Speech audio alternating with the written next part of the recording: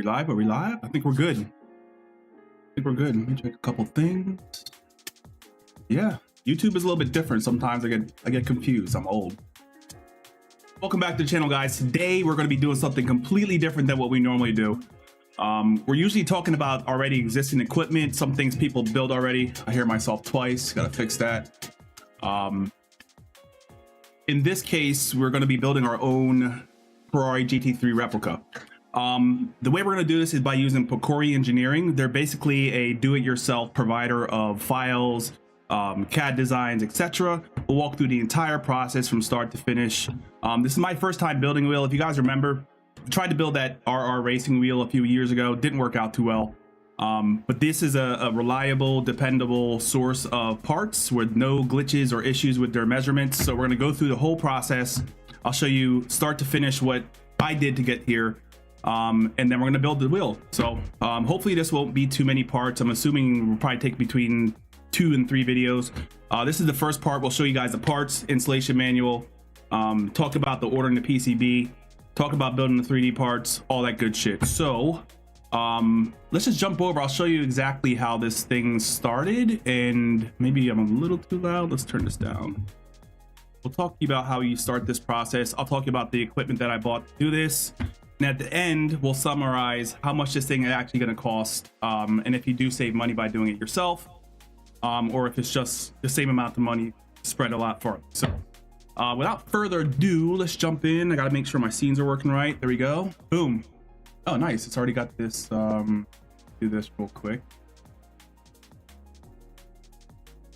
Filter on this video. Boom. And then we should hide ourselves a little bit. And we'll talk about this process. So what are we doing? We're going to build this. This is a Ferrari GT3 296 GT3 replica. It just came out about a month ago, and there's already quite a few builds already out there, which is good. It shows that you can do this successfully, but we've chose a few options, and we'll talk about that as we go. If this is your first time using Pokornyi engineering, it's very straightforward, and the documentation is second to none. So we'll go through all that in a second. So the first thing I basically did, obviously I found this through Instagram, and that's how I found it, this file in the first place. And you buy this file, right? So first of all, let me show you what this actually is. This is a replica of the almost called the 488 296 GT3 car.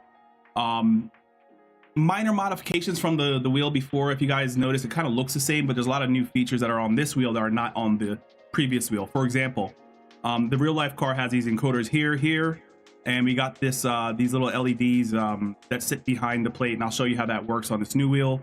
And that's really it. It almost looks exactly the same, but when you get it in your hand, it looks a lot different. So we want to go build this thing and see how it feels when we're done. That being said, so this is the project that we're working on, and like I said, you know, you get all the files, no materials. You have to order all the materials, and if this is your first time doing it like it's mine, then ordering the materials is a little stressful, and I'll show you how I did it to make sure I kept track of everything. I think I'm still missing a few parts, and my magnets still aren't here yet, but once we get to a final position, I'll post that video as well. So this is the wheel, and obviously there's a bunch of other shit you can buy here at the site. Actually, let me double check a couple things before I start getting into things, because I usually start my streams and then realize that something's completely, so bear with me 1 second, make sure that it's actually working. Okay. Boom, is it live? It looks live. Good enough. Okay, so when you order this, right, you basically pay like 40 bucks US, and you get a digital download. And what that is a zip file, and I'll show you what's in the file. I'm not going to share any of the files. Some people like to ask for like back ways to get this done. I highly encourage you to support the Pokornyi engineering business and order this yourself if you're looking to try. And I have some extra parts that I'm willing to share with anyone if you're willing. But let's get this document up. Actually, I have it here already. So this is the assembly manual, right? So it's 40 something pages of documentation, but I'm telling you, it would be very hard to mess this up considering how detailed this documentation is. So like I said, I haven't gone through it yet. I did read the documentation quite a few times, and that's a drastic change for me. But in I guess the moral of the story is, like, read the documentation, read the instructions this time, because you're not going to wing this one out. So I won't talk about the index here, but let's just go through it real quickly. We'll summarize like the sections of this documentation. and then we'll get started. Actually, we'll talk about a couple other things, then we'll start. Obviously you have the specifications, like that stuff you should know already before you buy the wheel. The general manual on how you configure the wheel, because this has a PCB and it has a little bit of an operating system behind it, so you can do a lot of adjustments through the PCB, which is like holding specific buttons for a certain amount of time to adjust certain values. This is a dual clutch wheel, so we'll be able to adjust the bite point and what have you for the clutches, and then set the buttons however you want it to. So that's what you got there. So that's a dual clutch setup, the bite point adjustment. The component list is mega, I'm telling you. I wonder if I already have it up. Let me find the book of materials in this file here. This is basically the list of parts that you have to get. I won't share it too much. I don't need anyone stealing someone else's shit as a result of me, but the moral of the story is there's a laundry list of parts you need to buy. Most of the parts are like screws and shit, but you get a link to every single part in this document and a backup source too. So for example, if AliExpress doesn't have the part, then you could certainly get it from somewhere else like eBay or DigiKey or something like that. There's lots of alternates for these parts, and some parts are like, for example, the carbon fiber that you're gonna have to get made. You could buy that already built from a couple companies, but if you have the ability to do it yourself, you'll save a little bit of money that way. So that's the manual, and we're gonna go. I'm sorry, that's the book of materials, and we've used that already. And the way I really got through this, I use the Excel document, just so you guys know. Because like I said, it's hard to keep track of what you order, especially with that many parts. So what I did is I went through every single part. For example, I clicked the link, went to AliExpress, and then I highlight the column as yellow to make sure that I know that I've already bought that part. So once you get a full list of marked parts that you bought already, then you're ready to start building. Looking right for you guys there, it's probably better. So yeah, that's basically that. Let's go back to the manual here. Boom, boom, boom. A lot of you guys, like myself, are probably like, this looks like a great wheel. I wish I can build it, but I don't have the talent myself. I'm not the most mechanical person. I like to work on my own stuff, but like I'm not like a deep level mechanical engineer. I'm on the software side. So we'll see how hard it is for a normal human being to kind of do this. I consider myself a normal human being, although I'm very far away from that. But this is a general, basically, experience of a normal person's experience. So a couple of things for the carbon fiber parts, you can get them made if you have somebody that has a machine shop. If you know someone that already does this type of work, it's very it'll be very easy for you to do it. For people like me who don't have resources like carbon fiber cutting, which uses like CNC, then you're gonna have to outsource it. So what I did is I purchased mine from the French sim racer. Simple as that. Actually, yeah, I'm pretty sure I purchased it from him. There's another company doing it on AliExpress right now that you should check out. But the thing with AliExpress is, like, once you upload these files to get like one of these companies over in China to do it, then consider your design to be for the public market, which is fine, because it's, Pokornyi is not in the business of selling parts yet. So I ordered this panel here, basically this set of custom carbon fiber. It has the cutouts already test fit everything, looks pretty good. And then another thing you can buy from the French sim racer is the plate for the front. This basically masks the carbon fiber and allows the LEDs to shine through on the front of the wheel itself. So you'll spend about 150 bucks, probably US. Let's see exactly, 120. Let's just put it in our cart to see what it turns into. Let's do regular carbon fiber. There's a forged option, as you guys can see. And then we'll see how much the front plate is here, although I saw that on AliExpress again. Also, here's the FGT sticker. This is critical because if you build the wheel without it, it looks like ass. And that's 1920 pounds. I don't know why it defaults to pounds, even though I'm local. Let's see what this total is.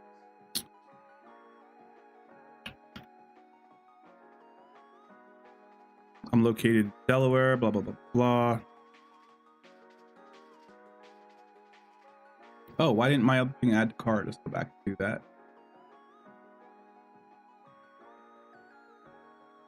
Okay, in stock, add to cart. I think it's there now. Okay, so my cart in total is 155 euro, I believe that is, and it should be like around 170 US. Yeah, 170 US. So it is quite costly. Again, if you don't have the resources, do this yourself. If you do, love the design, just wish it had the leather grips. Yeah, the grips are a little bit of a challenge, but you can do the grips yourself in leather. In fact, I'm building two wheels for a very special purpose. But I'm gonna just say it right now. I'm gonna do a giveaway for the second wheel after I build it. So once I build this first wheel, I'm either gonna give away the materials to build the second wheel yourself after you show me receipts, or I'll build it myself and send it to whomever is in chat for multiple days. So congratulations, you're already eligible for your first day of appearance in chat. That being said, like I said, 170 bucks is quite a bit of money when it comes down to the overall cost of this wheel, because the rest of the wheel doesn't really cost that much, and we'll get into that also. What else do we have to talk about before we start tracking along? Right, I need to go back to the manual itself. Here we go. Beautiful looking wheel though, and the finished products, if you guys have seen lately, like over the last couple of weeks, people are finishing their builds. You can see them all over Facebook's do-it-yourself sim racing area. It looks really good, and I'm really excited to build this wheel if you haven't just. The 3D printed parts. This is something that we'll talk about a little bit in detail, as well as the PCB. I recently picked up a Bamboo P1S, which is a great 3D printer, and the detail is very, very nice.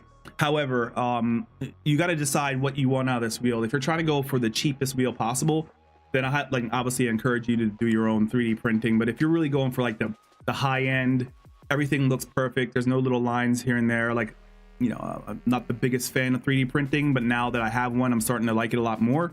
But like, there's still an element of 3D printing to some of the parts that you finish, so it kind of looks 3D printed in some cases, although they're getting much better.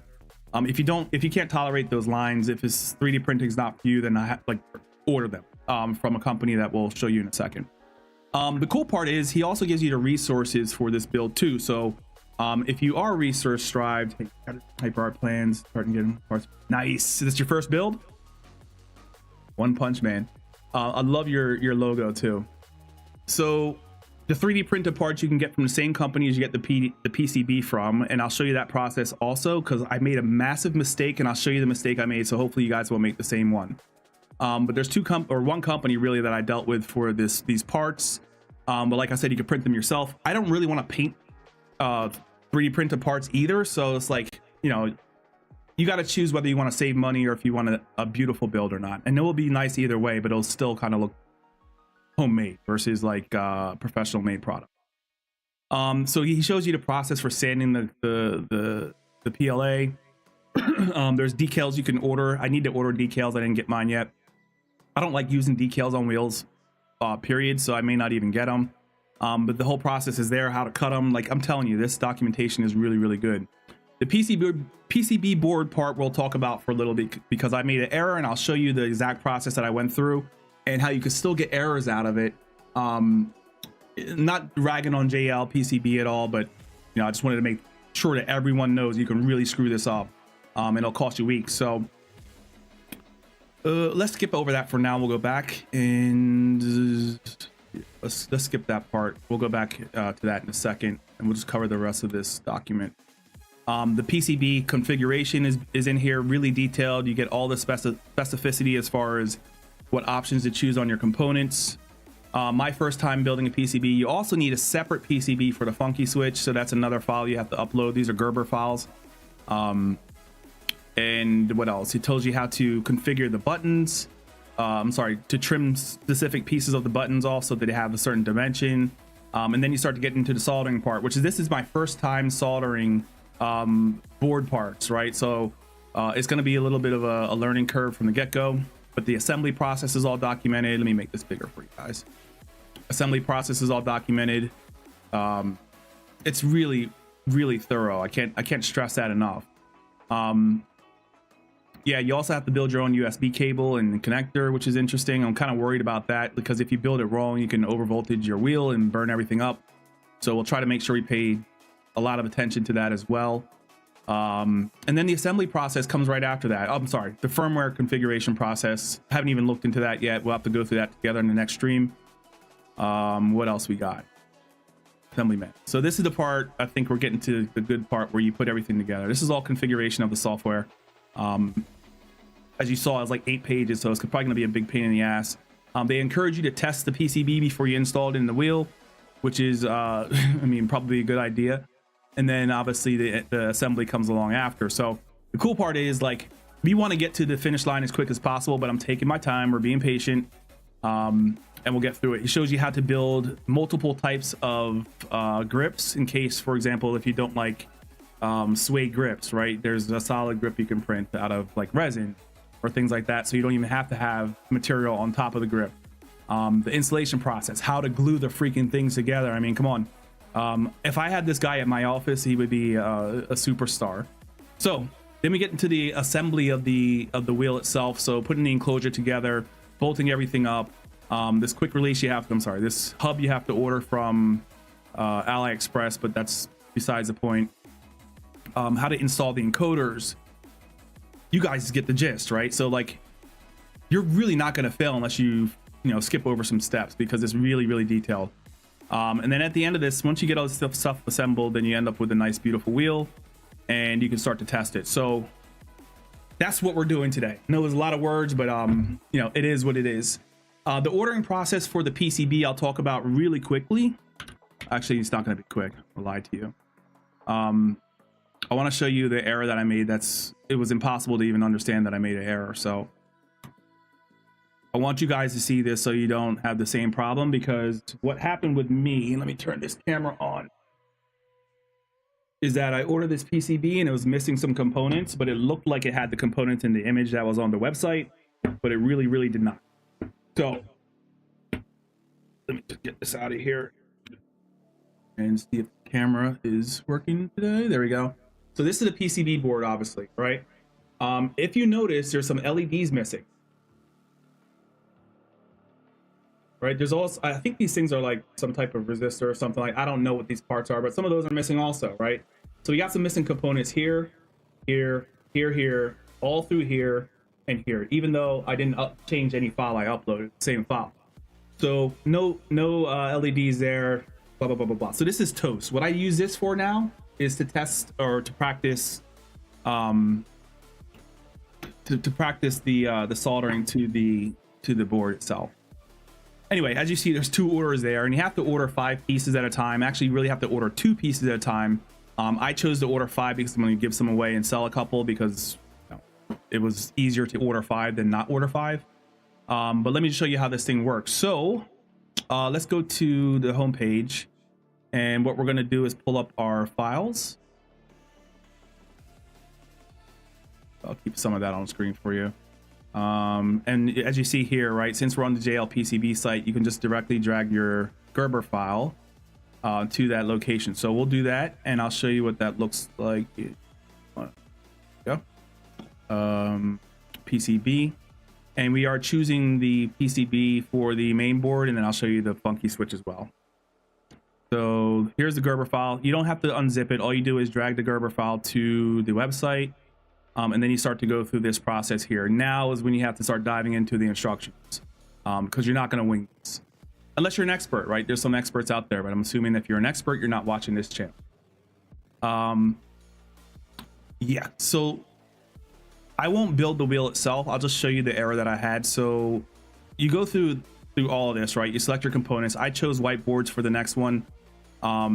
Dimensions obviously are displayed here. Most of these options are standard, but what you want to do is assembly, right? So when you add the assembly option, as per the instructions, we'll go to that part right now. This is where the details start to get, you really need to pay attention. Don't speed through this. A lot of you guys have anxiety like me, and you try to rush through things. It's not going to work. Select your settings, and then you go into the specificity of the board itself. And that's when you choose your options. So as you can see, like the PCBA type, standard type, assembly type, top side. Some of these things make sense to a noob, some don't. But like I said, really pay attention to this process here. But I want to show you the error that I made, just so you guys have a heightened sense of awareness when it comes down to what you can screw up and what you cannot screw up on. On the first order that I made, I didn't notice these components were missing because I'm not trained to go look for it. Punching, I'm kind of overwhelming. Yeah, it's very overwhelming. But like, as soon as you roll your sleeves up and jack in, you're good to go. This is the file I wanted either. Yeah. This 5 pieces, 2 pieces. This is the one. So look, if I click on this image, right, and I look over here, I see all of my components in the place that they're supposed to be in the first place. So I'm like, okay, everything looks nice. Everything worked out well. All my resistors are in place. My LEDs are all there. Blah, blah, blah, blah, blah. So I made the assumption that this was a fine file to build. But if you dive into it a little bit deeper, click on product details, maybe part placement. Even here, you can still see the parts placed in the right spot, right? So you would walk away from this order thinking, yeah, I'm great. I did this shit perfectly. Well, not so much, because once the part came, like I said, it didn't have the components on it. And then the lady then directed me to look at something specific that I'm going to try and find. Maybe we'll see.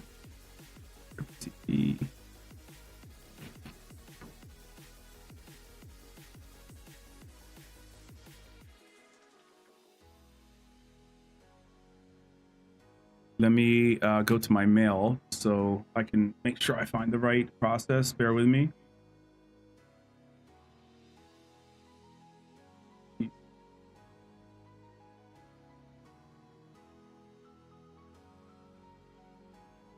I filed a complaint and the lady was like, nah, it's not our fault. You guys ordered it wrong. Order, not all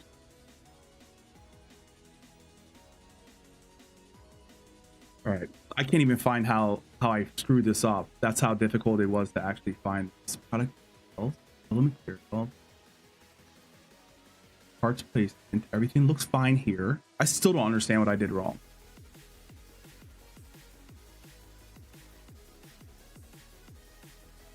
This is just a PCB only.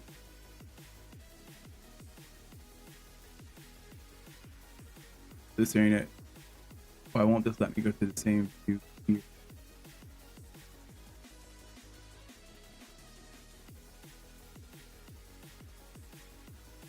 What?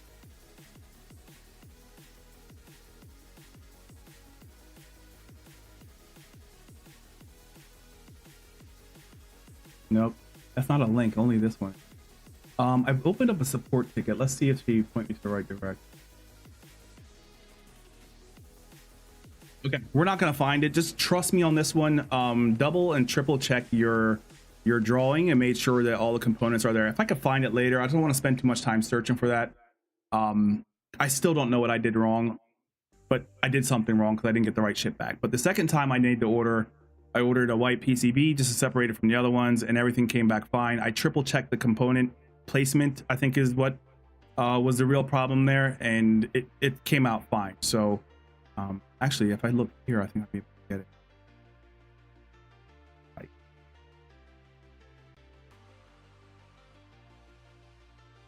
Detail.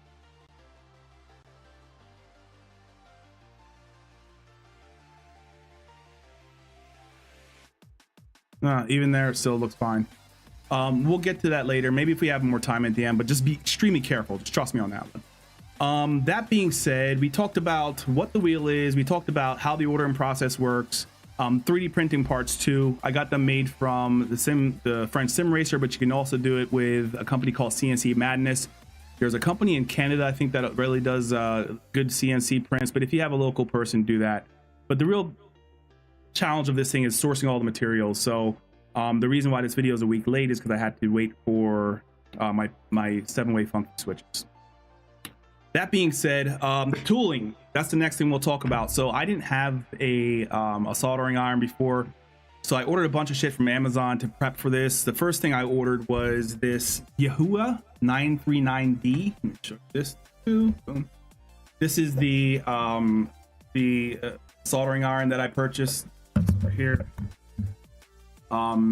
Goes up to like 300 degrees Celsius, I think, which is good. And it comes with this, obviously, here's the iron itself.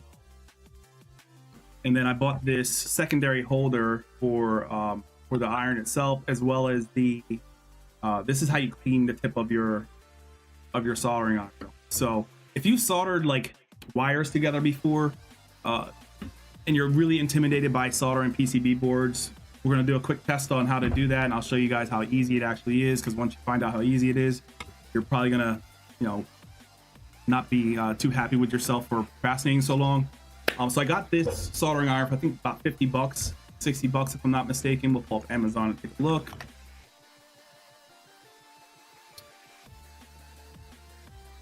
and cost me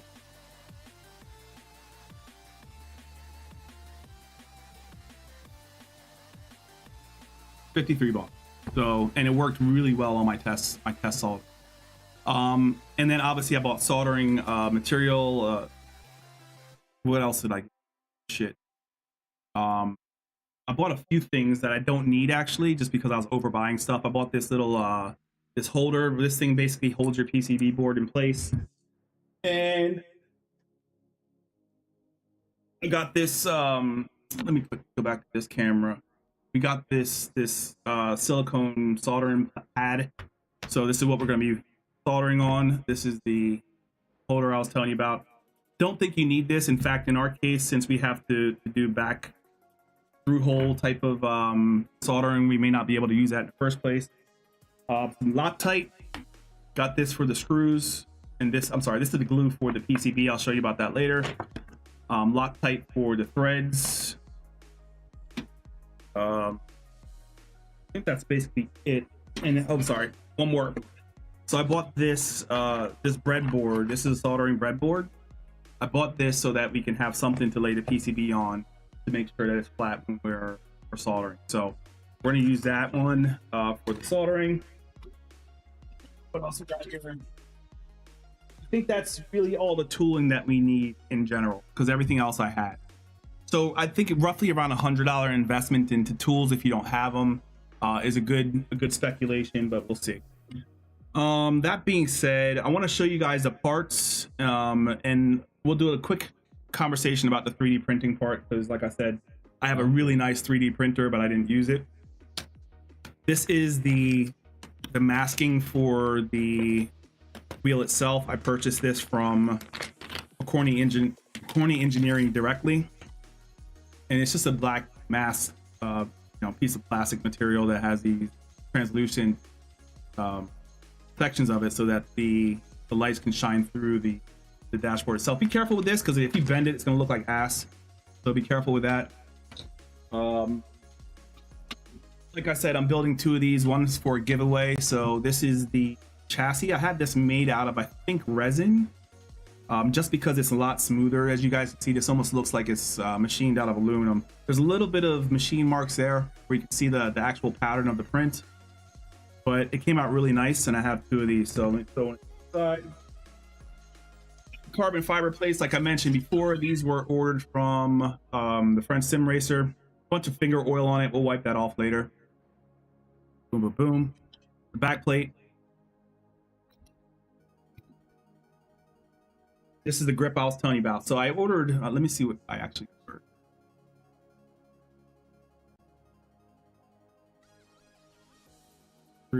Can't remember what material this is. I think this is actually resin. Yeah, so I made this out of SLA resin.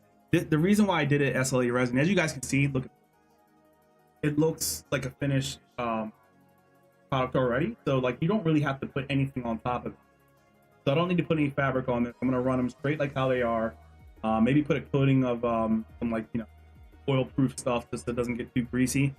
But those were I went with the ordering route on this one. This is the hub that I just showed you guys. I think it costs like 20 bucks from AliExpress. I don't like it, but no one makes a really good hub out yet. That's outside of DSI, right? The DSI is the only people that really have a good hub. So this is the hub that goes on the back. Bunch of stuff. Like we're gonna just have a table full of materials. These are the 3D printed parts that I did for the light guides. These will make sense soon. Not now, obviously. These are the SLA resin shifters that I had made. I'm not going to use these because I don't want to paint anything, but the material on this is really nice. I may use them if I decide to paint them, but I'm not a big paint shit type of person. Those are the second set of so for the giveaway also, you're going to have a same SLA resin handles. What else? Solder. These components, guys, are a pain in the ass, and I'll tell you how I manage them in a second.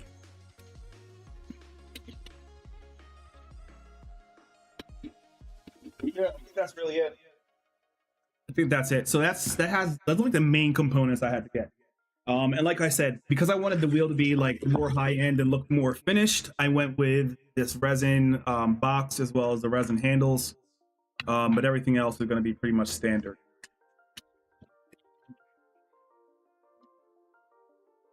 Come on. What else? There's some.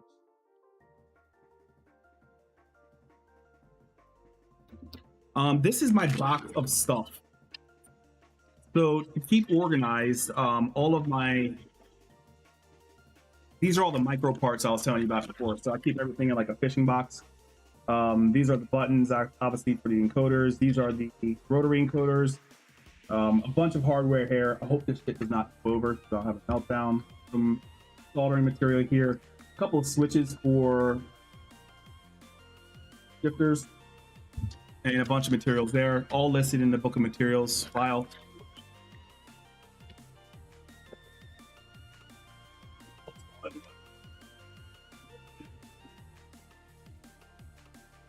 Here's the second box. This is where like the wiring comes into play. This is everything that's getting soldered to the PCB board. And I got my second PCB for the funky switch. The way this works is you there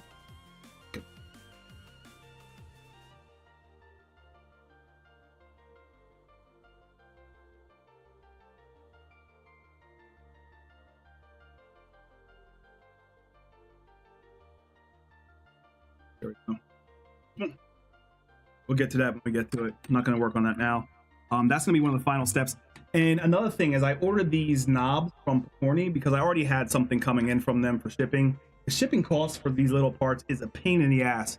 So if you're already ordering something from them, obviously get this stuff and add it to your shipping. But these are very beautiful CNC machined. I'm pretty sure this is metal. Yeah, this feels like, I'm certain this is metal. These are the knobs and rotaries for the wheel itself. I went with the higher end ones. But I will say, I also printed out a set myself, and if I do the free giveaway of the entire wheel itself, you're gonna get the printed parts. I'm sorry, but this isn't philanthropy. So that being said, I think that's most of the parts. Anything else we'll get to as we start to build the wheel, but that's where we are, man. Who's this? Looks good, BSL. Hey Neville, how you doing? BSL, how's it going? There's a silicon option for the handle. There's no silicon file. Let me show you the file list. So there's 3 different types of handles you can buy for this, or you can make for this build, and they're all listed. They all have separate files here. So for grips, there's a MUF version. I don't even know what MUF is. I'm not even gonna lie to you. Whatever that is, there's a version of that. There's an MJF. Oh, this is MJF. Sorry, my eyes are old. I'm boomer, guys. SLA obviously is for the SLA stuff, and then you have the wrap version. So the SLA version is the one I got, the ones where you don't have to wrap it. This is if you want to wrap it, which is another set of handles that I am building also somewhere. I don't know where those are. We'll find them, but I 3D printed handles also because I'm going to run leather on the next set, the one I want to give away. So yeah, there's multiple options when it comes down to the handles itself. What else? So we talked about the parts. We talked about sourcing the material. We talked about what this wheel is. I think we covered everything. I think it's time we can start jumping in and getting started. So what I'm going to do, since I've done a lot of reading on this manual already, I'm going to go straight to part of the assembly so we can get some type of vision of what this actually is. So, and I don't think I'm going to skip any steps as far as that we'll have to redo later. Shifters we'll build in the next video. We'll also do the USB cable in the next video. I think this is where we want to start. So, like I said, the main enclosure is made out of resin. Probably not the strongest material. We'll see how it holds up. I hope that it's not a huge mistake of using this material for the box itself, but if it is, we'll build another one. So yeah, let's just, I'm not putting that connector in. Yeah, well, So this fits in here nicely, but it is it's a little loose. And I'm not sure if that's a printing issue or if that's an actual issue with using resin. I don't know, but we'll see how it is once it's fully assembled. My suspicion is that once everything clamps together and obviously we get the front end on, this thing will sturdy up, but it's quite sturdy already. So yeah, let's get to it. That is the USB connector cable. First things we have to put on, and I got a ton of those in the next room. Oh, just so you know, I'm also building this button box from Pokornyi. I liked it for some reason, but like the only problem is I bought this kit. I started building this button box, and I bought the Precision Sim Engineering button box, and it's so good that I don't feel like using that anymore. So I'll be right back.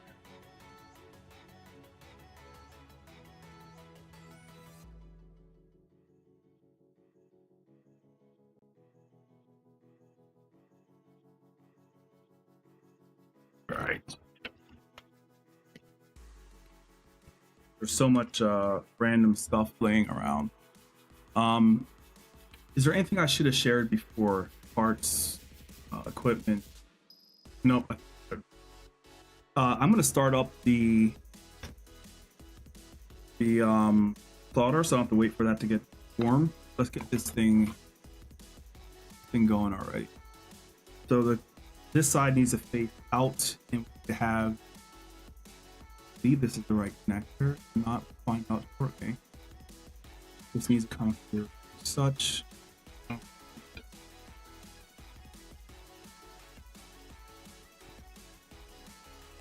These may not be the right ones.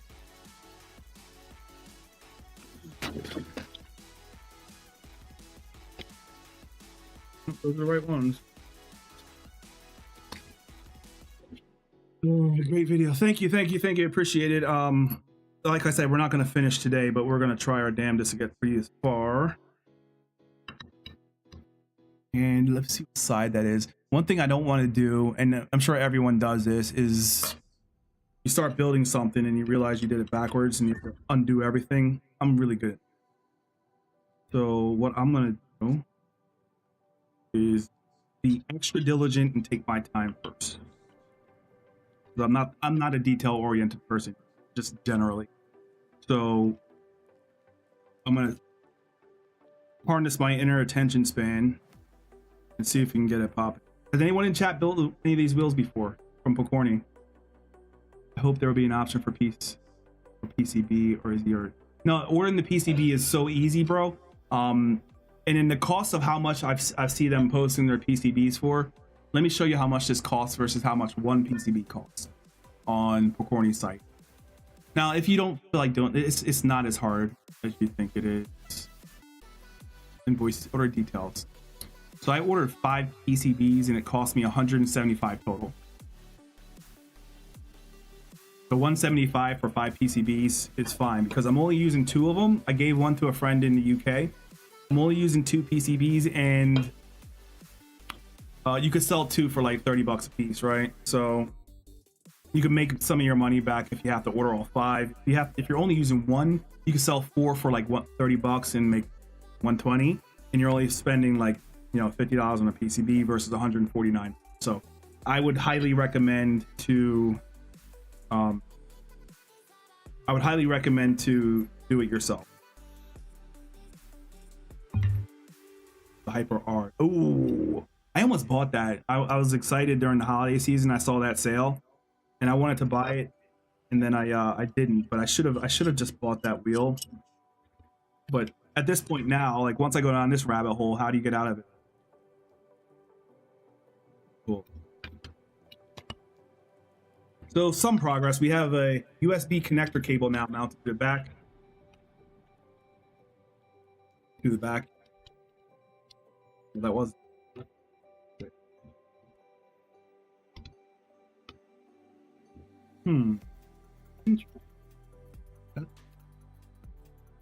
First little weird shit. This is starting to. This TV. I'm sorry. Cable here. Mount for this cable. So I had it backwards. That's why. Boom. Gucci. Let me move this over a little bit so it's centered up nicely. That. Is the music too loud or should I turn it down? You guys let me know. All right, so that's that. We got some, what screws are these? These are M3 screws. Shit, I don't know how long they are. Oh, 10 millimeters.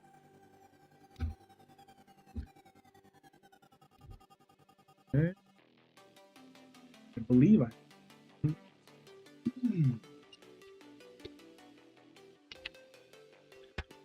way too long. Nope, here it is.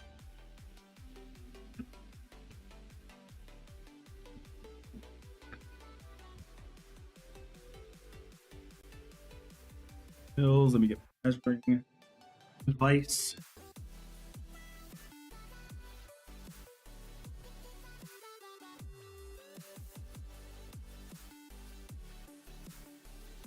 Music level's fine, okay. Never really know.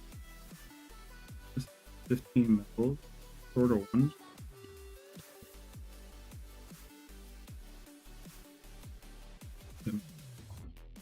Alrighty. Go. Do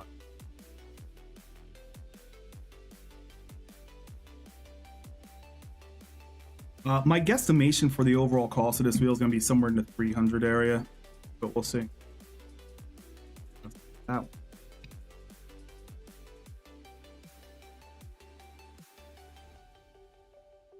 Oh shit.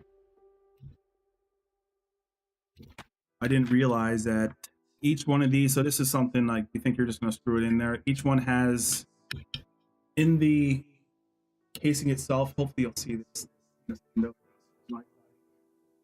Either.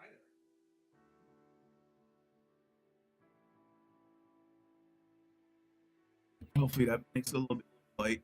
So these each have a hex inside of it, which is obviously where you put the nuts.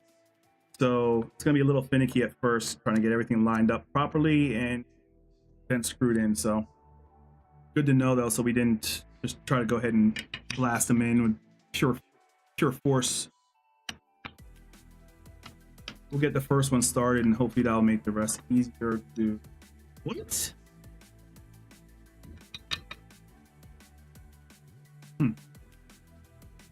Right. Oh, see, I already did it backwards, I think. I already did this backwards. Did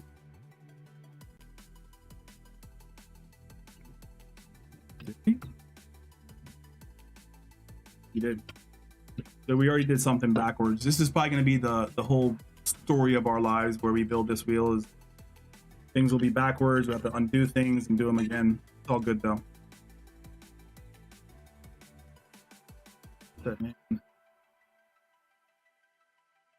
Right side, boom. Nut. Okay. One of these, and then we'll put this screw in. Hopefully it'll secure it enough so that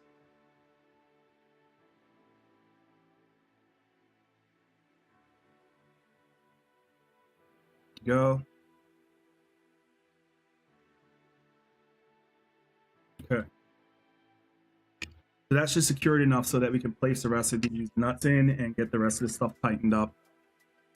Good that this little nuisance worked, or the pain in the ass worked. Right.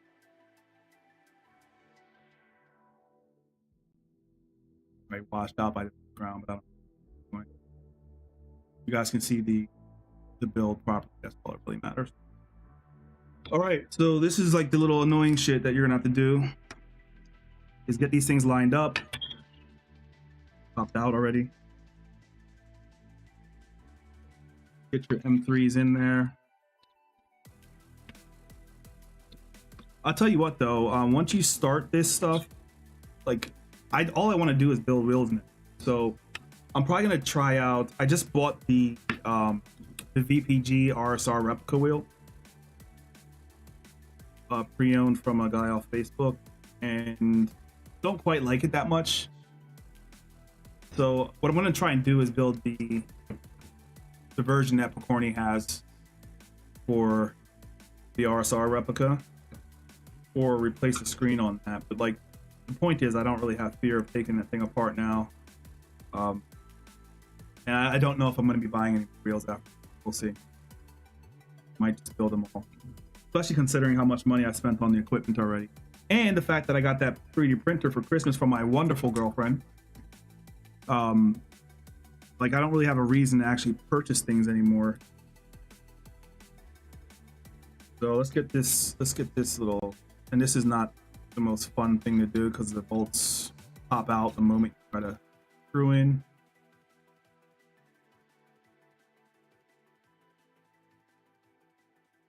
But we'll snug it up lightly for the meantime. Because you have to unscrew the DX11, yeah, because it has to be the other way around. You might want to solder the wires before you screw the connector. Okay, you think I should undo the connector and then I got you. I was wondering that because I saw in the later part of the instructions that it looked like it wasn't mounted already. I was like, well, he must have taken it out or something. So good call out. Did you build this wheel already? Yeah, it looks like you did. Backwards. Might want to solder the wire. I think the wheel's going to solder the wires first to give you enough. Okay. Thanks for the help. I appreciate all the help, especially if anyone's done this before, because like I said, this is a first time type of deal.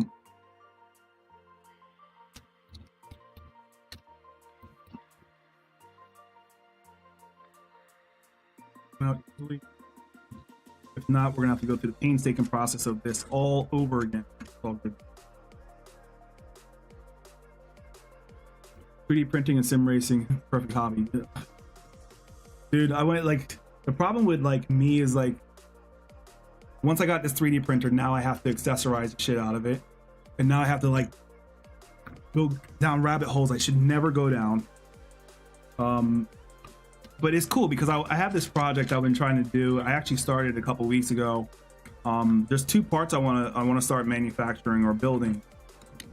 And this is honestly like one of the gateways into it. I think this whole project here itself, depending on how much of a nuisance it is really going to decide whether I continue on or not. But like, I started going down the Fusion 360 route and learning how to model parts, and I want to start doing some forged some forged carbon fiber, some molded forged carbon fiber parts. And I've been doing research on how to do the molds and all that stuff, and now that I have a printer that's achievable of doing, you know, high quality molds and high quality prints, I don't need this background eraser. Now that I have the ability to do like really high quality, really detailed prints, then I don't really like, now I can build these things on my own. So it's like it's a problem, especially if you're one of those people that don't know how to sit still.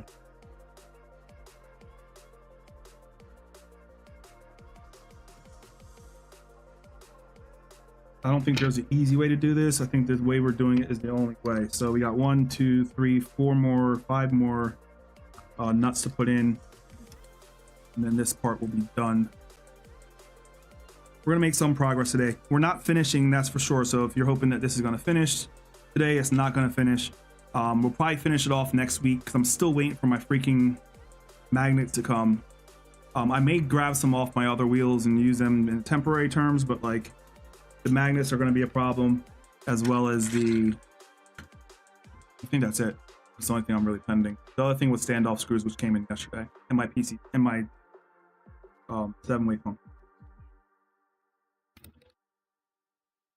Not fun. Oh, that was started off by hand, easier than starting it off with a tool.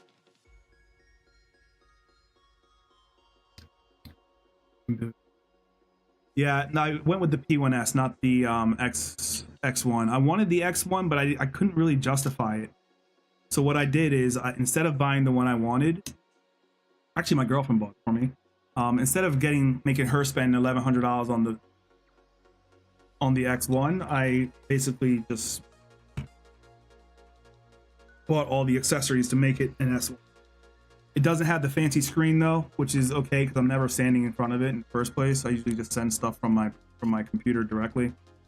But it's outstanding. I can show you that later. It's like I was using an Ender 3 before, and holy shit, this is a massive step forward from an Ender 3. Massive step forward. And you don't think that you wouldn't really think that you can really go much further than, you know, creating something from your brain and printing it at house, but holy shit. Holy smokes. What a great printer that is. It hasn't stopped printing since I bought it. Yeah, you can put the walls on yourself. Yeah. I only have the B3. It's been a major help, not just 3D printing in my own magnetic shifter design. Rims, nice. Oh, nice, man. We got some builders in the chat. Hopefully you guys will teach me all your habits. But yeah, it's like once you start, you know, going down your own rabbit holes and building your own part, right? There's a sense of pride that comes along with it. And all you want to do is just start building shit. Ender 3 died in 3. What? I've had my Ender 3 Pro for God knows how long, and it's been it's like a tank. It doesn't falter or anything. But I don't use it anymore now. But I did use it for some of these parts, and I'll show you which ones those were in a second. Mostly the guides for the LEDs.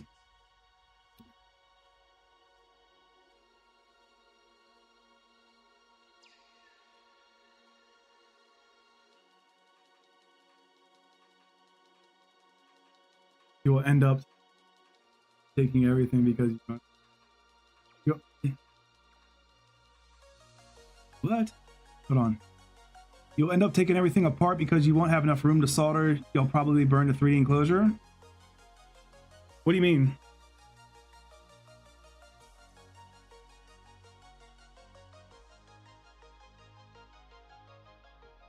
Are you talking about the connector?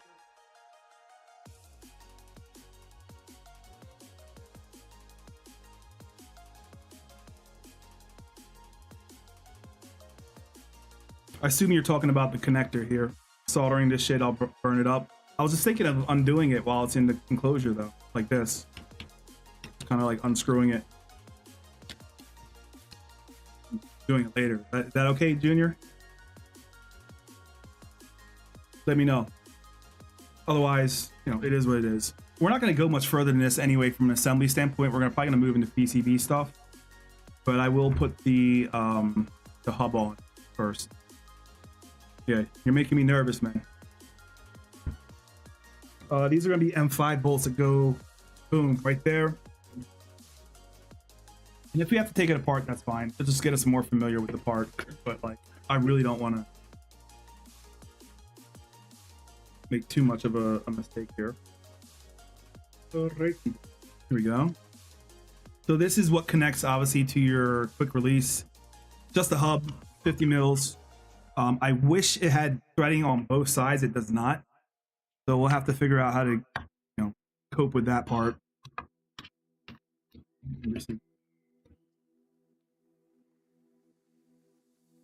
The part should be close. The freaking heart symbol at the end of the sentence. This part should be close to the end.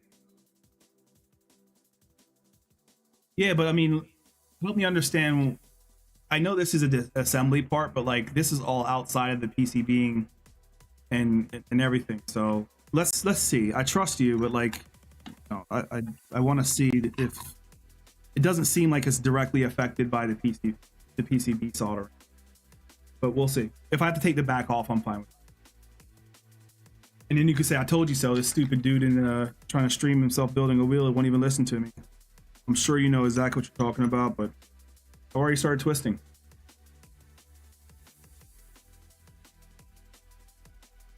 And we're building 2 of these too, so we can do the same thing in it.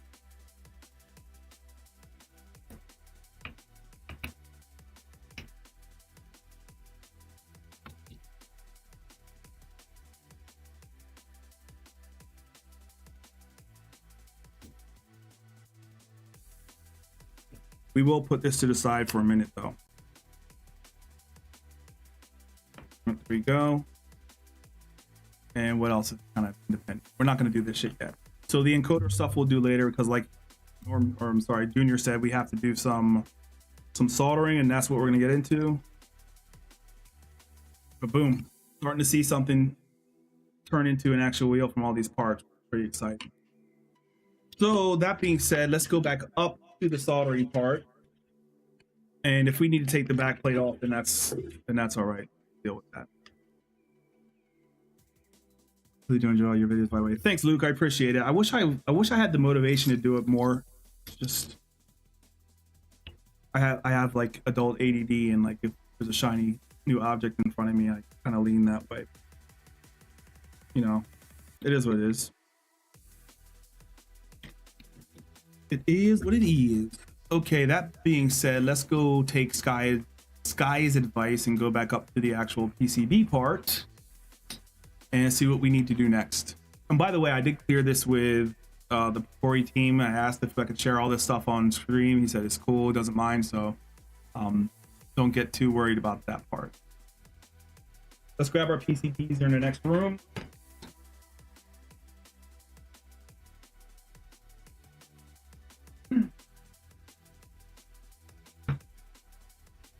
And no, this shit aren't act up, so pause on that.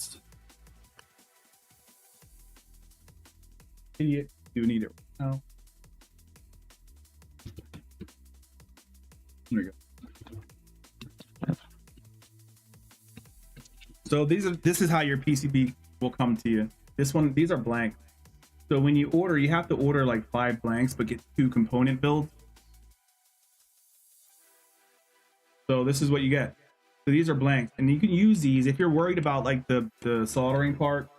You can use these to practice, and this is what I did. I practiced on a couple of these to get comfortable with it before I even thought about streaming this shit. Because last thing you want to do is come up here and have no idea what you're doing.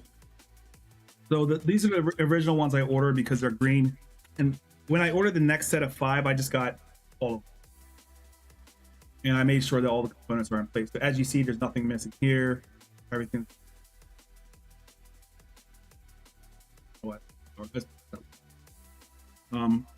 It is what it is. So I have a couple extra of these. If you were looking to build this wheel, like I have one extra, you can have it. I need to keep one for whomever I do the giveaway for. So I'll probably just give away the components, and then you figure out how to get the CNC stuff done, like the carbon fiber front.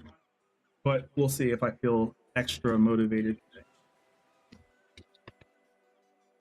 So there's a PCB, and the 7-way funky switch PCBs we'll do after this. Crazy. Good for people to see the process. I haven't ordered things. Yeah, that's what I want. Like I don't want you to look at people to look at this and be like, oh, this is a perfect wheel. Like this is like just what people, like normal people, will go through who are on the fence of doing something like this, that may be intimidated by the build time. So I don't know if I should keep this in one piece or not, but what we're going to start doing is using connectors here, which are like RC connectors. If you guys used to take apart RC cars when you were younger, like myself, and rebuild them and break them and all that stuff. So these are the same connectors that we used to use back in the day for that. Nothing's really changed. Connectors and the actual connection itself. So let's pull some of these parts out and get them ready. This is a funky switch. We're only using one of those. We will need the Pokornyi Engineering 7-way funky switch PCB. So that fits into. These are Alps funky switches. I think they're the only company that makes them, if I'm not mistaken, but I could be wrong. Grab a bunch of connectors and get on with it.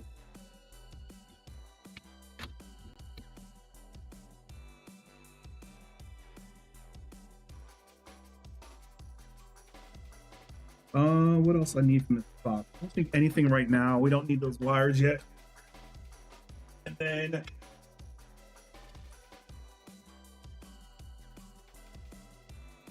we need 5 of these. These are the rotary encoders front.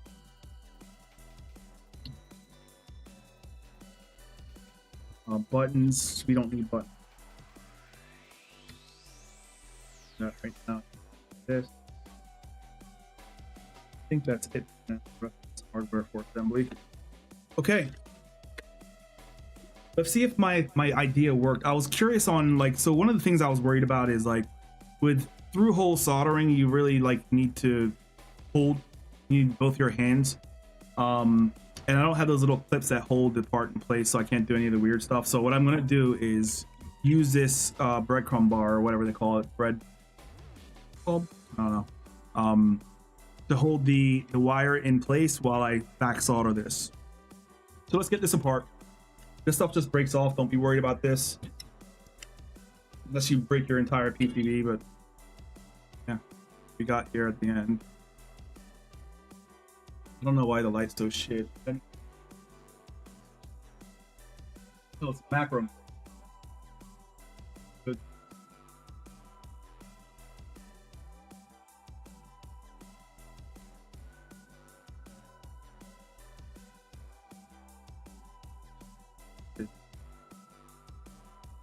Okay.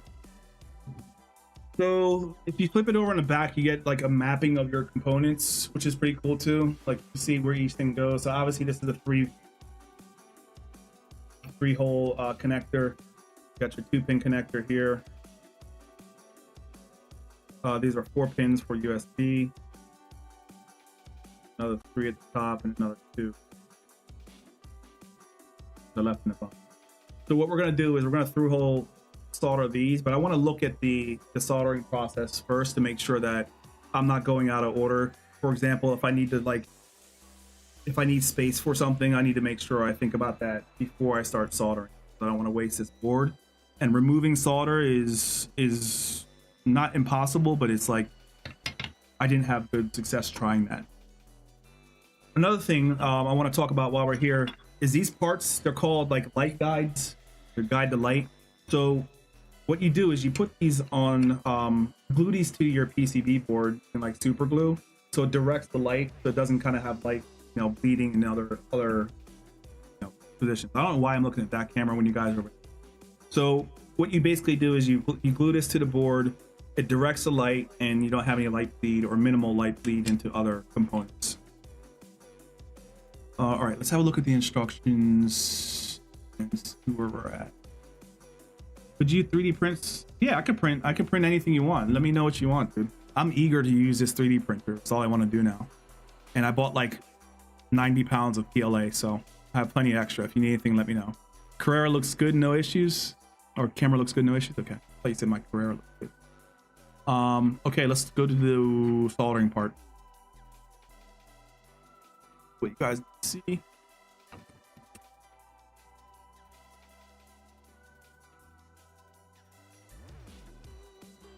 This is the ordering process. We don't look at that. Funky switch, blah, blah, blah. Okay. Finishing the PCB. Modifying the 12-way rotary system. Few limits. At the end limit can be modified. Why not? Using this part, you use all 12. Use a rotary encoder. Okay. So this is, these I think have a finished position from what I understand. Yeah, so it locks, these lock out at the end. You can only do like a full rotation. You can only do a full rotation on these rotary encoders. So what this process is doing, clipping one of the restrictive points in there so that you can continuously go around the rotary. So what this process is like, I think clipping off a certain tab. Yeah. So to use the switches encoder, you must remove the other start limit. To do so, you have to disassemble the rotary switch, push back the clips in direction shown, blah, blah, blah. Okay, so we're gonna pull these clips out, make sure we don't bend the pins, pull this apart, clip that little bitch off, and then we'll put it back on. I mean, some helping hands to PCB. Hands to hold your PCB up. Yeah, I do need helping hands. I definitely do need helping hands. It's all good though, because this should be fine. The way I kind of visualize this working is that I'll put this down on the plate like this. I'm sorry. Get my alignment in place, flip it over.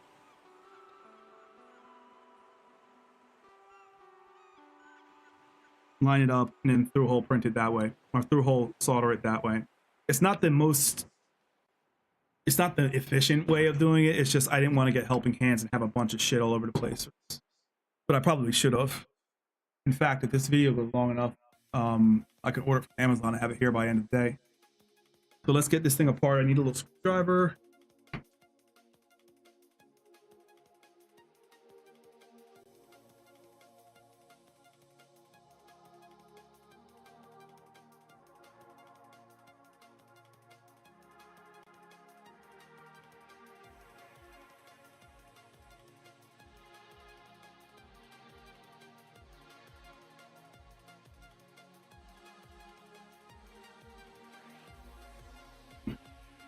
By the way, I didn't want to announce it for anyone that's just now joining. I didn't announce it, and I'm not going to because I don't want it to be like a giveaway thing.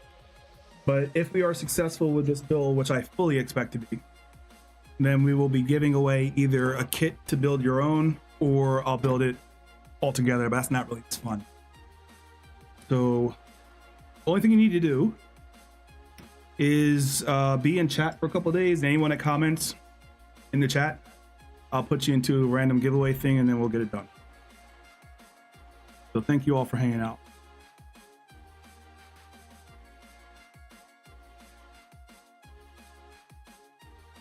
This is not going to be an easy thing to do. Already, I think this is going to be a pain in the ass. So, but we're not going to skip it. I'm going to deal with it. And for my own sake, I need to start putting my own tools away so I can find them.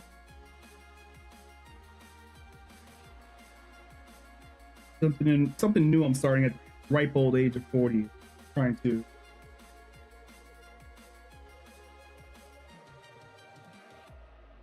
not lose shit.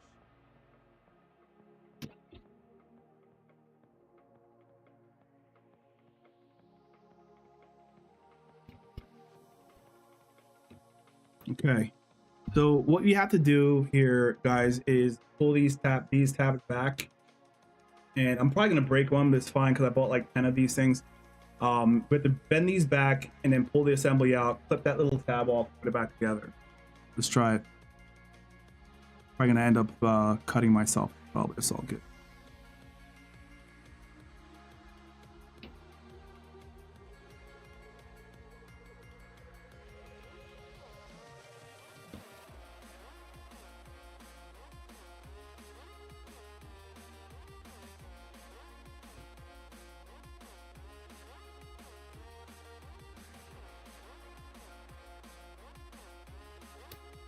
Okay, got one off.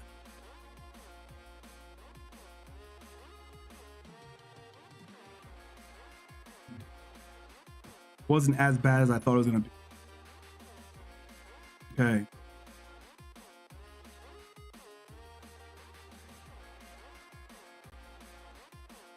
Now you can cut the small limiter wall from the shaft part where it's like, or oh, this has to come out probably. Already dropping shit. So a spring and 2 balls just came out, which is, I think, part of the process, but I don't really know where they came from. So let's figure it out. So this tab right here is what they're talking about.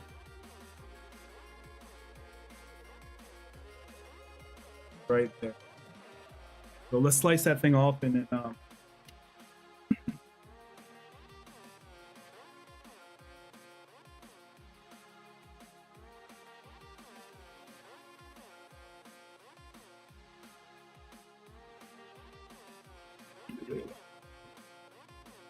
nice. Okay.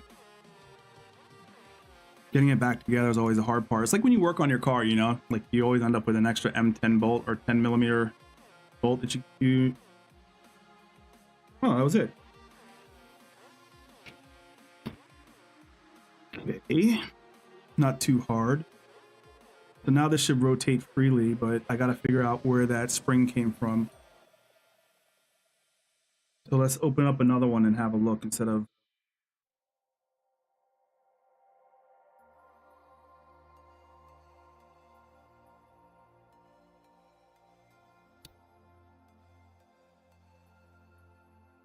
You know, the cool part about this though is that like with anything for the first time, it's probably going to take me like 6 times as long. So this may be like a 10-part video.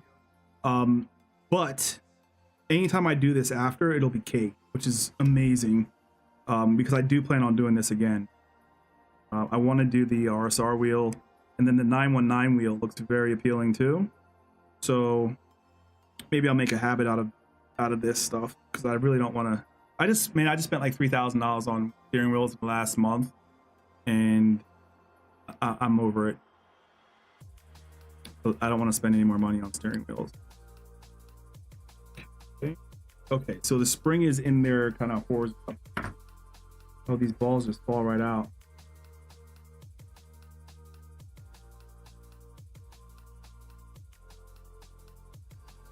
Okay, so the balls sit end here.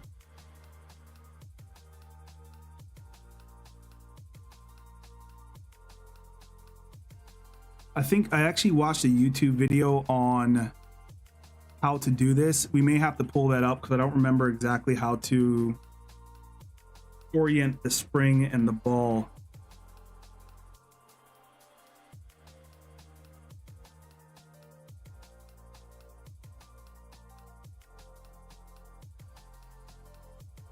Oh, just have to tuck it in there. Okay, watch out for these balls falling out because they're very small and it's like hard to keep track of them.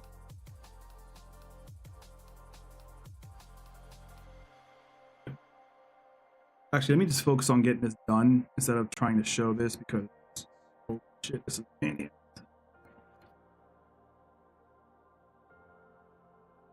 ass. Don't give up though, because the first thing I thought was like, maybe I could deal with it just going to just stopping a hard stop on my encoder. We don't want that.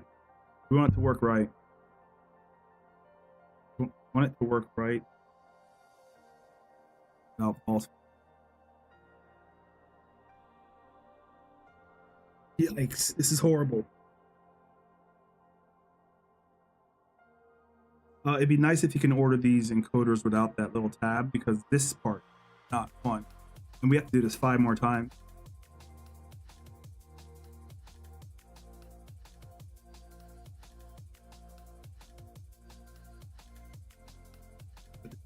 Oh.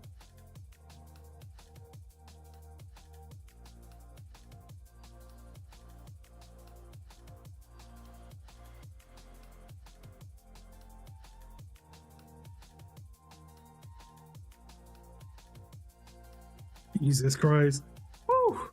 This one will test your patience. If you like to rage quit and bash shit around, like this is, yeah, this is going to be probably the worst part, I feel. But we'll find out how it really is compared to everything. Okay. And the ball fell out. And the spring fell out.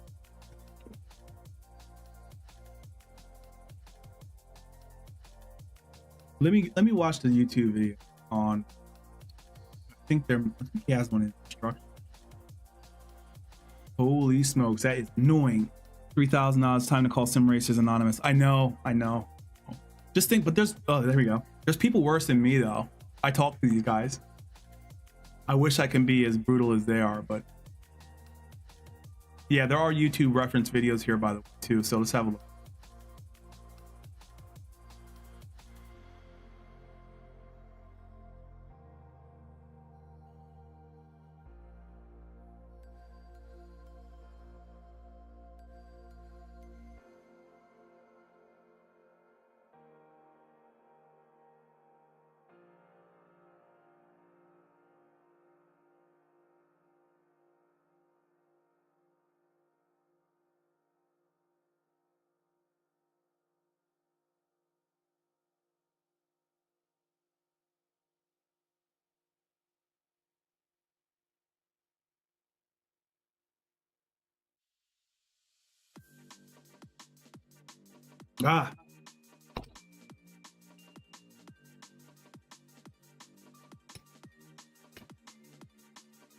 Okay, I'm hopeful. That's enough. Actually, did he have it in the assembly first? Yeah, he had it there.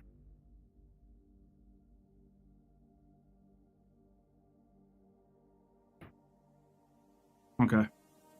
Yeah, I understand. Just I think this is one of those things I feel like you have to do a lot of times before you so you can get used to the process of doing it. But I think the real key is holding the spring.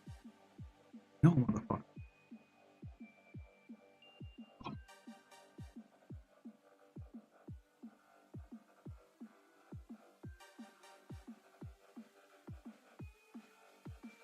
Spring keeps sliding out. Okay.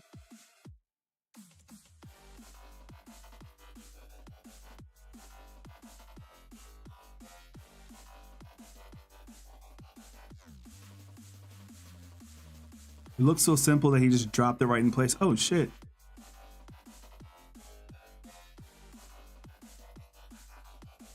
Oh no, I fucking thought we had it. I thought we had it. We did not have it. Yikes.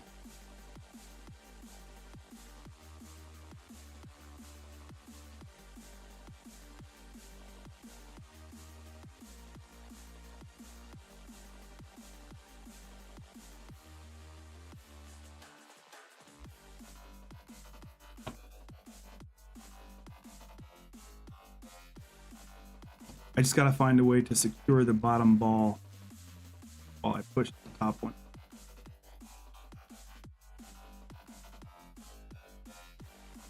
Another good thing about this mat that I'm starting to find out is with these little balls, it fits in these little honeycomb positions. It kind of keeps it from rolling off your desk.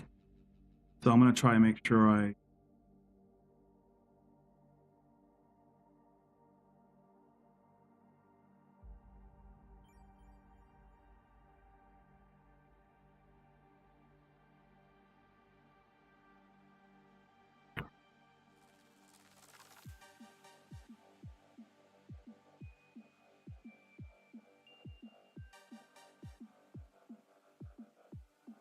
get the fuck inside. Use my French, but I'm losing my patience. One side, the other ball fell out.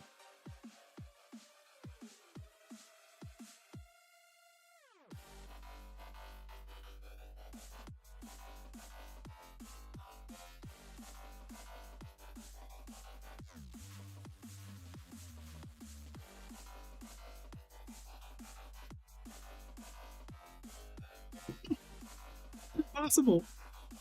It's impossible to do, like, for people like me. Stupid big hands and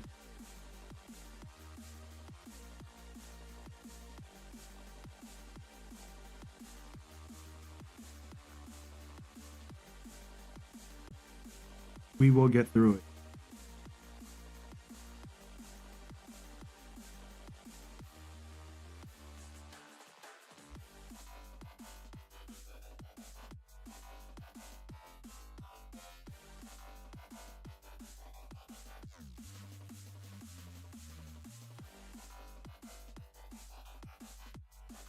Oh, I don't understand like how I have to do this 5 times. 5 times.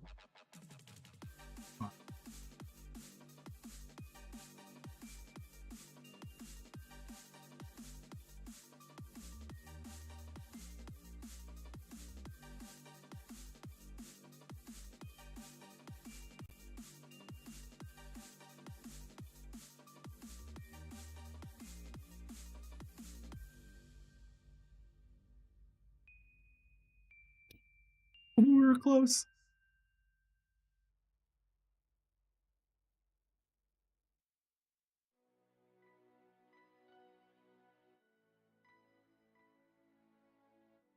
Yes. Yes. Ladies and gentlemen. Ladies and gentlemen.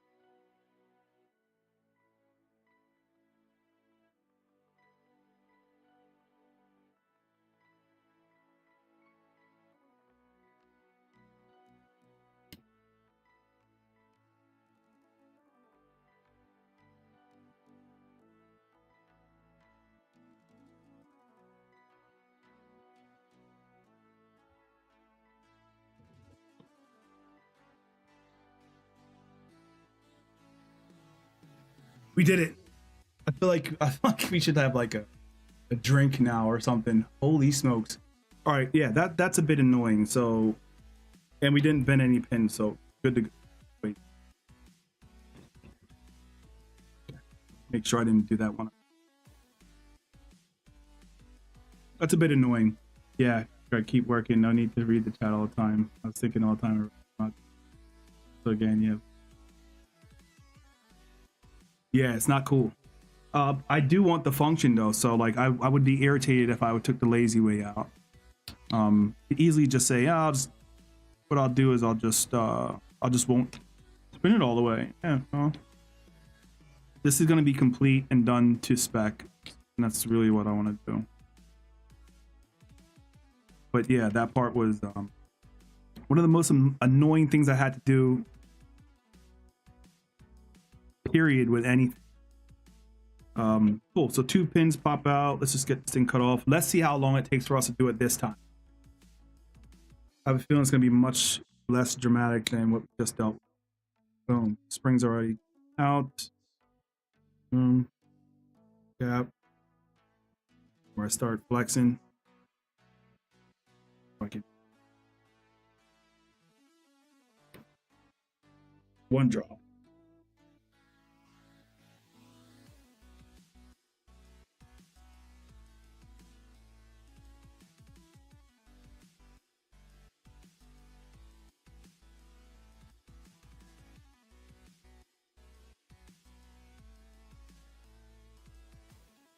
It's really all about keeping the bottom ball in while you get the top one in.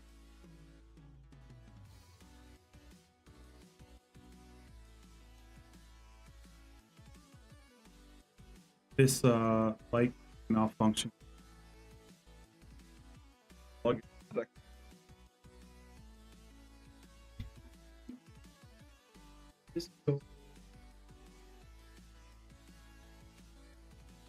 Yeah.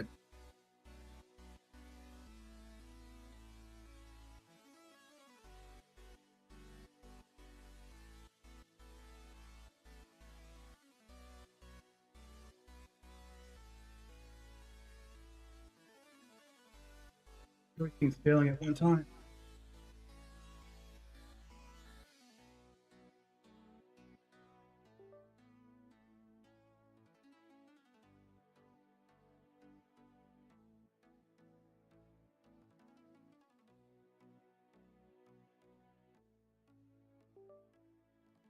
Give me 1 second, guys. I need to fix the camera.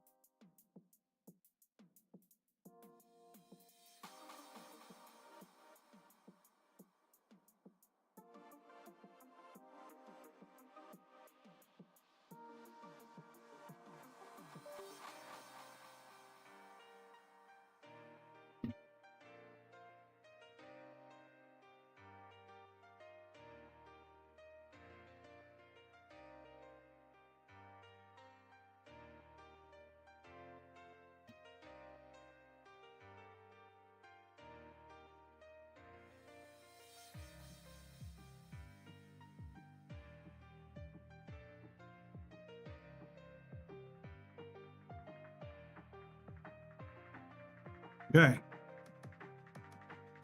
The real question is, did I lose any balls throughout that process? And I don't think nope, I did not. All right, so I think the first one took us, what, like 10 minutes to do? This one is going to be much shorter, I can tell already.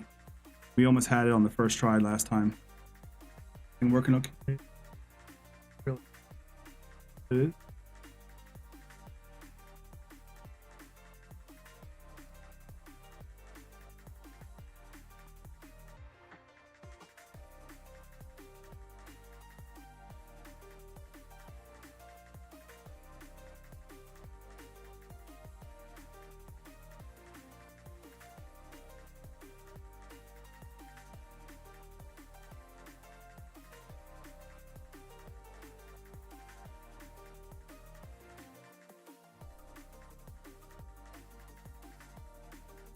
Okay, what I'm going to do is kind of keep this tool right here on the bottom so that I can get the right, so I can get the ball in.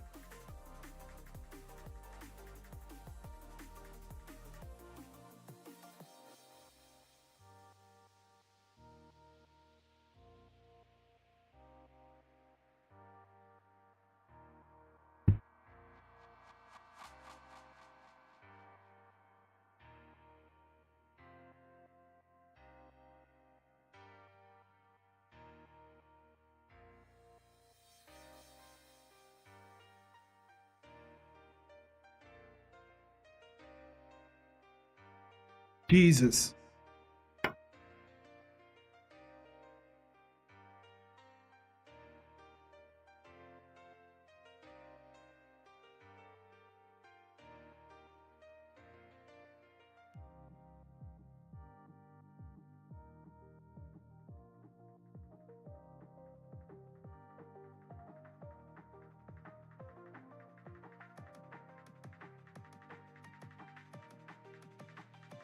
Maybe I was wrong. Maybe it's gonna be just as bad every single time.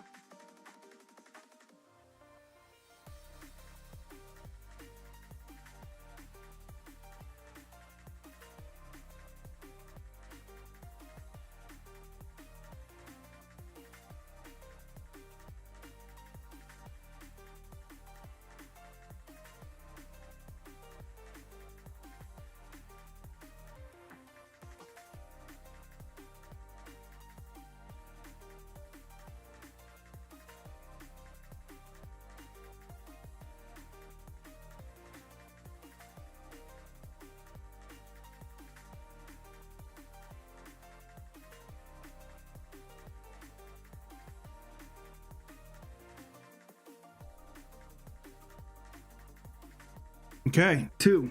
That was much shorter than last time. Oh, there's so much. It was much shorter than last time, so that was a success. Oh god, it just popped out at the end. You gotta be kidding me. Righty. All right. This Rotary wants war with me. Using war. Okay.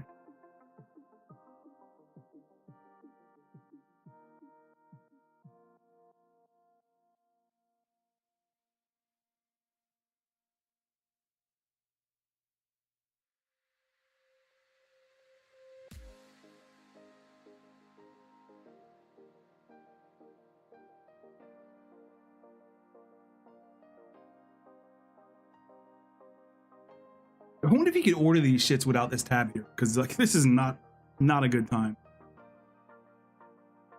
Not a good time at all.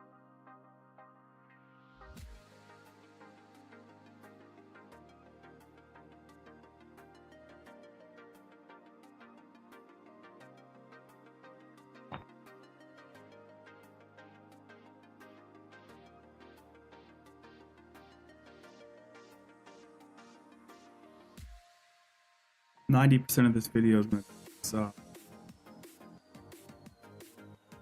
Just putting this goddamn spring in place.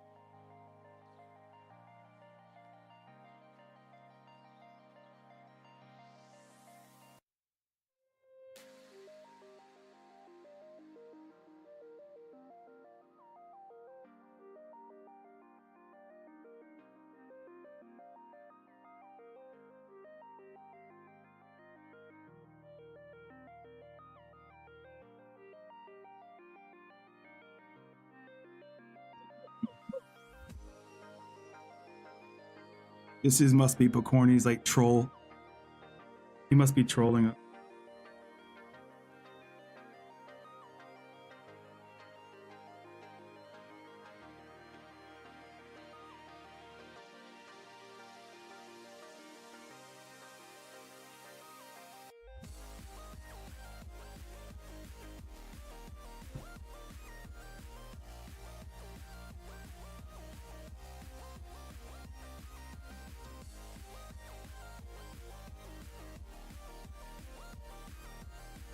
All right. This is 100% troll, man. 100% troll. It was in, and then it was like, nah, we're not gonna stay in here. We're gonna pop out for a little bit, hang out with some pros, you know, chill with the fam a little bit.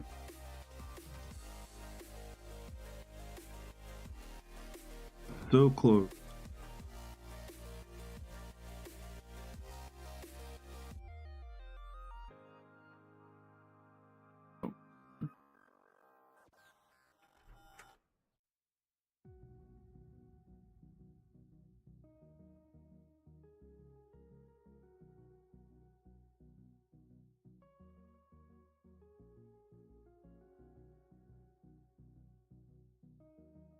All right, I thought we were gonna do better the second time. We're not. Now it's just, how do I get through the process? Or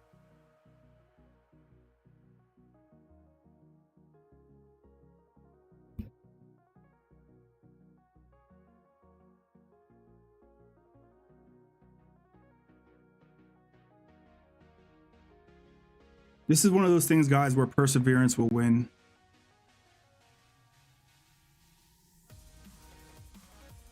Perseverance will like the bringing down my mental dysfunction as we do this. Checked into the insane asylum at the end of this. No.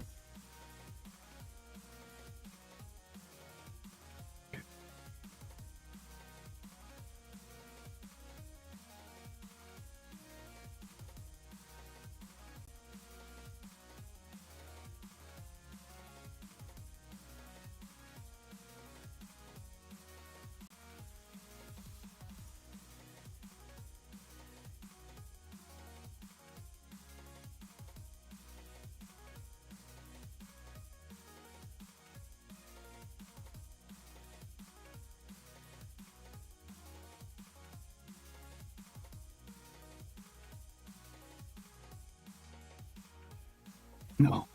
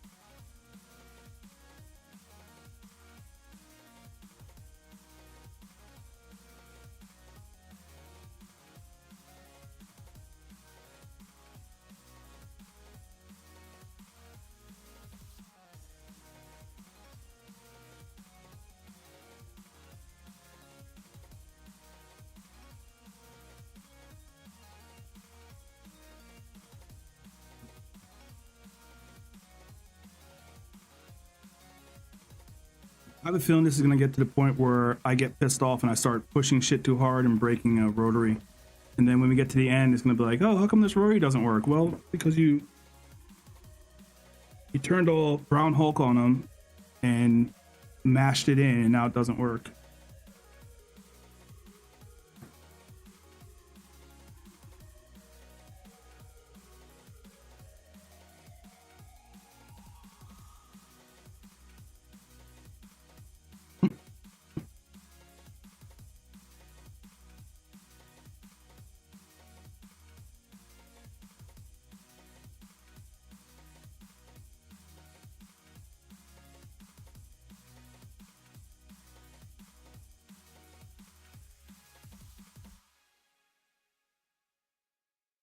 Did I miss something in this video on like some magic that this guy did? Let me watch again. I'm giving up. I'm giving up on trying for now. I need to see this guy.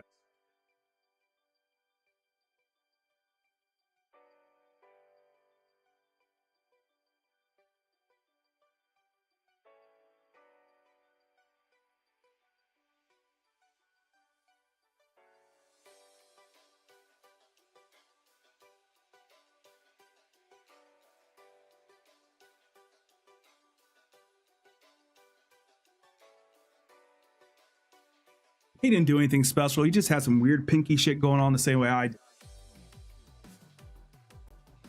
There's no like technique that you can learn that would do this. Oh, you know what? If I place it here though, that ball won't fall out. Try it.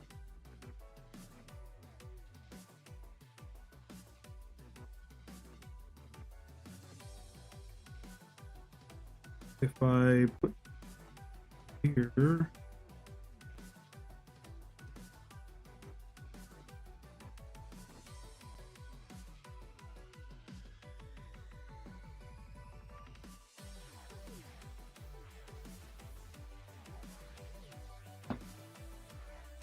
put this, I think if I line it up this thing, it won't totally screw me.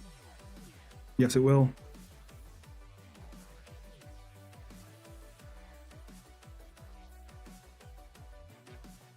Never gonna believe this.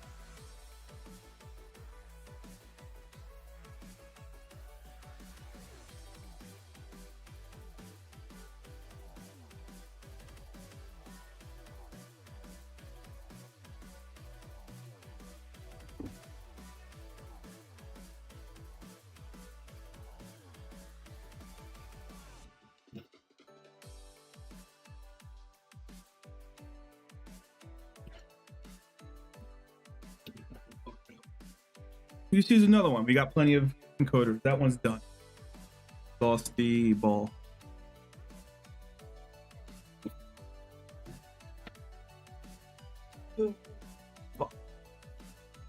One in what, an hour? Oh my lord.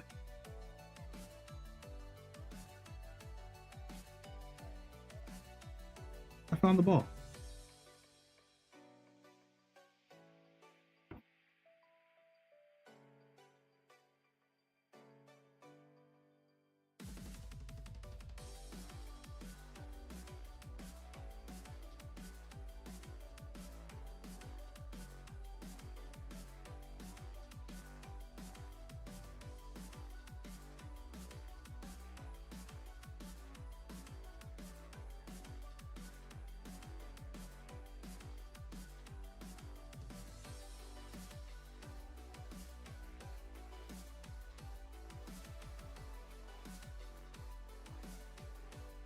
Right now I got my thumb in place so that the bottom ball doesn't fall out.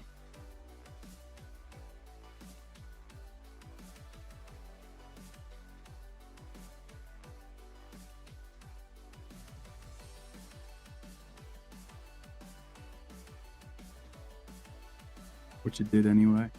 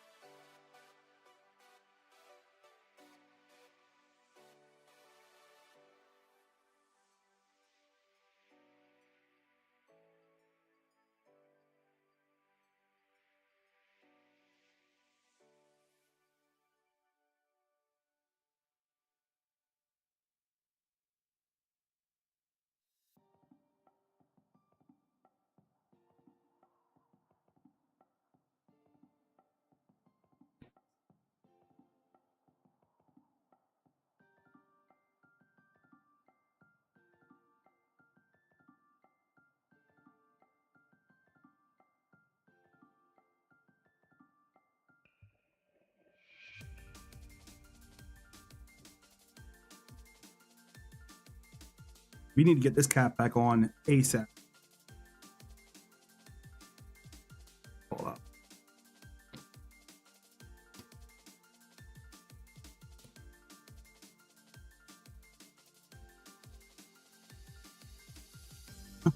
Back.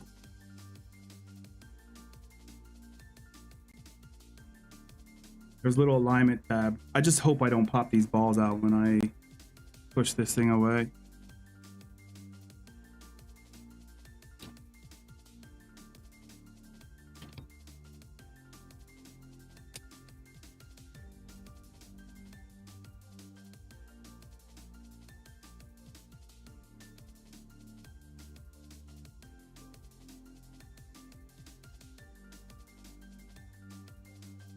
Oh my god, you're not gonna believe this shit. You're not gonna believe this shit. No one, like, this is a joke. This is a joke.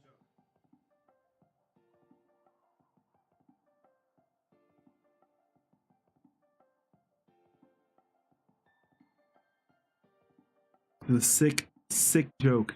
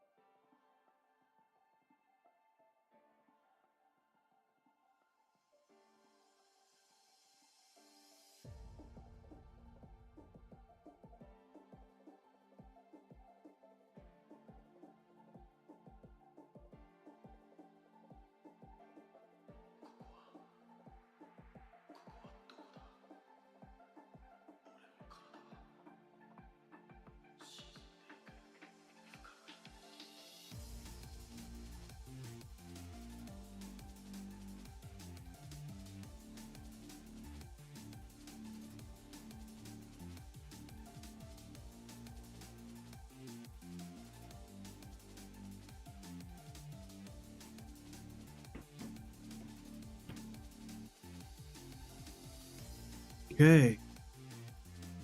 See if we can finish the deal with part number 2.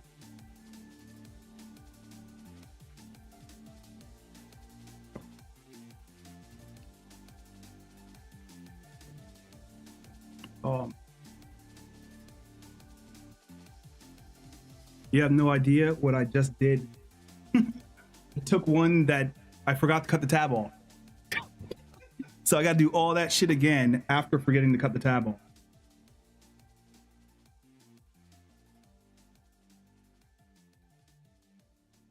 Let's just go for it. We're already here, right?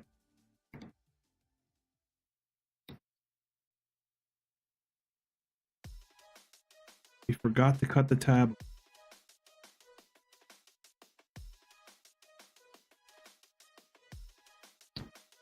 Actually, what I'm going to do to speed this up is going to take all of them apart. We only got one working right. Take all of them apart. The little balls, little nuisance balls separated. And just thug it out.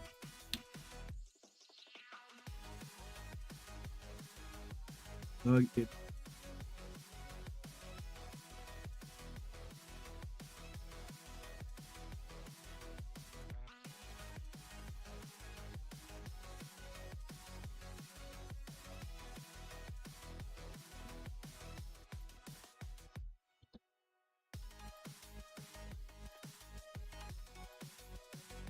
I hope I didn't fuck that rotary up.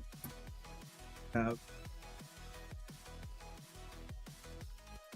right, well, so it's proving. I think it's gone in chat history. Yeah, this is a dual clutch box. I'm sorry, I missed a bunch of chat. This is the BGT. It's a Ferrari 296 replica wheel. Sorry, I missed a bunch while I was fighting this nonsense.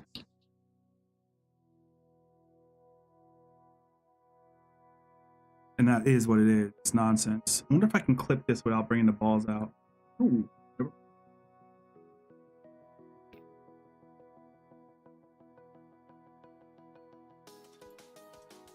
There.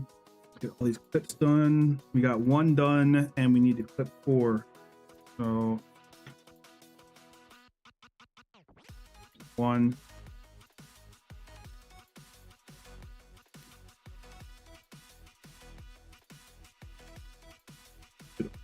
First got to play.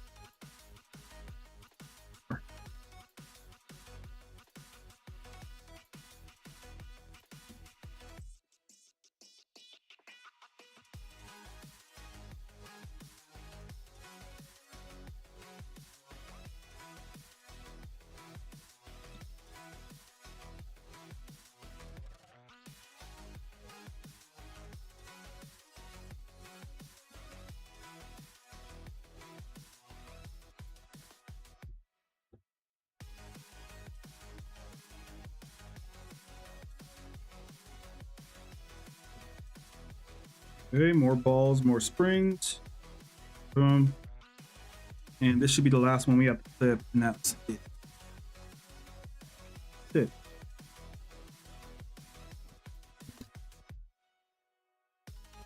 Okie dokie. Let's try that again. So I think I made a mistake the first couple times that I realized the last time I had a successful one. Now, partially successful is that this little channel right here, this groove, I can use that to help get the thing in place, and then I can smush it in as hard as I can. So that's the way I'm going to do it. And we'll find out if the encoders work when we get it installed later. So I'll put the first one in while it's out. Never mind, won't be doing that. Get it into housing. I think these will go quicker. Had an epiphany.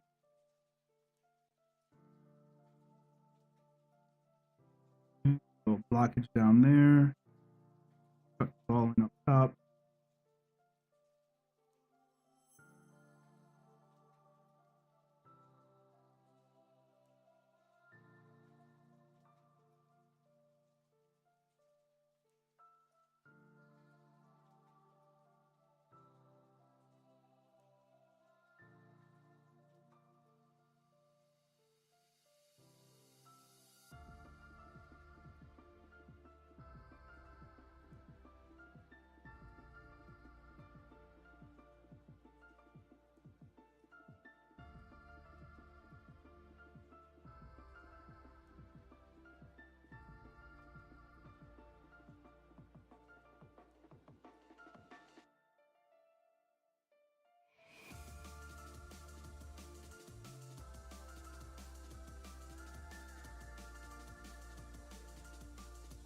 No shot.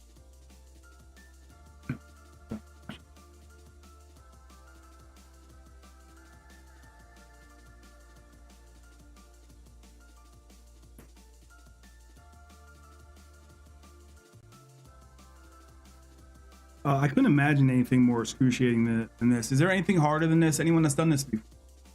Is there anything that's like more painful than getting this goddamn spring back in place?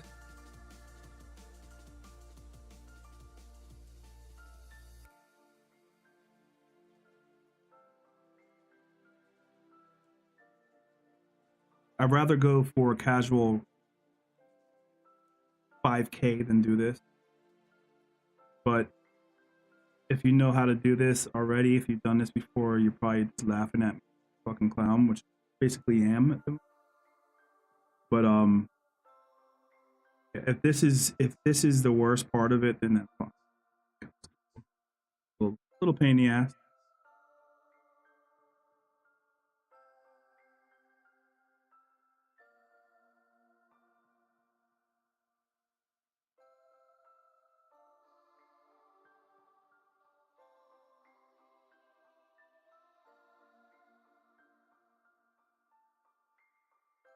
Get in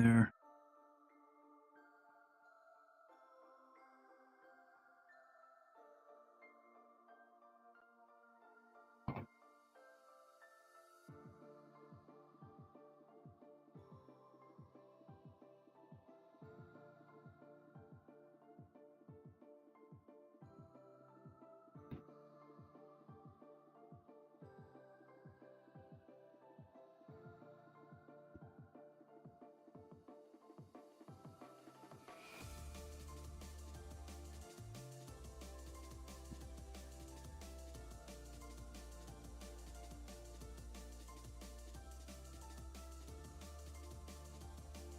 Not come out. Please do not come out. No.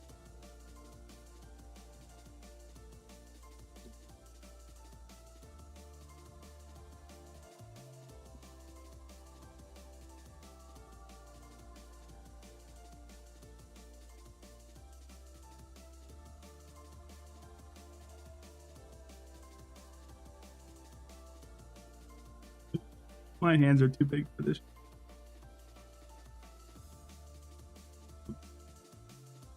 Out of here.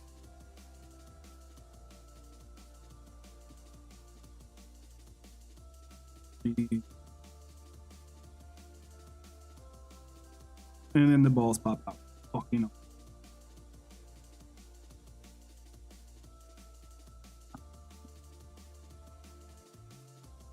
I need to take a break for a second.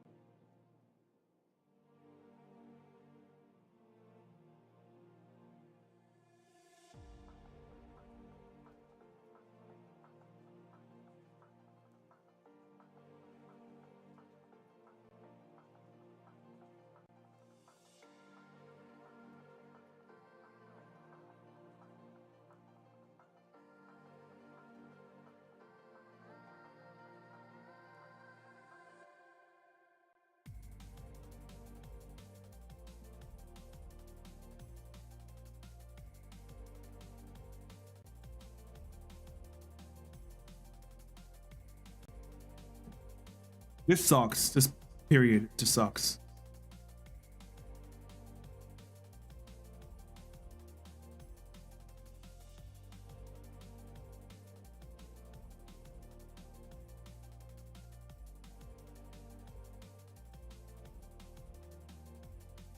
You dare.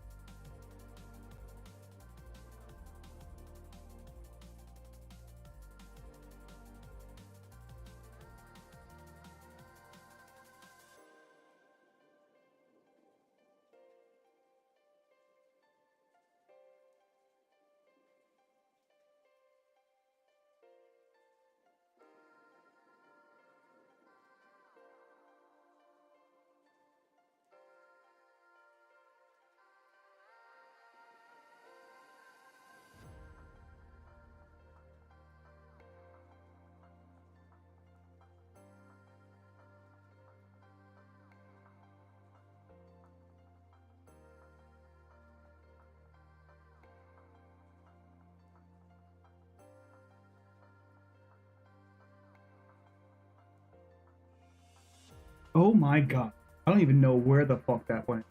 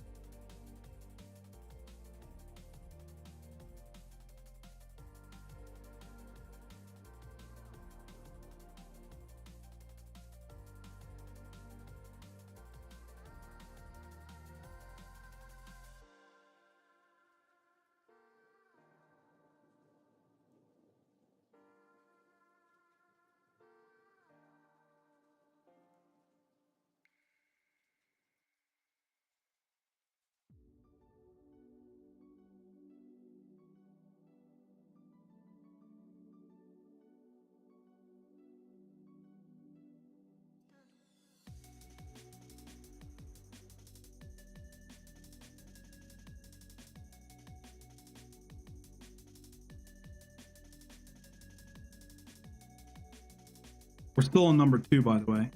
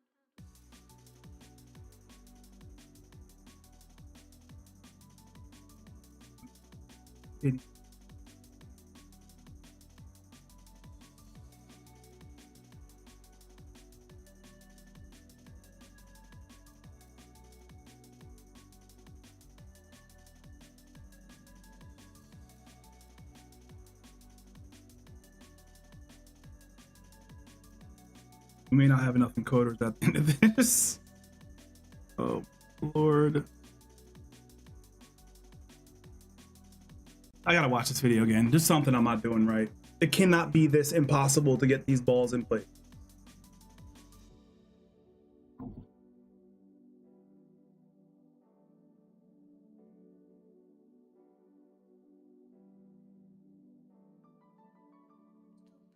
Don't by any means let these things fall on the floor. They're gone. How much are all the parts? I'm gonna do a tally at the end because I excuse me, I ordered multiple parts, so I don't have the itemized breakdown yet. I'm gonna do that at the last video. At this point, I just want to figure out how to get this blood clot.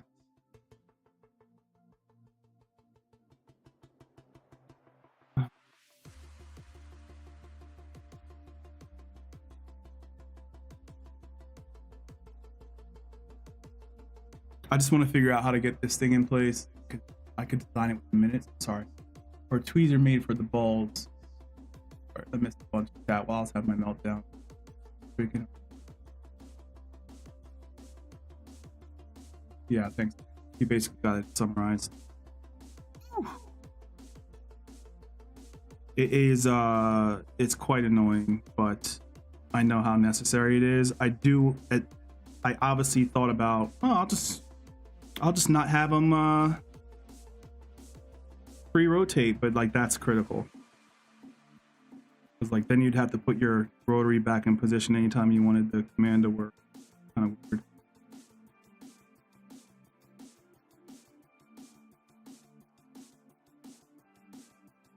But yeah, some maybe a, I don't know. I don't right now.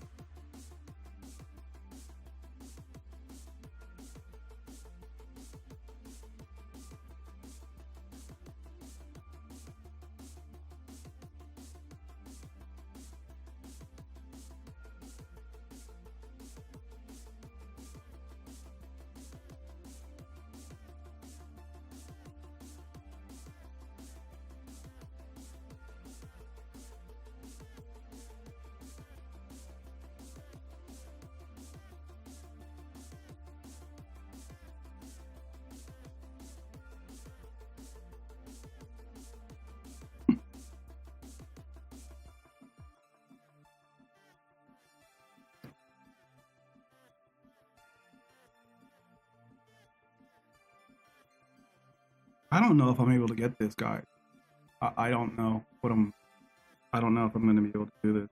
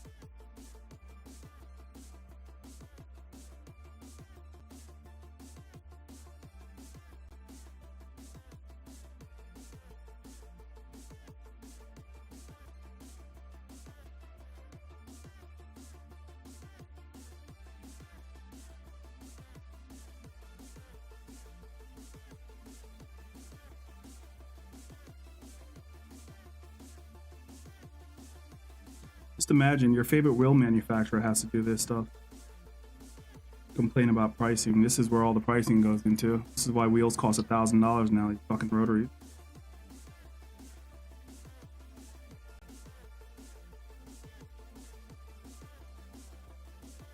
We may just if I can't get this in the next 20 minutes, that's a stretch. The next 10 minutes, I'm gonna just move on to like soldering other pieces to the board and then try to clear my mind for this, because you know how it is when you try to do something for so long unsuccessfully, it just kind of makes you brain dead. So I think I may put this to the side for a second and go try to do board soldering. And then obviously this is part of the board soldering, so when that's all finished up, come back to this. It's like when you practice driving too much, like you just end up driving yourself out of form, practicing out of form. Not that I ever had form with this, but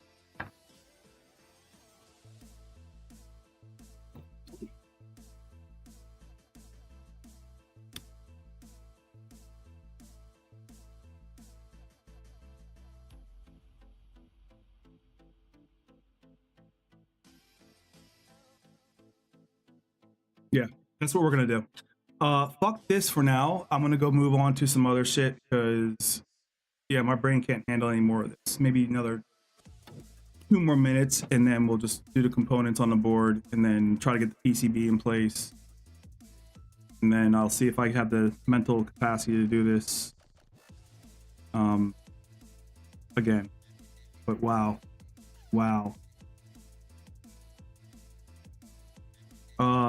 I don't know if they make these without that little tab in place, but if you can get it without having to do this and lose brain cells, then by all means try to do that, because this is not the way I wouldn't recommend anyone go through this. Just insanely annoying. Not even like a good annoying where you grow from it. This is like a bad annoying where you end up like a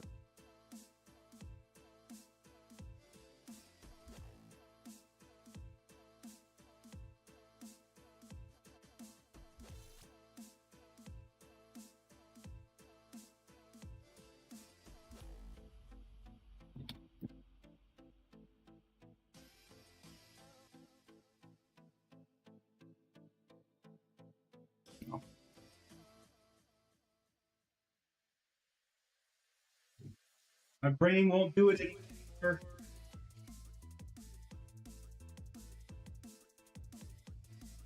Do some.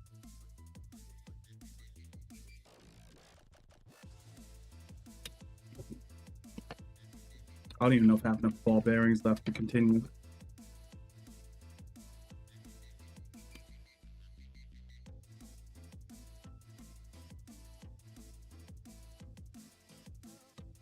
Put it to the side for a little bit and come back to it. Hopefully that will be the trick. I'm gonna look for a couple ball bearings. Okay, found one.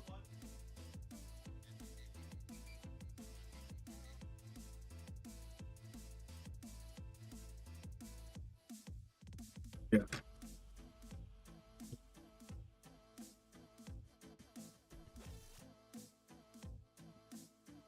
I wonder if you just twist it really hard, if it will just break off. I think so.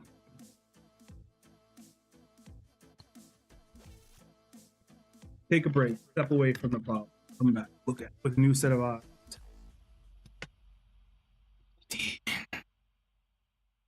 PCB time.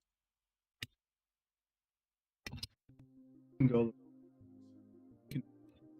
So let's put that to the side for now. I know I need to do a couple things, and that is secure these connectors to the back of this board.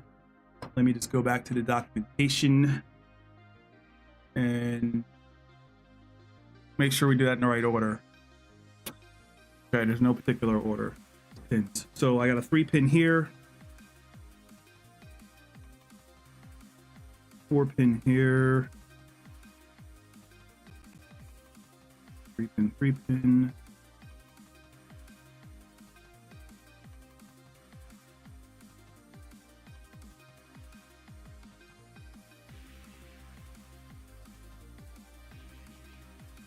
Cool.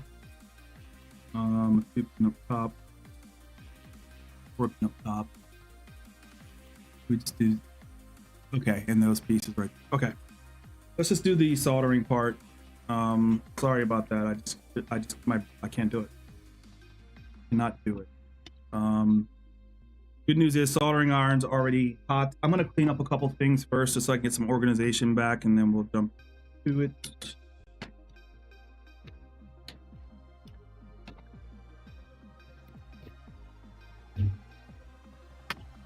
And I need to close it.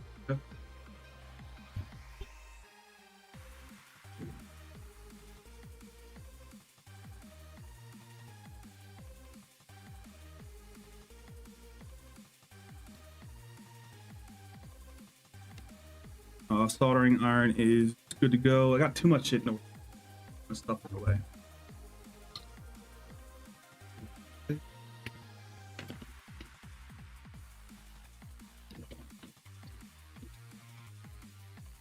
I need different tweezers. Yeah, no, this is, unfortunately, I'm not like, I don't have a ton of tweezers.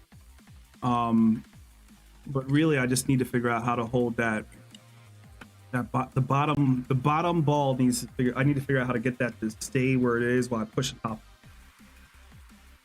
It's hard.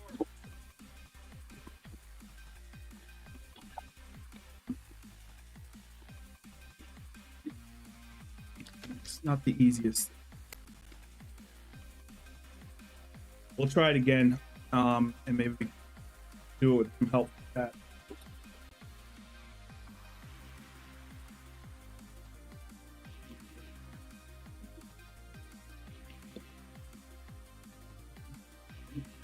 And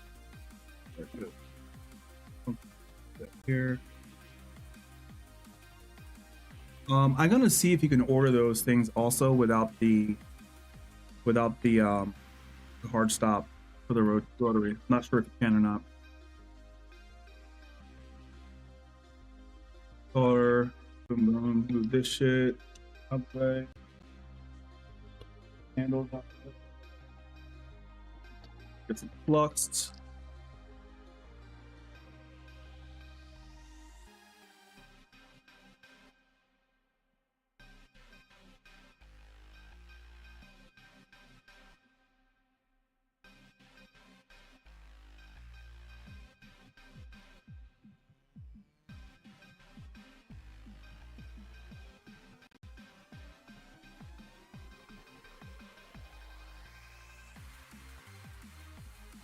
Do you have magnetic headed screwdriver? Yeah, that actually may be a great idea too. Yeah, I'll try that when I come back to it. Just can't look at it right now. I'm literally about to have a meltdown. Try to contain myself with me.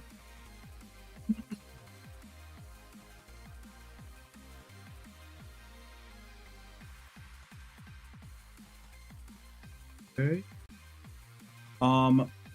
It's been a while since I've done this, so I'm gonna practice real quick on just like a quick through hole on one of these components. See, I already have one here. This is from my testing earlier.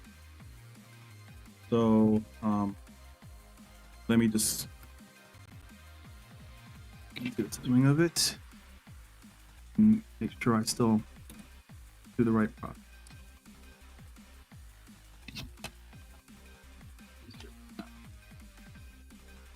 I'm just heating up the, so with through hole soldering, obviously you can watch that guy Northridge Fix. That's where I watched how to learn this shit. But it's really very easy. All you really do is heat up this the surround of the element you're trying to.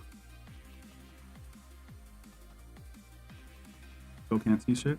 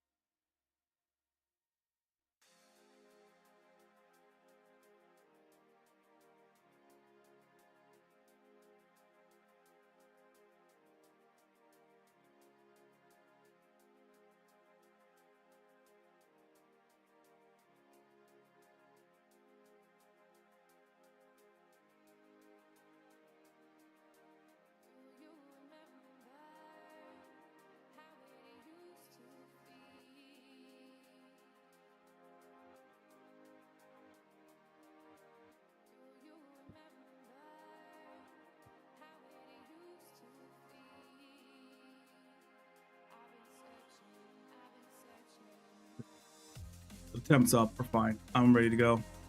Why is this light? Good help.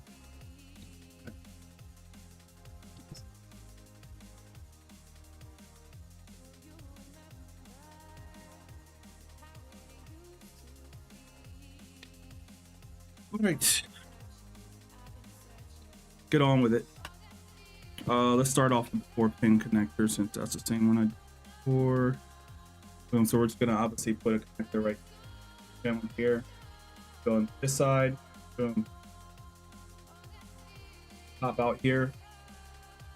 And since I can't get the camera in close enough, I'll show it to you after. But what I'm gonna do is I'm gonna lay the component down like this, and get iron. I'm gonna heat up that. I'm gonna heat up the basically the. I'm gonna heat up the metal from the connector, not the actual solder, which I found out later in life that's not what you should do. Heat up the connector and then basically push it until it melts through. Ooh, I'm an idiot. Pulled out my flux, didn't even use it. This shit's incredibly important, I've found. When I was younger as a kid, I never even heard of flux, but like using flux is insanely important. It helps out quite a bit. Let's do it. I'm sure you guys see me doing something wrong. If you see me doing something wrong, please call it out in chat. I'm not an expert, nor do I claim to be. I'm trying to learn like a normal guy.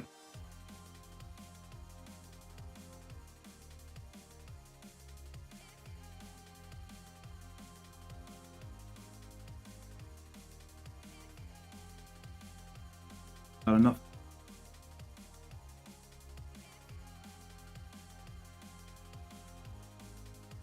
You could really go ham with the flux. What I found out, like from the boards I was testing, you could put a ton of flux on and it's fine.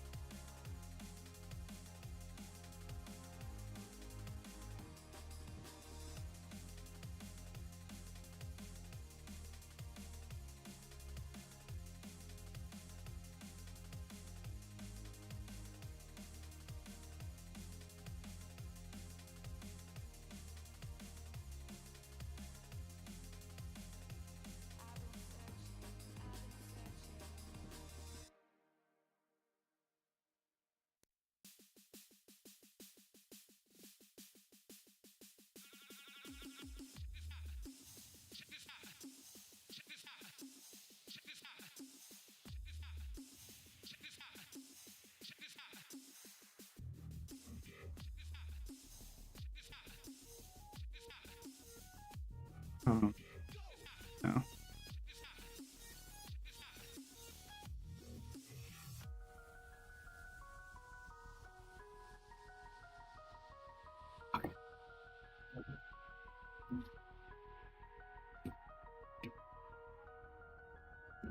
I'm gonna get here, guys, in a second.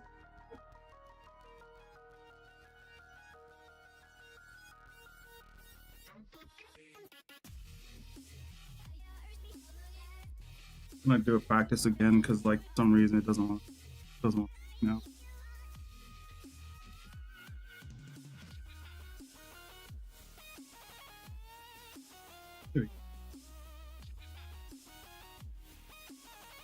I think my tip is a little too narrow. We'll figure that out later. There we go.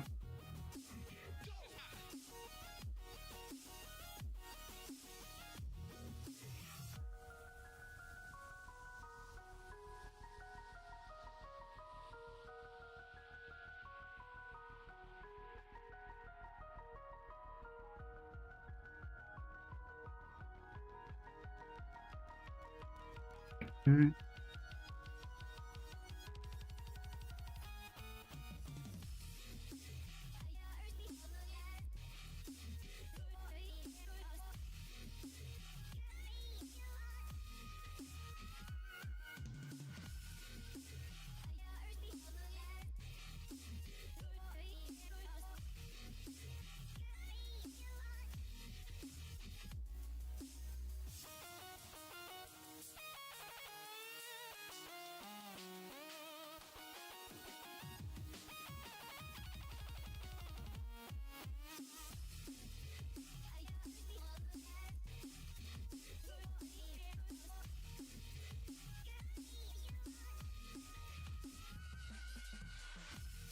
Okay.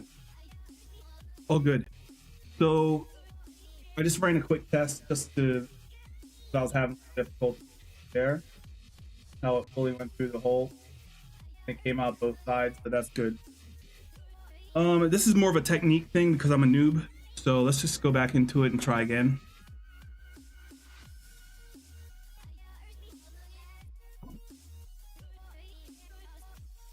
Try on the actual board, get a little bit more flux on there just so we can get the heat up. And then hopefully this time it'll be. Another thing I'm gonna do is since I have this like kind of jerry rig, this isn't how you should do it, obviously. I'm going to put another connector in the back and just kind of suspend. So it's level.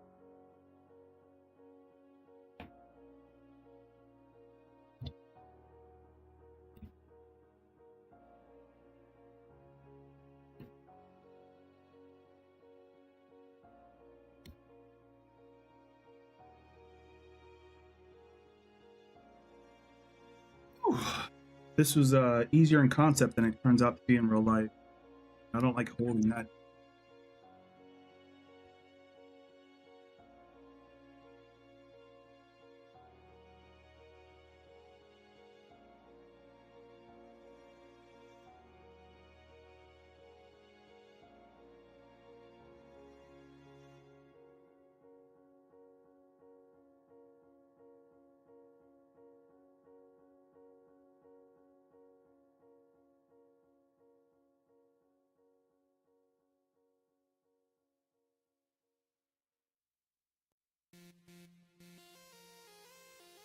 Okay.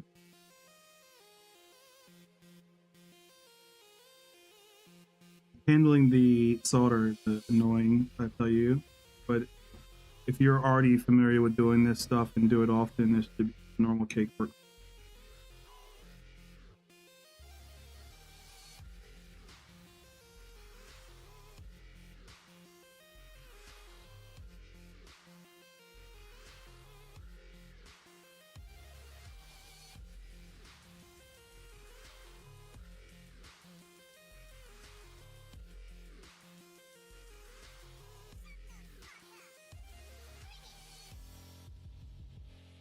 Two down.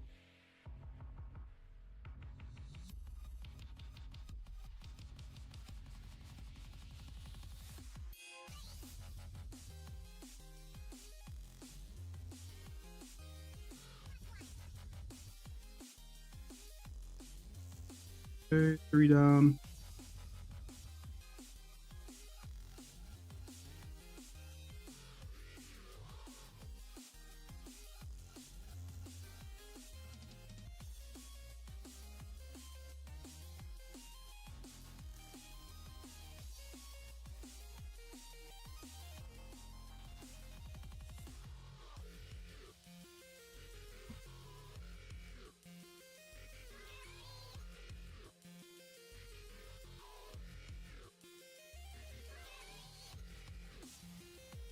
Holding this solder is quite annoying. I don't know how to hold it properly with this dispenser thing, so I'm gonna try again.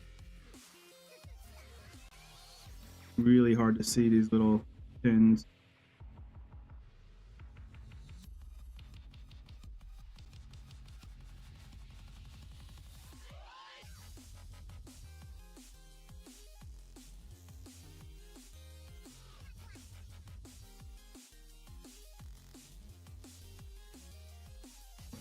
Okay. Hole's done. Boom. All right. That didn't start off as easy as I'd like it to, but here's what it is. So these are all soldered. I probably should.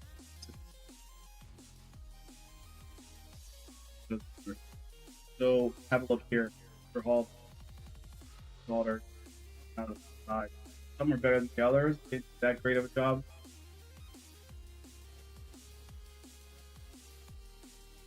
So not as hard as it looks. I just gotta double check and make sure I don't have any solder leaking over into another term. There it is. There. You got a lot of connector pins to go. I highly suggest you switch a large tip. Yeah, I'm going to. This tip is too small. It's taking forever to heat the metal up. Good point though. Let me turn this and shut it.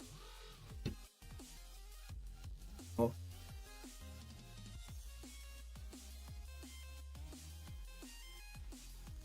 Yeah, they're in there pretty good.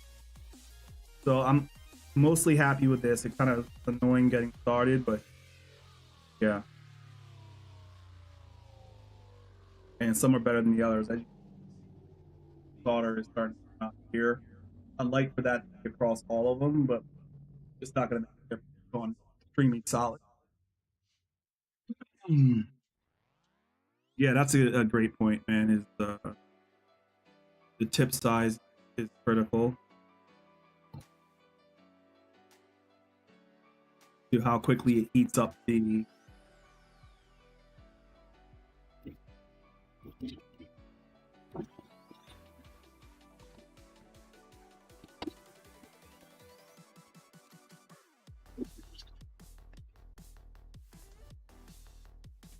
So it was just 360 degrees Celsius. I'm not going to touch that for a second.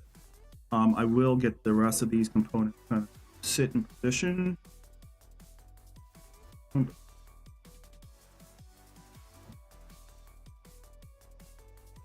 Yeah, there's no really efficient without having like those little hand things that I probably should have bought in hindsight.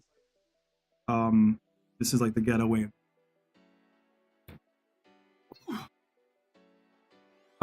This went a lot easier in my brain than it actually did in reality today, because I thought we were just gonna hack through this shit. But those rotaries are gonna probably be the death of me. I may offline those, but I think that defeats the purpose of showing the whole process. So yeah, we may just grind through it.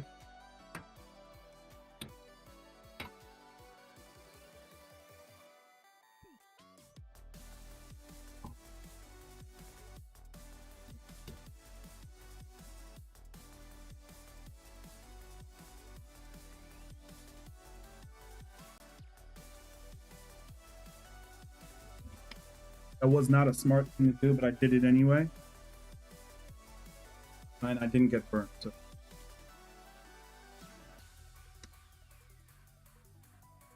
Yeah, this is the original tip I use, and it's a little bit thicker. Much better, in my opinion. Not cool, not.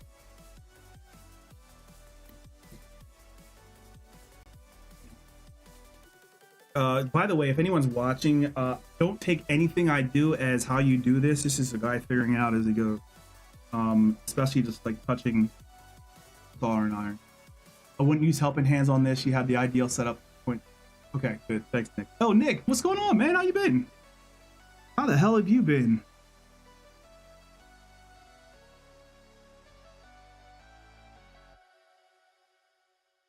Like a celebrity in chat, man. If I knew you were there, I would have done like, I would have done a little bit more engagement with chat.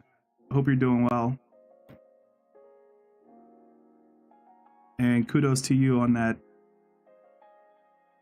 wheel project, because I think honestly, if there was one wheel I would ever use, period, it would be that wheel you guys came out with.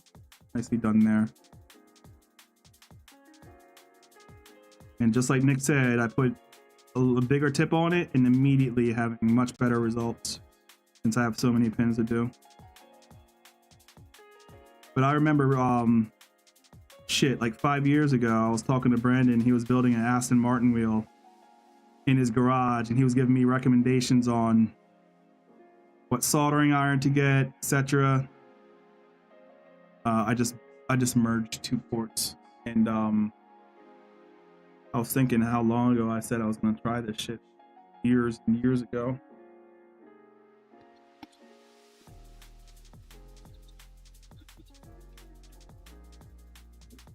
Finally got around to it. I need to get some of this solder up. I put a little bit too much solder on, and both these pins are now connected, so I'm using this, basically this solder sponge to make sure that they're not like binded connections. That's the one thing I think we do have to worry about, is making sure that there's not connections that are touching each other. Here to help you if you need. Flux is your friend. Don't sweat it. Yeah, this stuff is great. This copper wire is what I'm using, guys. You guys can't see that shit. This is how you remove solder, at least from what I've read. So I'm going to remove some solder here.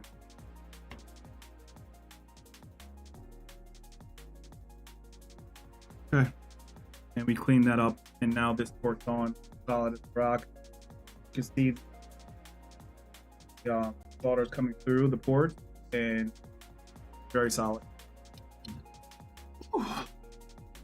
Hopefully I don't destroy this. Nick, do you have any recommendations on how to get that? I'm not sure if you're here for this part, for the rotary and getting the balls in there, but like, shoo! That is,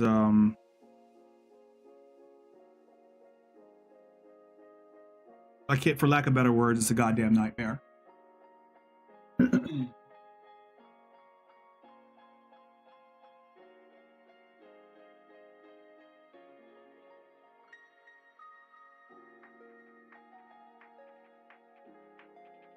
I'm going to try and be a little bit more careful here on this part, ladies and gentlemen, because those connectors for, I believe, is a resistor or some shit like that. I have no idea what the component is.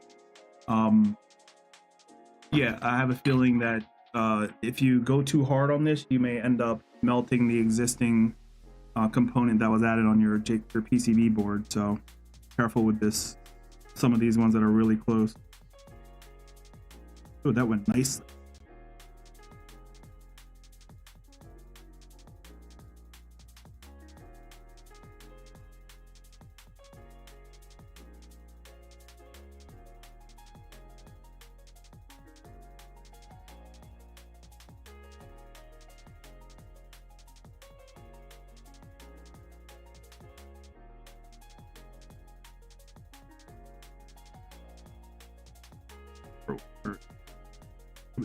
Here.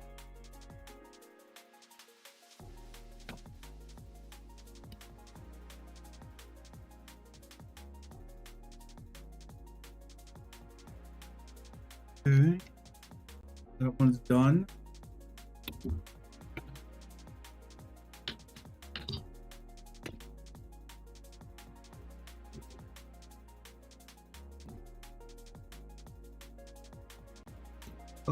When I get all these connected or soldered up, I'm gonna just double check and make sure there's connected terminals down there. And I think I may have overdid it here. Look how much I will have to take them a little bit overdone right there. So, but I don't think it's crossing over into the next one, but it's very close. So we'll fix that later.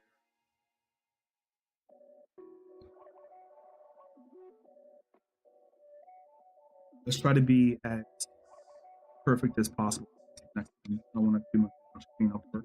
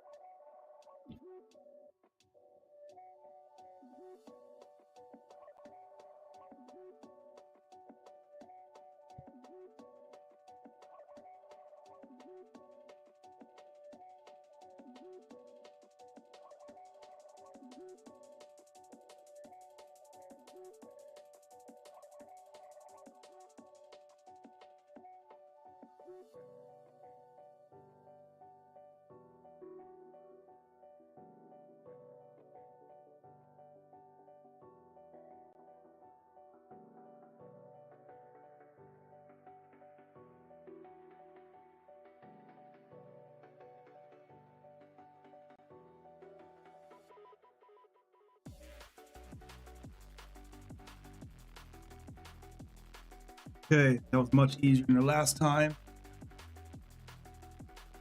And now this connector's on, solid rock. And I'm loving how much solder came through the side. Yeah, there's a big bulb right here versus this guy right here.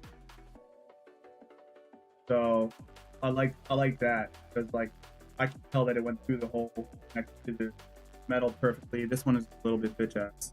So. Or we need to add more to the last one too. Fine how it is. They're all on pretty solid. They're not moving. Not picture perfect, but it's good enough. The 2-pin connector we'll do next.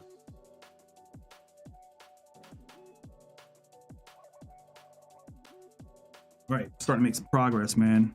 Starting to forget all about that rotary encoder back there.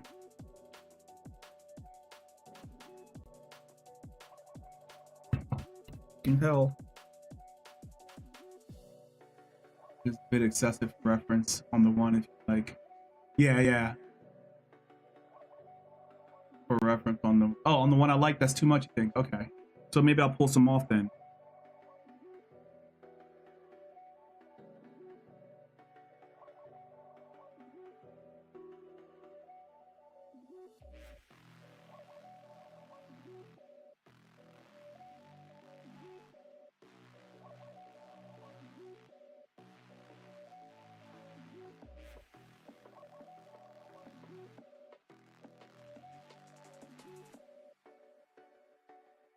Have a look at this one. Thank God I have 5 PCBs in case I screw this one up. I can do it over again. So this is the second one we just did. Boom. How about that, Nick? Is that all right? Or that's still too much?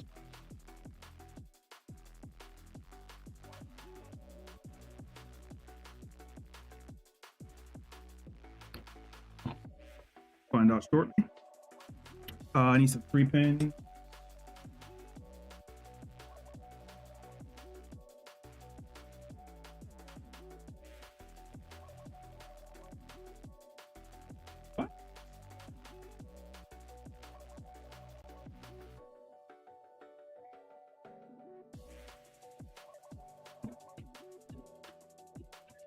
Thank you, sir. Just one more 2-pin, I think, and then the rest are 3s, and then we should be done with this part, and then we'll go back to those godforsaken rotaries.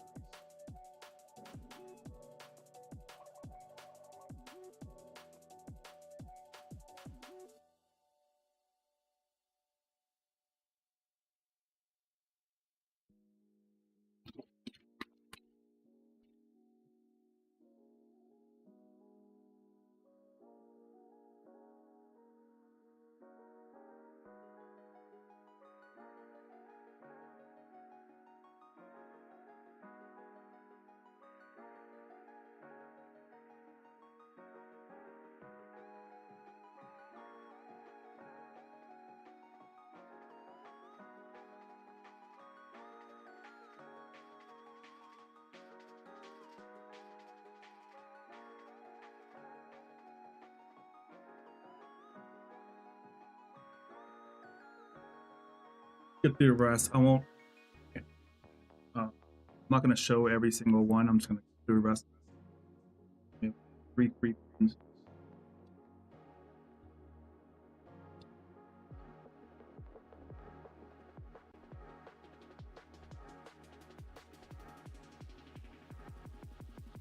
How long we've been streaming for? I think a couple hours. I'm going to shut this bitch down in a couple, like maybe an hour and 20 minutes. So I'm going to put a hard stop at 4 hours. And then try to reorient my brain. I think what we'll do for certain is get those damn rotaries under control and get them soldered up to the board, and then we'll do everything else in the next.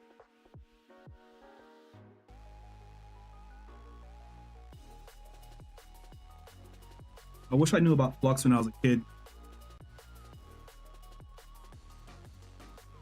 For the rotary, I saw some of it. Don't have personal experience with those. However, you could pop one open it, dab of grease. That's what I was thinking. Use grease to hold it, but I'm wondering if that will affect it. I was actually thinking grease or like a light, very light piece of glue, and then just break it loose.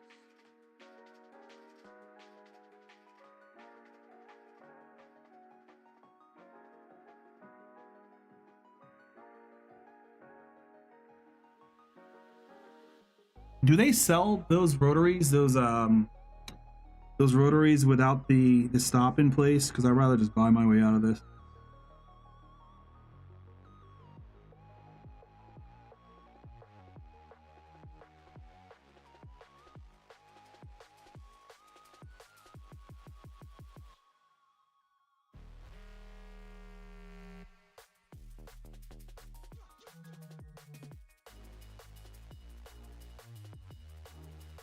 Oh, Jordan, how you doing, man? I don't know if I've mentioned this in the last couple hours, but anyone that's in chat today and for the second final video is going to be entered into a giveaway for this wheel. So nice job commenting. I don't want to tell people about the giveaway because then it becomes a giveaway video. But anyone that's just checking in, the only requisite for this giveaway video is that I will be giving away the components for this particular build, most of them at least. Basically all the extra shit I have, which is the PCB boards, the housing. The only thing you really need to pick up is the carbon fiber front plate. So yeah, be in the chat next time too, and then we can have a good time and give away some free shit. But that's assuming I get this thing working. I think will happen. I just need a little bit more patience when it comes down to the rotaries. Boy, oh boy, was that a frustrating piece. I think I spent an hour, particularly an hour, maybe an hour and a half on two. I could be exaggerating. It felt like an eternity on two rotaries, and one was unsuccessful. So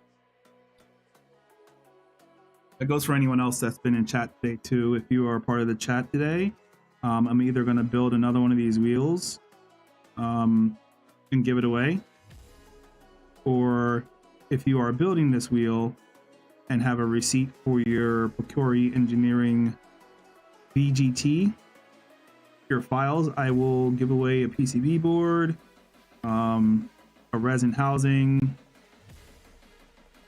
handles for the grips,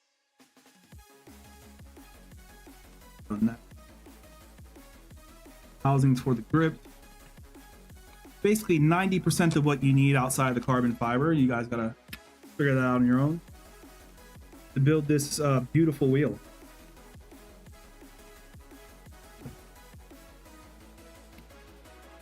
So thank you all for hanging out, sticking with me even through frustrating and difficult times.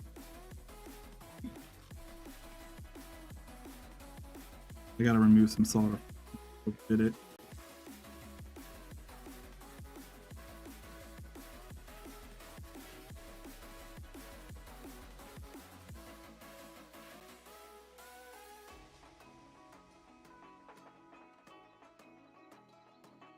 There we go.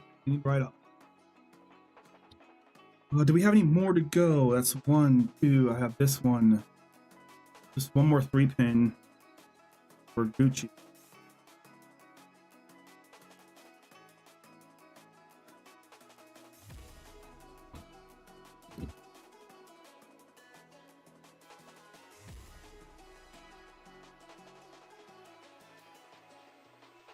Good. This is the final connector that we're going to add. The only thing we need to solder now is the are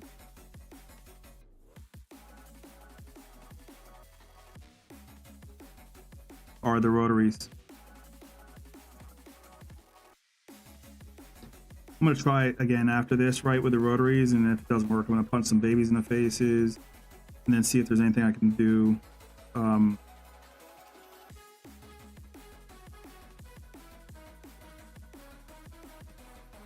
To get that under control. Solid, solid, solid, solid, solid. Like that. And like you said, I think Nick, guys, you should take Nick's advice, by the way. You have no idea how substantial his contributions have been. So you should take his advice as gospel. I gotta get rid of some of this solder here, though, because I think he said that was a little too fat. So what I'll do is, hopefully I'm doing this right. Freestyling now. Put some flux down. Get my copper wire in place. And suck this stuff up.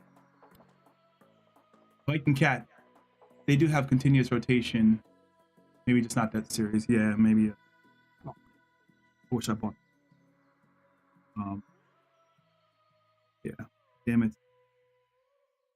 Frustrating.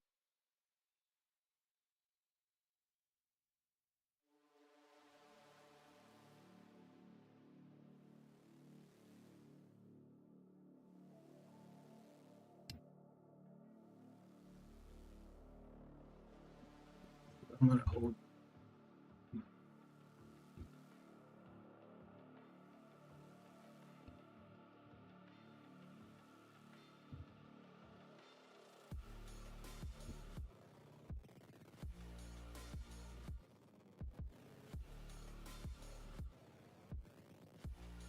I'm gonna use this little stand thing to get some of this solder off.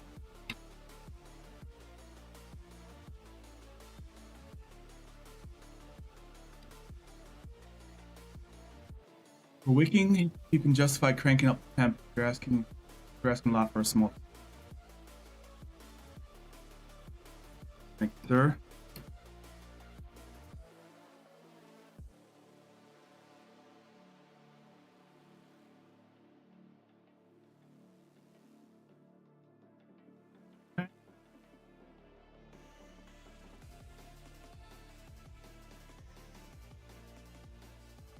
Actually working quite nicely.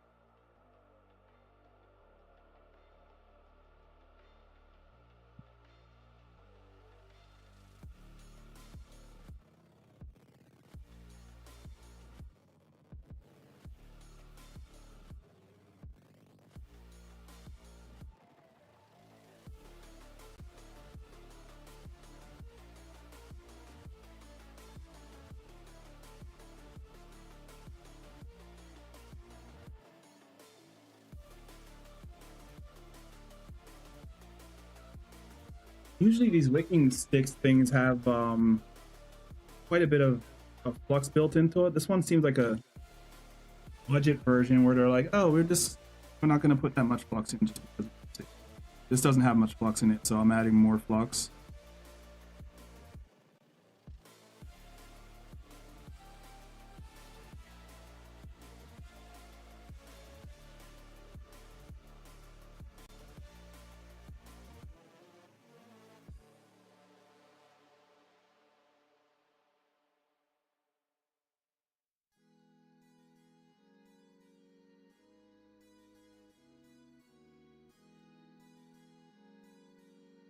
Good job here.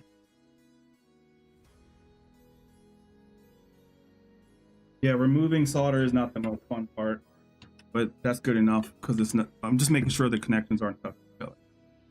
Isn't that melting the plastic? It's not, which is what I thought at first too. Like, won't this just melt the plastic? It doesn't. These PCB boards are very heat tolerant, so like, it's not going to melt through the PCB at all in any way. I'll let the more experienced people comment on why that is, but like, yeah, it doesn't do any harm to that. Okay, so I think we've cleaned up our solders good enough. Cleaning with alcohol gets the flux off the fucking board because this flux is just like this nasty gooey shit, and it's like sticky and it's kind of annoying. So I'm cleaning it up.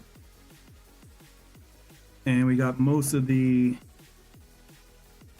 components.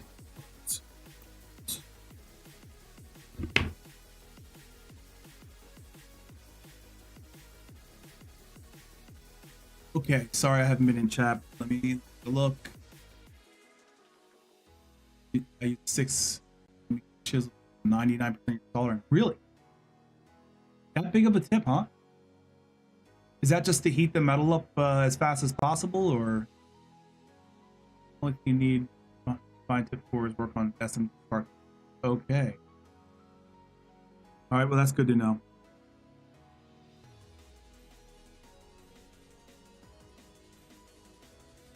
I was probably. I think at this point I'm done, but thanks for that heads up. I'm gonna do this again with a different button box.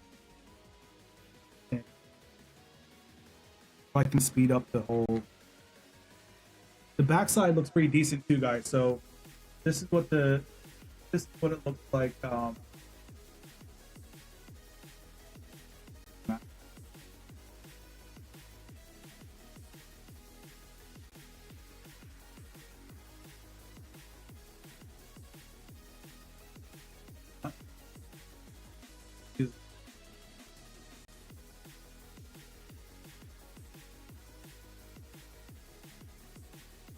Oh, let me get really. If I can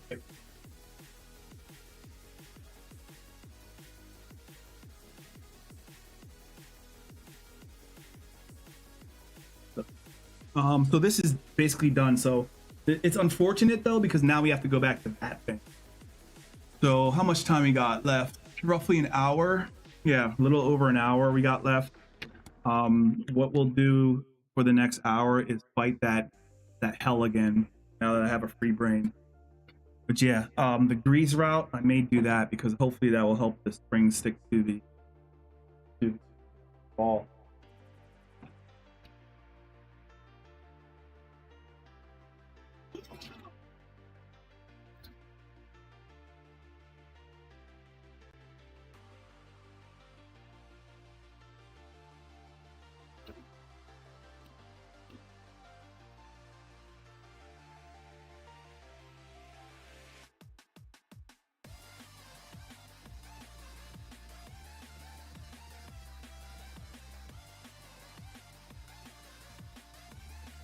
You're never gonna believe this.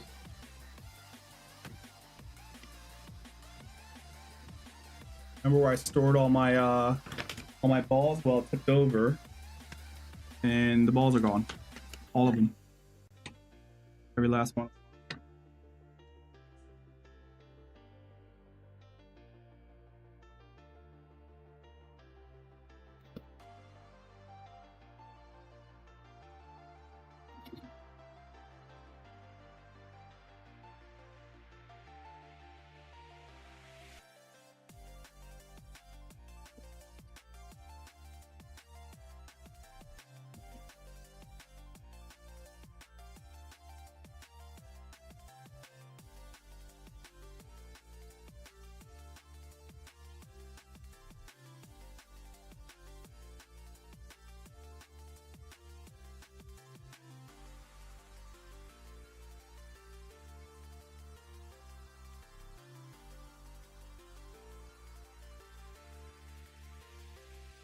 Okay, found most of them.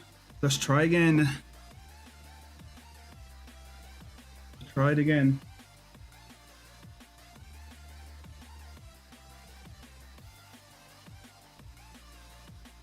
Usa. Yes, for some reason, fuck your friend. References. Cool to see PCB soldering. Still would be a nice upgrade for me. Rebuild. Yeah, man. That's what I was hoping. You missed all the fun part. The most fun part, like we're starting again right now, is getting this rotary to have infinite scrolling. Let me see if I have a different set of tweezers too.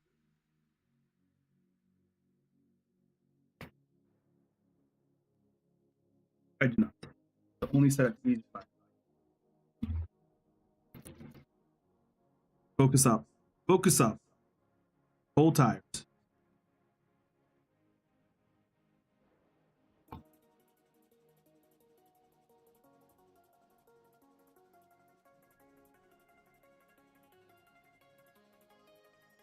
Step 1. Put the ball in the hole. Step 2. Secure the ball. You know what I'm going to use, guys? I think I'm going to use a piece of this solder to wrap it around that part where it keeps shitting itself out.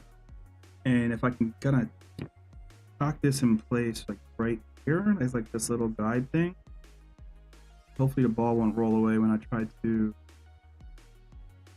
shove it into the other one. No.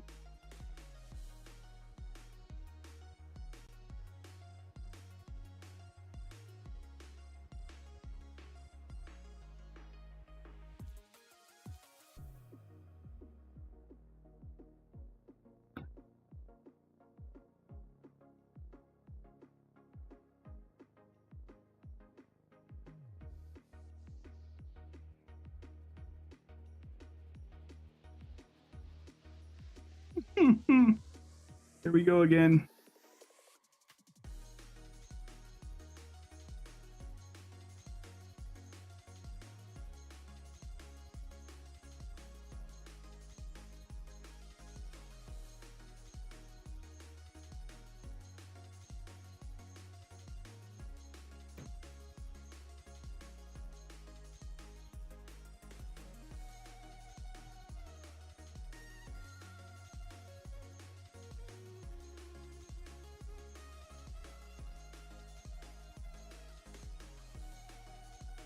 I feel like there should be like fucking like music from 300 playing right.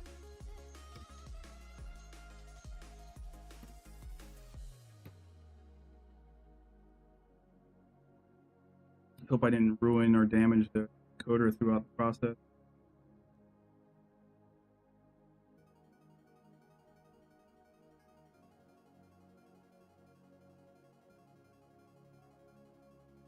Don't ask.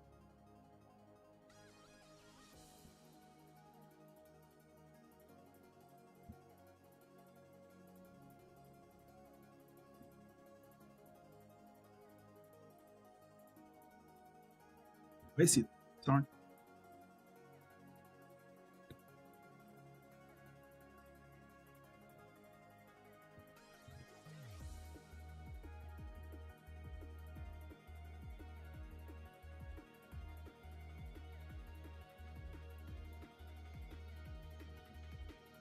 Two done. 3 hours, two done. All right, we're on a roll. Let's stay focused.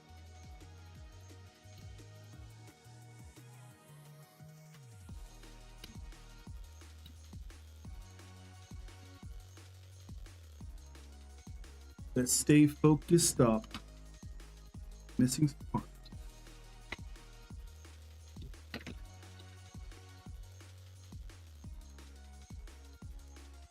feel like there needs to be some like champion music playing. That would be good. So special.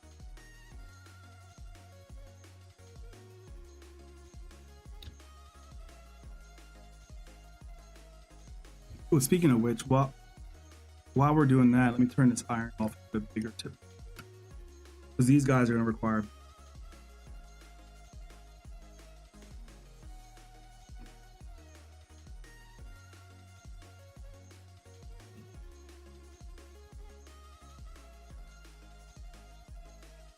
These little tips come off nicely.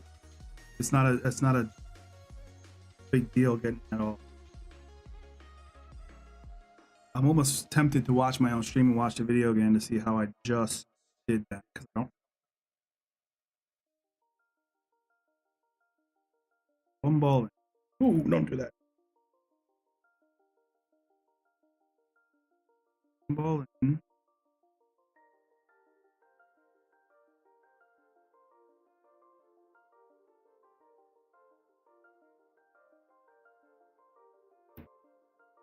Okay. That, and I think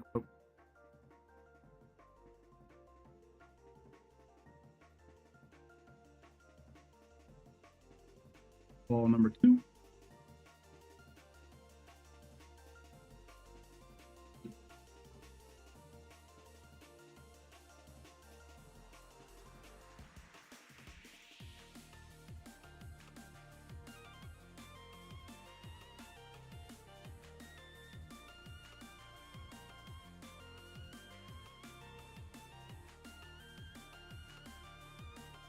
You can call me the Rotary God from now on, guys. This is what expert level shit looks like. See, sometimes taking a break is the only way to make progress. It's like when we're driving, right, and we have like we're having difficulties with pace and shit like that. Like, what we've been doing in my team has been like, take a good break, step away. At least what I've been. Step away for a little bit, and I always come back and I'm much faster. Drive myself insane trying to find pace. So the same thing applies in everything. Like, step away for a little bit, come back, be able to. I just hope I didn't fuck up. I'm worried about it.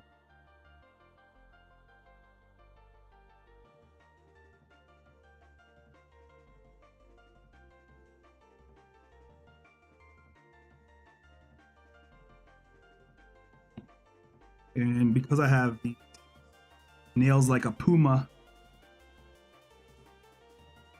I think I can use my fingernail, get it in place, and smash it closed.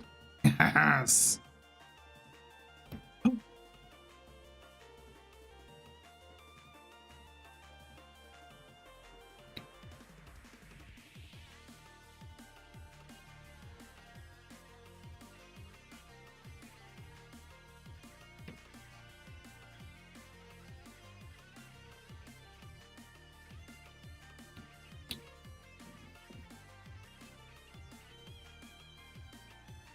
I did it again. I forgot to break the tab off.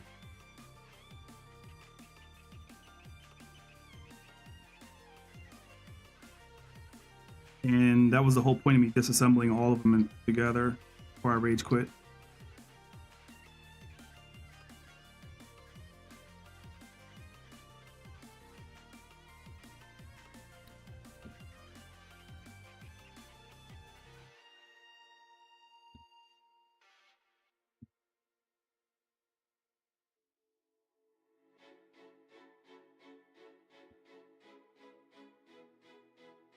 Wait, I did break it off. I didn't do a good job. There were instructions to file it down, but didn't have to do that on the other.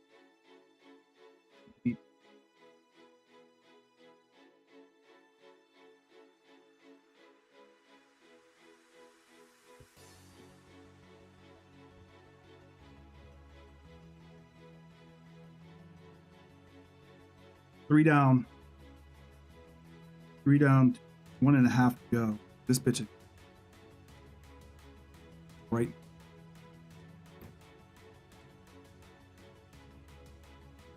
Right.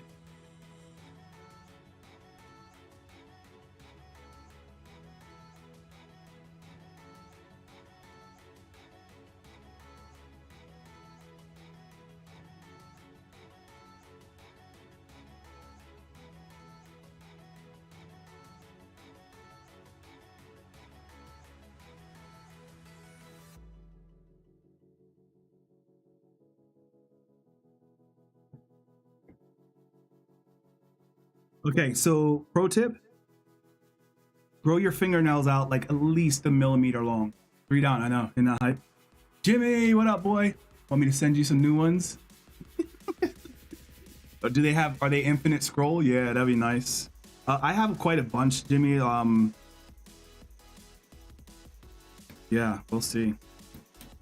I almost reached out for you for help when I was searching for funky switches. Those things are like unobtainium right now. Funky switches are very hard to find. Yeah, so I had to buy 10 of them. Last one. Ooh. Xander, man, Greg, you look so annoyed. Yeah, I was annoyed before, bro. Do I still look annoyed? I feel like I had a massive breakthrough. You know? You know what I mean? Xander, are you retired from racing still? Ladies and gentlemen, we got a 6K driver in the chat who mothballs his own iRacing career to be a professional DJ.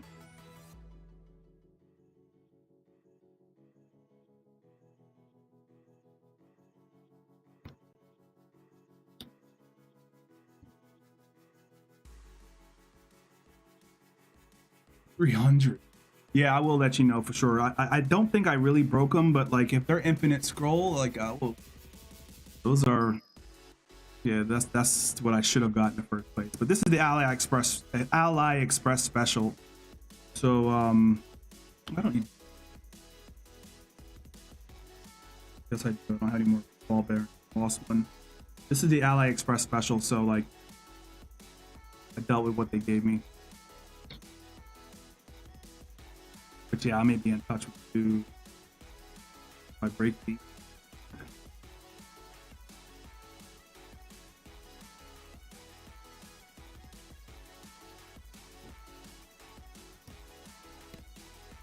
Oh, Jimmy, I didn't tell you. I finally got a 3D printer. Well, I've had one, but I finally got a nice one. I got the Bamboo Labs T1S. Will you be carrying the leather version of the GT? Oh, but see, before I like basically rage quit my YouTube channel, Jimmy sent me one of those all black Apex button boxes and steering wheels. The leather on his wheels are amazing. Amazing leather. Amazing leather. Flip this bad boy. No, it uses like the one I had the carbon fiber leather on it, which is like my shit.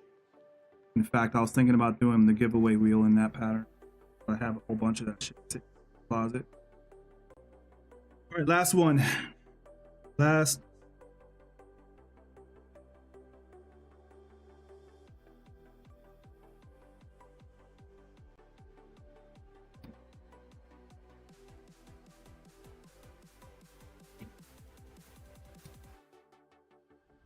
Stop.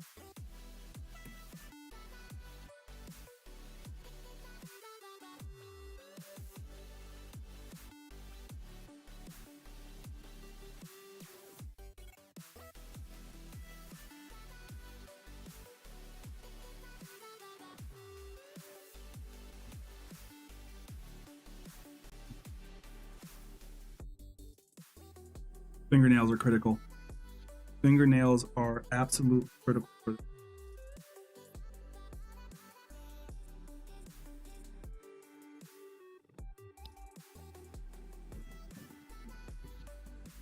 PG's in the cut. 1, 2, 3, 4, 5. Okay. Never doing this again. Thank you. Come again. Done. Alrighty then. What do we have next? So let's look at the instructions, because I think the PCB board, like I told you guys before, there's this little PCB for the 7-way funky switch. I think we need to get that straightened out now before we also do. This is it. So why is my hand thinking like the filter on the camera doesn't? So that this goes this, that goes. So I think you need to do the little pegs first. There's a couple things I'm missing, like these guys right here. Let's just do that real fast before anything else, since I got some new excitement and energy in me. What are those? There's a 4-pin, so we'll do this. We'll cut off. Why is it red? Why is it turning? Cut that here. All right, 10. Yeah.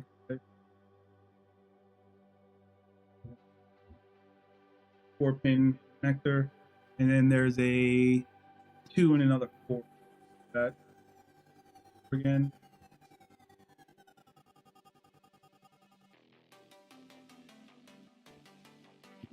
Now we have these connectors that go top of the board right here. You guys can see that. Talking about this right here. Part right here. So we got to do that. And okay, these go in before the funky switch. We can do that independently. So fair enough. We also need to cut 2 5-pins. Alrighty then. We're losing daylight. I have another light I can use, but I don't. Back to the PCB board. Since this is cool now, I can change the tip.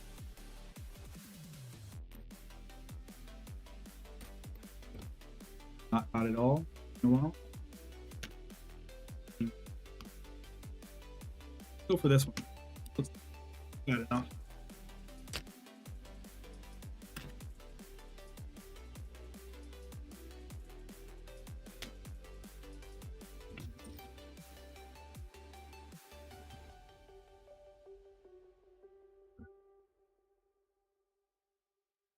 Once again, don't look for any safety advice here. I'm probably doing shit wrong. Take a UPS trip. Thanks, Jimmy, for popping in. I appreciate it, man. Talk to you soon. Bamboo Lab is awesome. I've got the X1C. Nice. That's the one I wanted, but I made a compromise and said I'm going to be responsible with finance this year and not. Oh, this looks like it's first. But okay. Oh, look at this. So they're not exactly straight, although they should be. But that's the best I can do. Now.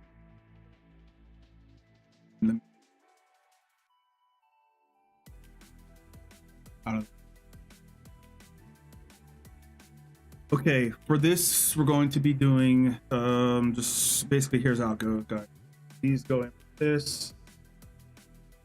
This is the one. This is the reason why I bought this this thing right here. So, yeah, it's gonna be a little bit of a pain, but we got to get those in there. So the way I thought I should have done that first. The way I thought about this was that I would sit these in place first like this. And then since this is like a standard width of connector, I was just gonna sit them like that.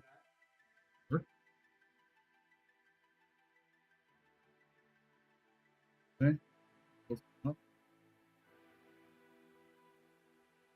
Hopefully it's the right width.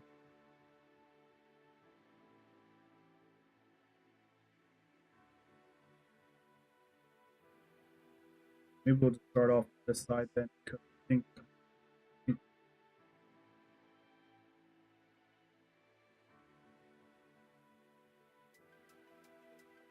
my idea sucked. Come to find out.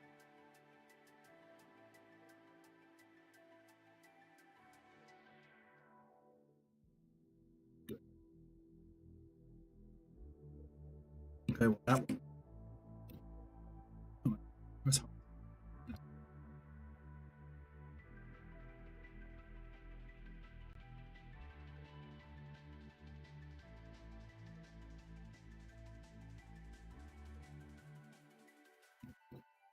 Yeah.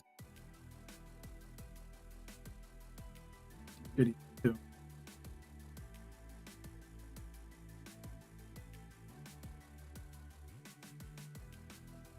Okay, we'll do it the same way we did the last ones. It should be okay.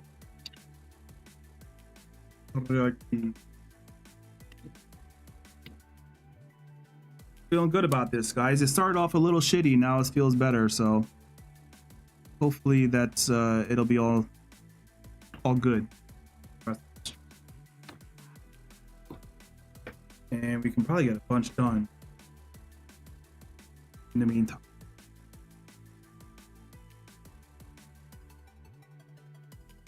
Oh, Nick, that was so much of a pro tip.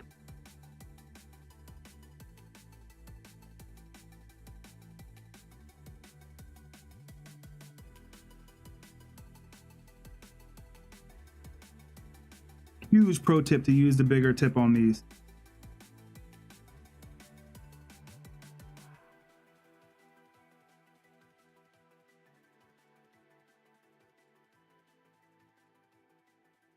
Oh, even the beading actually looks so much better too.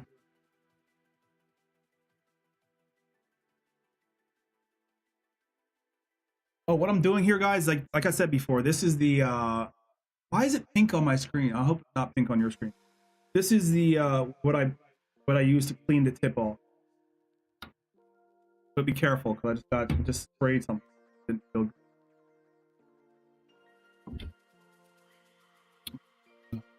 Blue tack if you have it, or what you call it. I would also pick the P1S these days, but I'm back. Really nice. Yeah, I got the P1S, and I like it a lot actually. It hasn't stopped working since I got it. Still, I mean, it's not running right now, but it's a damn good printer, man. It is a tremendous leap forward from the Ender 3 that I was casually using before. I've also modeled some parts in the last couple of weeks on my own in Fusion 360 and just directly printed them, and there's nothing more satisfying than creating your own stuff, right? Part of the reason why I'm doing this video. More like a reconnaissance type of scenario. But anyway, the point is, yeah, I've been printing like mad, and I'll show you some of the stuff I printed because I have a comparison between the stuff I printed at JL PCB and the stuff that I printed myself. And there is a difference between the professional printing and obviously what I did at home with my bamboo. But I think 3D printing right now is at the point, especially with these bamboo products and this maker, the Creality Maker K2, I think it's called. I think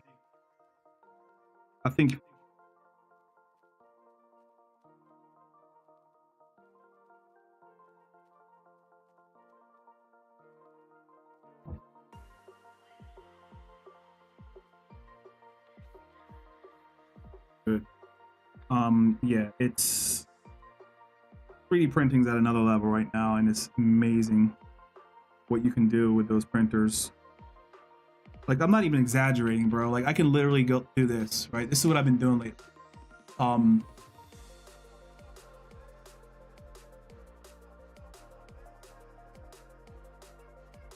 good example. So, for example, like, you can literally just go prepare something here. What was I gonna? Oh, this is one of my recent builds. So this is a Recaro seat phone holder. You basically put your phone down and sit it in there, and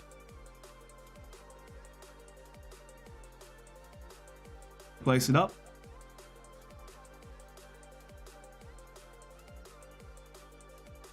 I didn't load filament yet, and then click print and you're done. And the cool part is, like, you can just pull out your cell phone, click print, and you're good. Jake, what's up, my guy? How you doing, man? Yeah, 3D printing has gotten insanely good lately. In fact, Jake has helped me out. The guy Jake in the chat right now is helping me out quite a bit with 3D printing stuff. All right, last thing to solder to the board before we put the rotaries on, and then we should be in a position to we'll attach everything to the board today, and then anything else comes later.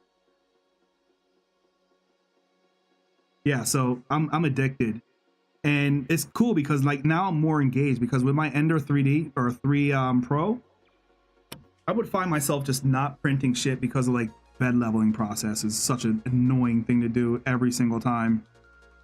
So whoops, I got some on the tip there. So yeah, you'll definitely use it more, especially because of the ease of use now.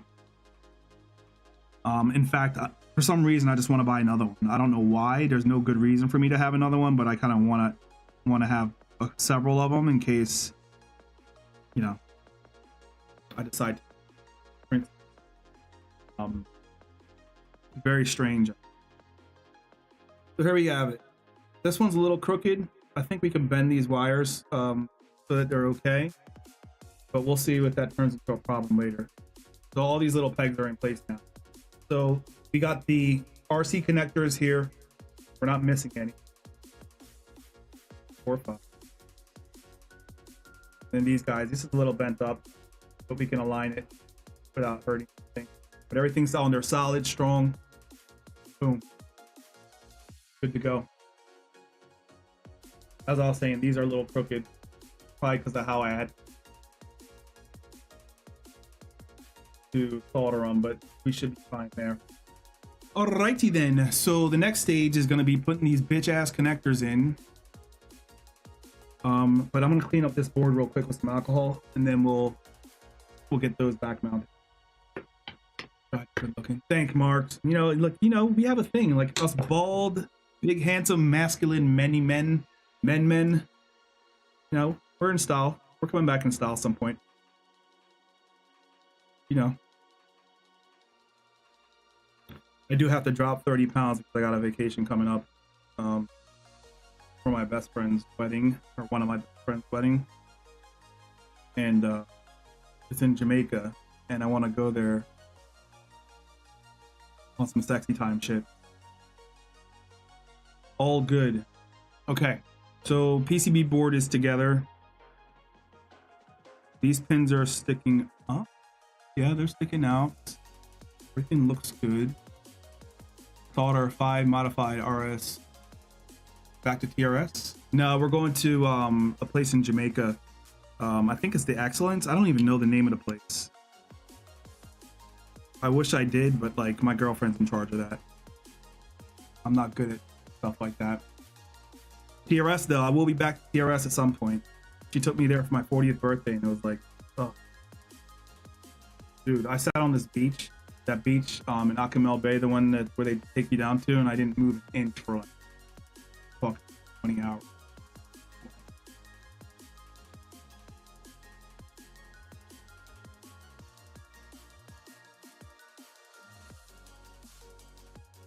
Hopefully this won't harm anything, but these never line up.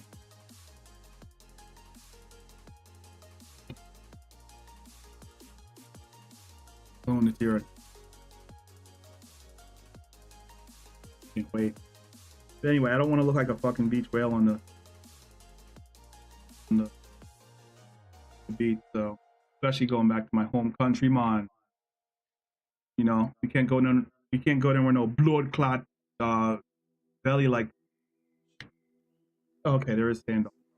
Let me get this tacked in place real quick, just so I can. Oh, that's actually kind of convenient. So I'm gonna do it like this for now, and then make sure everything else is good. PRS is a hotel in Acumel Bay, or basically like a little bit further south of Playa del Carmen. I think I'm saying the right stuff. I could be saying bullshit. That I went to roughly 4 years ago, and that solder so nicely. Nick, that pro tip is so helpful. Very nice.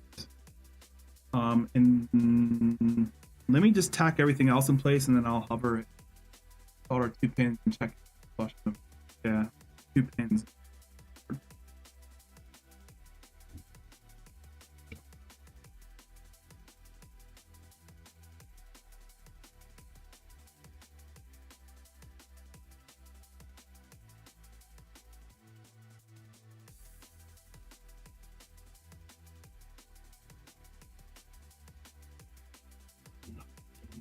Oh, tip so helpful.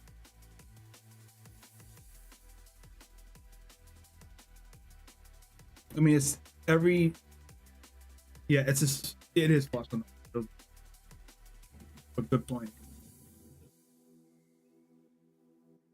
I'm gonna get everything else kind of packed in, like what Nick just told me to do, and then I'll put it on the little holder thing and finish it off because it'll be much easier.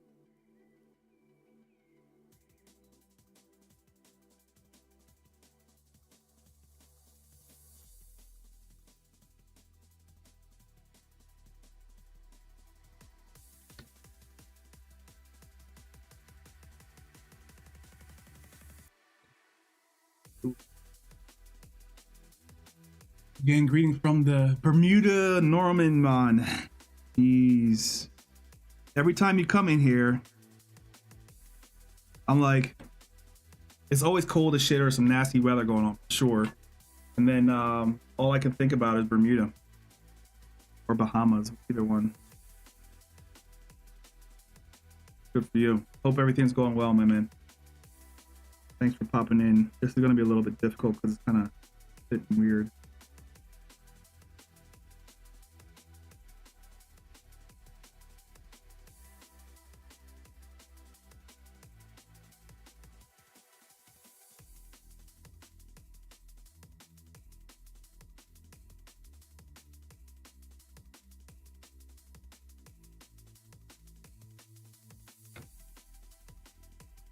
Not much by any means.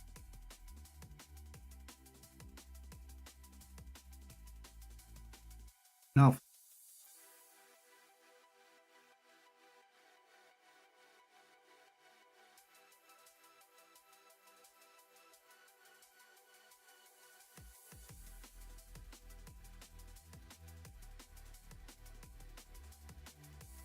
yep. Pro tip. Yeah, I hope everything's well. I know the weather's good. Enjoying the good life in Bermuda. Hanging out.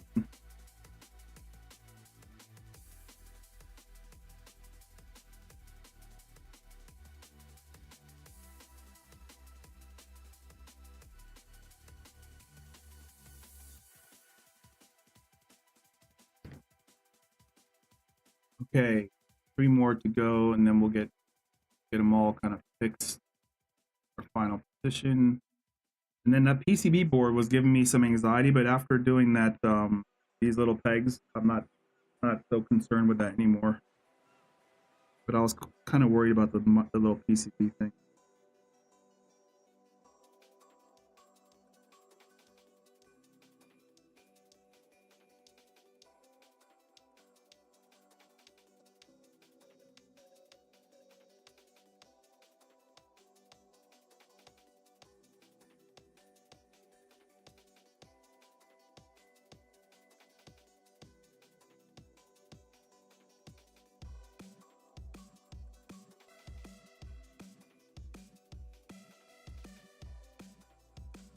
Very good.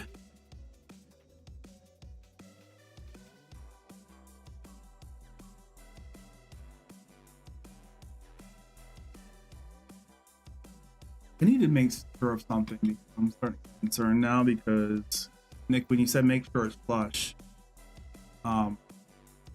these little tabs right here don't allow it to be flush, but they're all sitting on the base.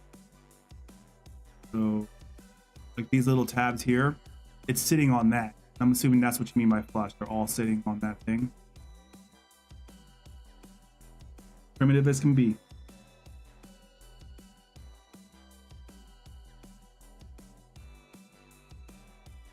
Imagine that. Imagine if you actually live in paradise for your whole life.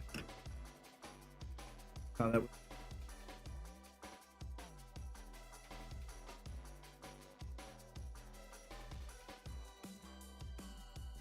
Oh no. Oh, did I miscount how many springs I played? Yeah, imagine if you just lived in like paradise.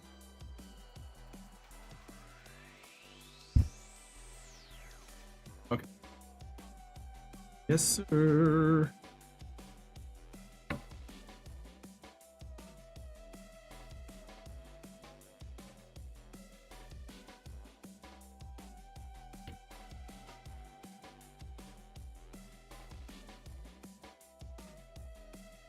Whoever invented blocks.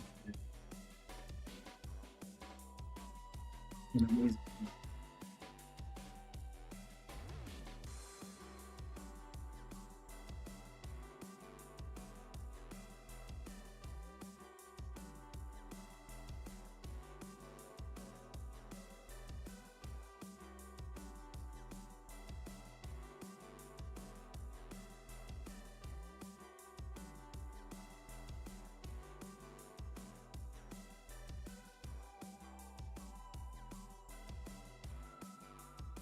Whoop, what happened here?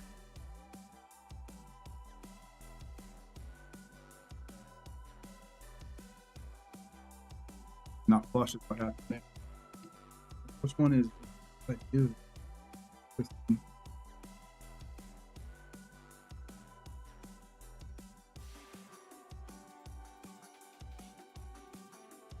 Okay, so thank God I bought this shit because I think I made a mistake here, so I freaking, it's not flush. The basically the rotary's not sitting flush on the board, so I gotta remove it. And removing solder, not, they make it look easy, but like I find to be it's not as easy as it looks.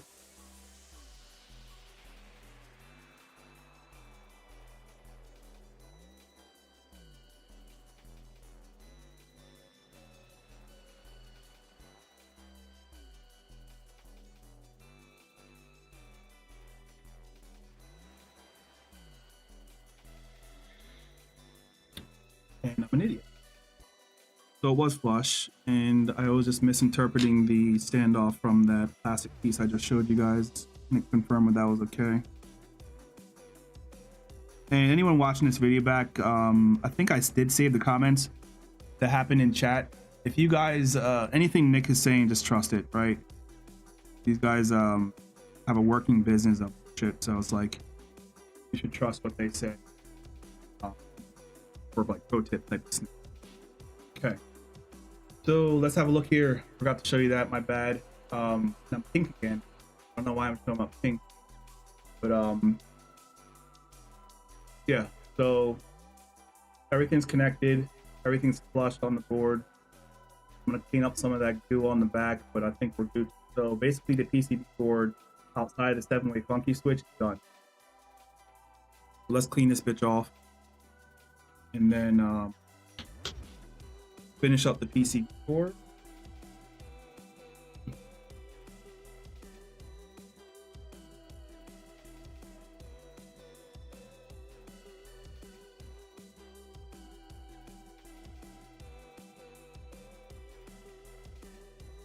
Oh, I'm a dumbass. I need to finish soldering.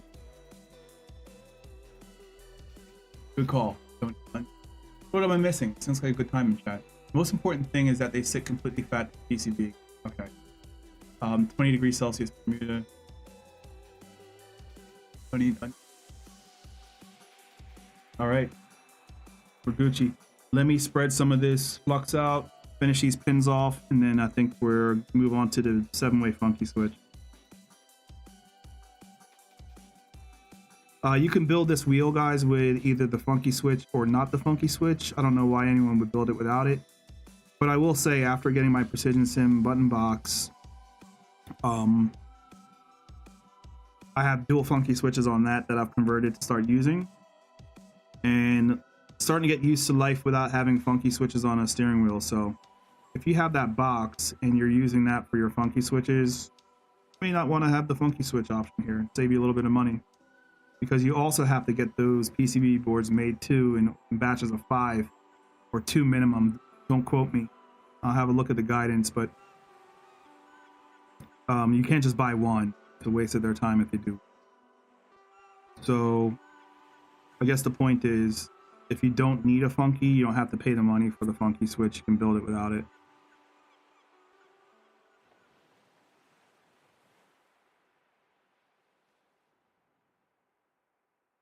Jake, remind me to send your box out. I have to send it out after I got cop blocked at the post office. I didn't go back.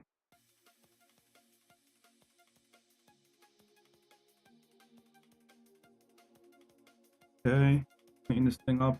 We'll finish this off and then we'll do a quick inspection, make sure everything's Gucci, and move on with life.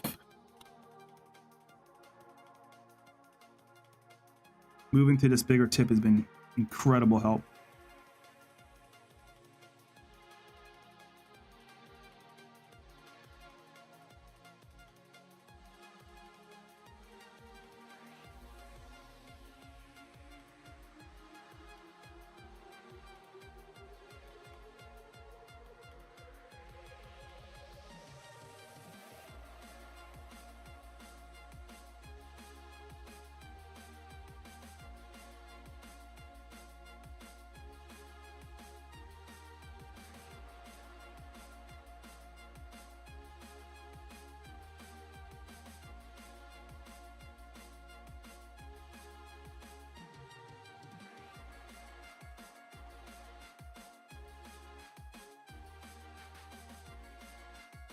I didn't do a good job on that last one.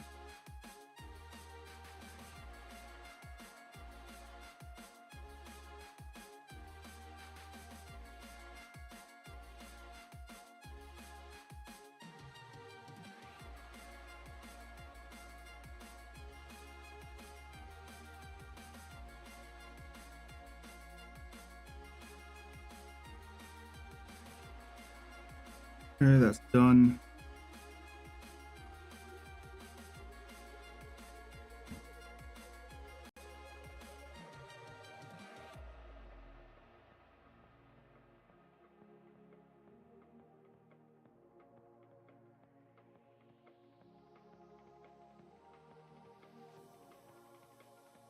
I'm trying to blow this smoke out of my face while I'm breathing it.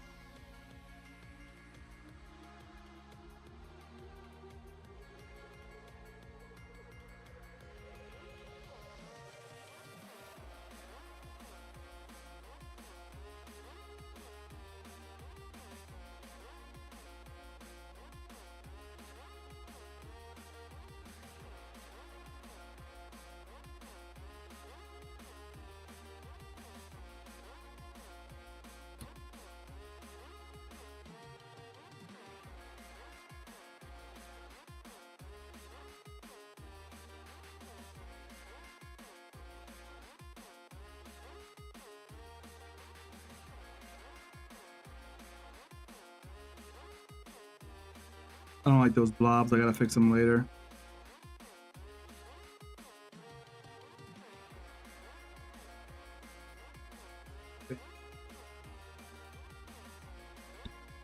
Let me know if you hear that fan. I don't want that buzz in the microphone. Let me know. Trying to make sure I'm not breathing this shit too much.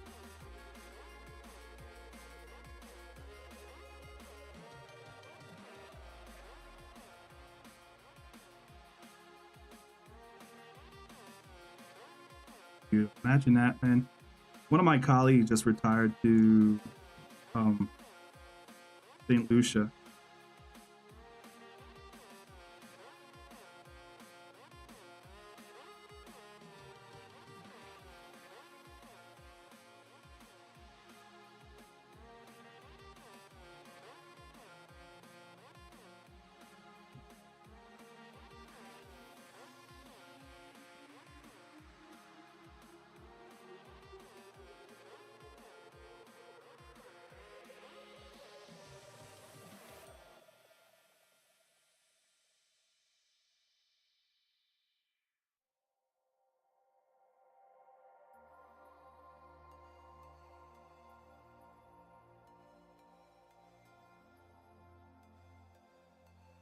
Okay.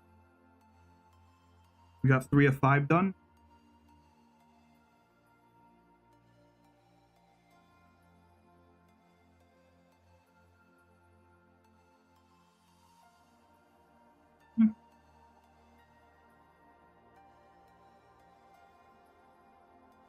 I haven't mentioned this in a while, but I did wanted to make sure everyone knows if you are active in chat, then I'm going to be taking your name and putting you into a raffle to potentially win either an assembled version of this wheel or the parts, most of the parts to complete this wheel as a giveaway. So thank you all for hanging out. I appreciate it. Obviously, it's been a couple years. Actually, we've been doing this, what, like 3 years now? Some of you guys have been around from the start. Really good to see you guys hanging out with me. Considering how infrequent I'm active on YouTube. So, but you guys are all now entered for a giveaway for this particular wheel or the kit itself, assuming that you buy the do-it-yourself guide from Pokornyi. So you win for just being you. Someone does.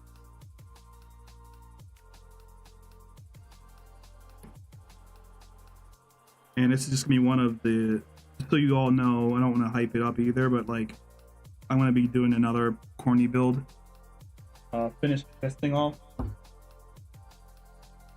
since I have no use for it anymore. This is the GTE button box, so this will be a giveaway also in the next, but I want to do more just like live shit instead of like pre-recorded video.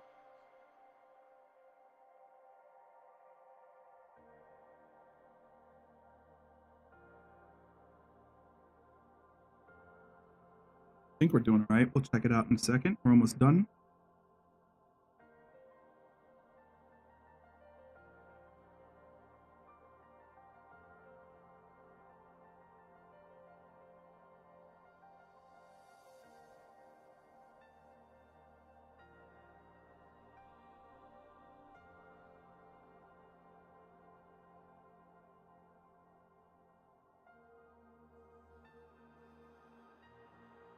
Some of these solders like ass.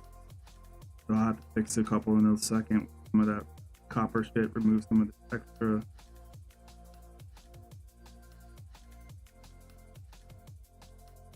Some of the extra solder from some of the connections. Although I think they'll be fine. I just don't like the way they look.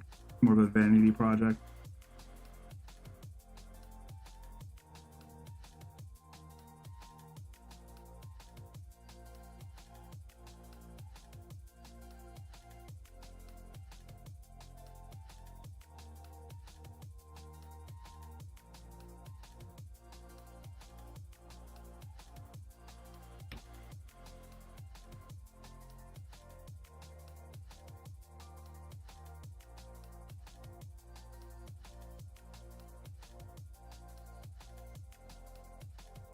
Okay.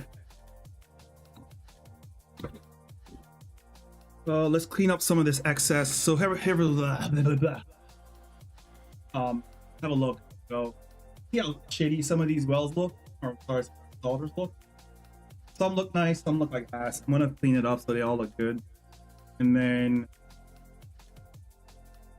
yeah, I think we'll move on to the switch.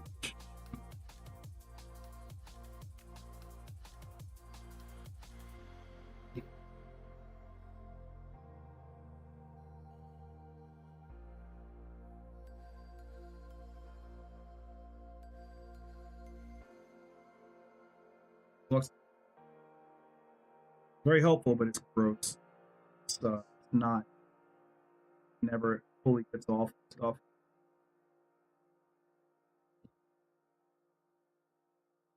Ooh, I missed one. I missed a whole ass fucking um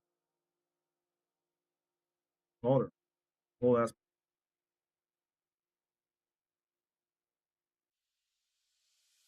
That's good to see.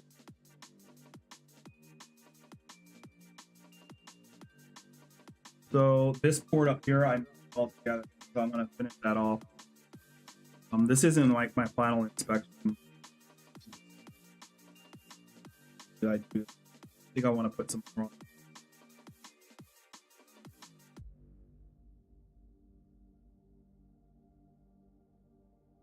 Oh, sorry. Let me catch up. This wheel is so much fun to build. I have the F1 Pro and a Hyper, and they're amazing. Oh man, I'm so jealous. Like that was intimidating. The ones with the screens and shit like that. But like now I have courage. Let me try it. And I'm actually going to, because I bought a wheel off of Facebook, which I'm never doing again. I don't know why people on Facebook are so I don't know the right way to say it. Just generally shitty human beings in general. But it was like a beat up. It was more beat up. Clutches barely were working and shit. And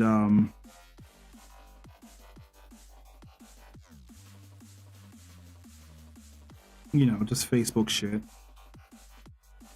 So, and I paid a lot of money for it, and at that point, actually that's when I decided I'm never actually buying another steering wheel again. Okie dokie. So what we got here, we got a fully, oh no, it's not fully anything yet. It's close to fully done. We have mostly done PCB board. Everything is now connected, I'm certain. That one still looks like, doesn't look that great. Put the extra effort in to make sure it's done right. On.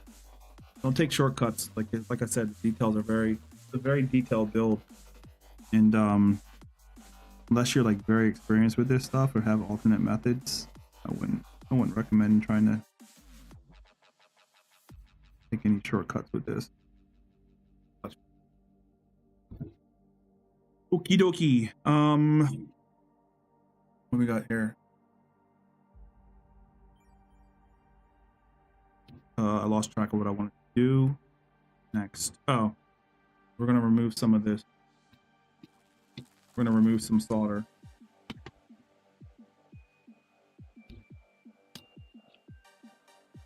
I bought one of these. This is too. Why am I pink? For the love of God! This camera. I need more light. More light.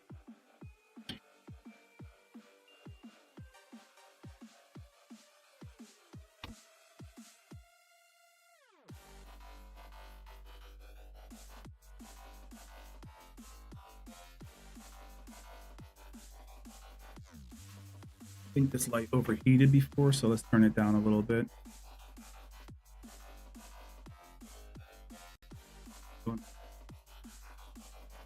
You get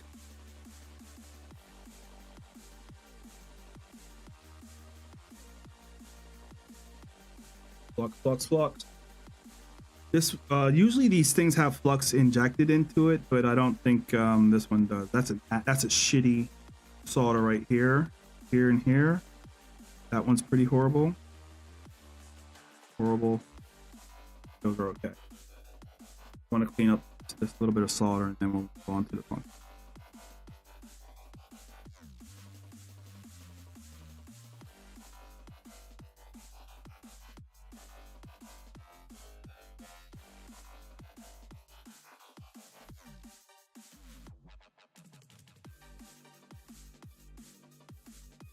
Okay. This copper shit just soaks up solder like a sponge.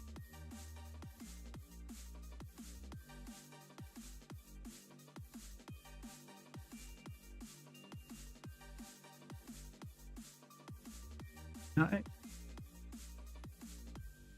been clipping this off. I'm not sure what you're supposed to do. I don't know what the proper guidance is for solder removal, but I'm just clipping it off once it gets saturated. assuming that you don't want to have too much saturated copper here.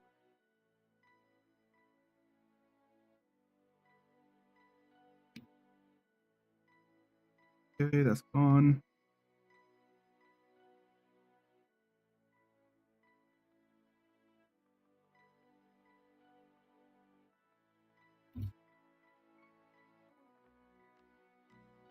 I found one that I need to redo altogether because it just, I'm not sure if that even went down into the through hole.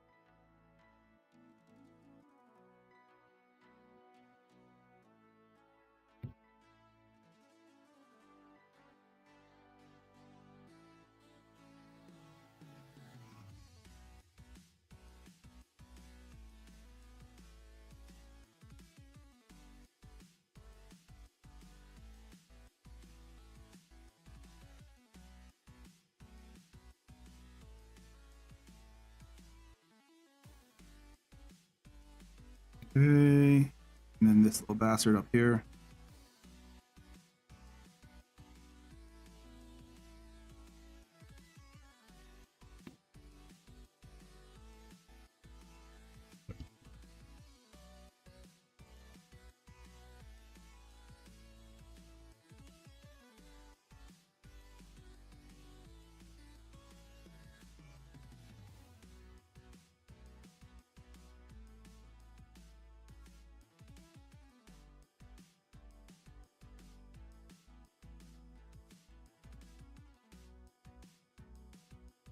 Okay, cool. Kind of acts like a sponge. It just sucks it right up.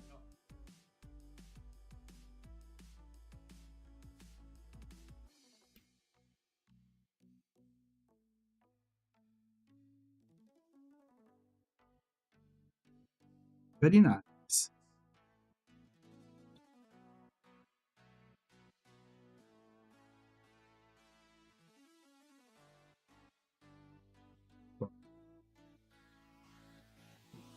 Oh, there, look at this one. This is way too big. I need to get that out of there. I missed that one.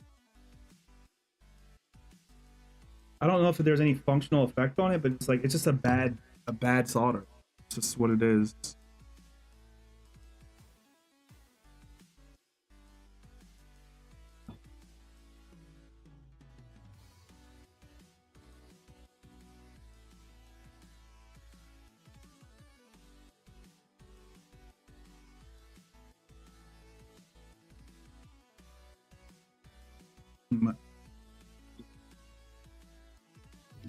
Okay, you can tell I'm a noob, but it's like it's all good. When we test the PCB, maybe I don't know. Depends on if we get our magnets in this week. When we get the magnets in is when I finish. I want to finish the build, and then I obviously want to review it. So, I'm not sure when the magnets will get here. I may have to steal them from my other wheels if they fit, but we'll figure that out. It's down the road. But I think everything is good and ready to go. Okay. Not so bad. You can do it. Google, check the Google images and maybe show the viewers and compare yours. Yours falls on the right side of. Okay. Check the Google image and maybe show the viewers compared to falls on the right side. So okay, are you talking about the amount of solder I have on the back? Yeah, probably good idea.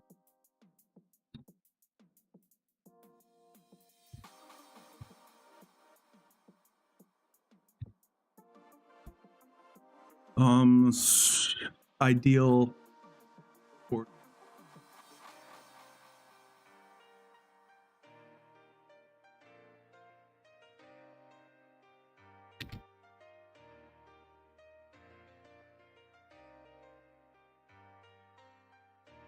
I guess that's pretty good. Like I've seen people say previous comment. For next round of soldering, Google what ideal solder joints look at. Click on the first image. I'm assuming this is the first image, right? Oh, there you go. Yeah, that's a good reference actually. So what I'll show you what I'm trying to do. I'm trying to do like this. Actually, like that. That's what I'm trying to do. And some of them came out that way. I wish I had a better way of showing you, but some of them came out that way, but a lot of them came out like little balls. Like this one came out like a little ball.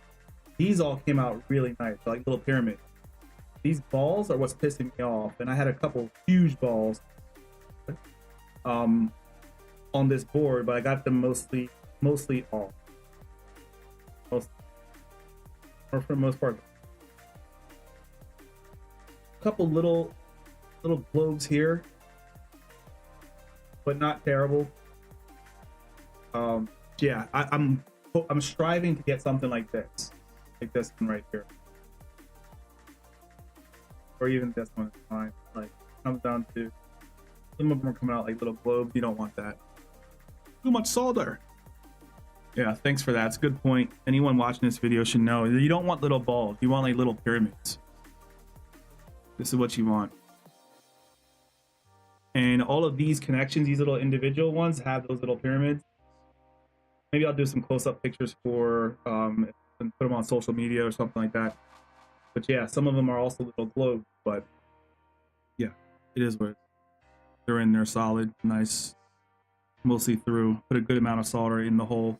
My problem is I shoved too much solder in there because it kind of takes getting used to getting the right amount. Like, some people know, like, if I put a 1/4 inch in there, it's perfect. Some people are just like naturally can do it.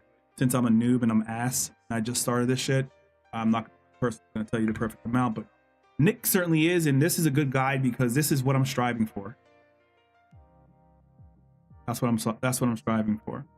So I heat the part. I don't heat I don't heat this. I heat this and melt down there. Not the right pick, but allow. Okay.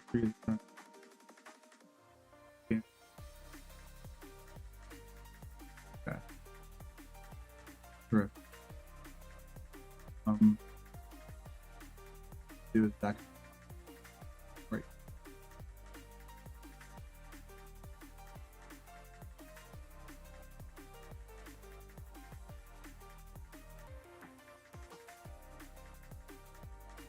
This is the image Nick is talking about. I'm assuming this is the one.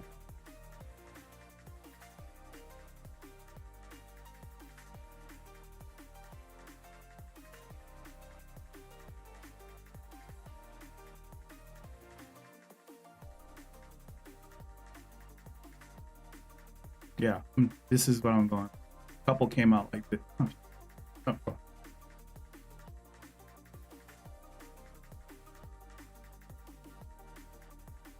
When I show you the close-up pictures, actually, let me see if I can get close in again. We'll do it later. I'm confident that most of them are right, but there's a couple globes that I gotta remove some solder from. Yeah. Okay. Actually, let's just do that now before we move on. You got most of the big globes out, but like some of these are still kind of sitting there like little fatties.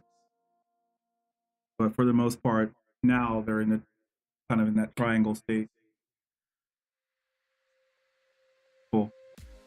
I'm gonna finish this up real quick. Remove some more solder from this because if you have someone, an expert advice, you definitely take it and don't think about it. We're gonna do that.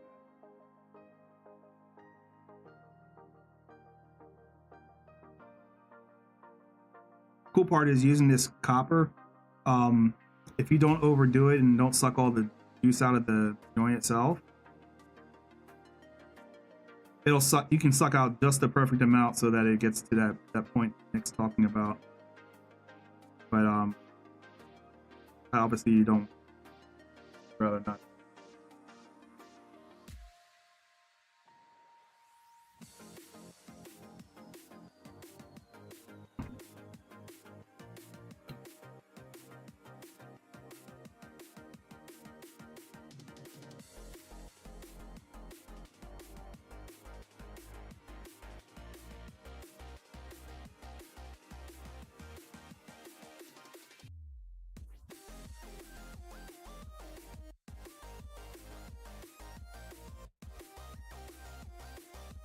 This is what I don't like about this stuff. Sometimes it sticks to the board. I think it's because I'm not using flux.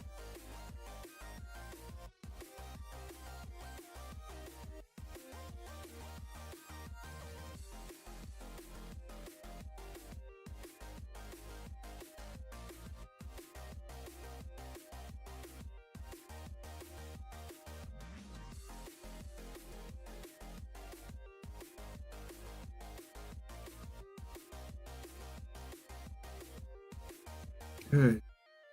Good.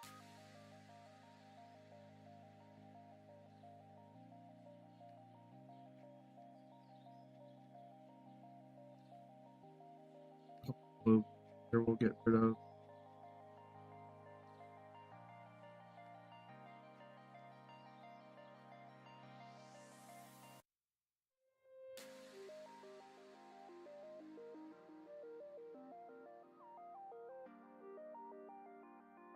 You're a little bit too much. Okay. Thanks for all these tips. I really appreciate it. I'm not even just saying that cute. Like, this shit's mad help. All right, let's clean up. Get the 7-way together and then shut it down for the day. I'm happy. The ideal soldering. Right now I'm at 360 degrees Celsius. 367 is where I'm at right now. Field temperature.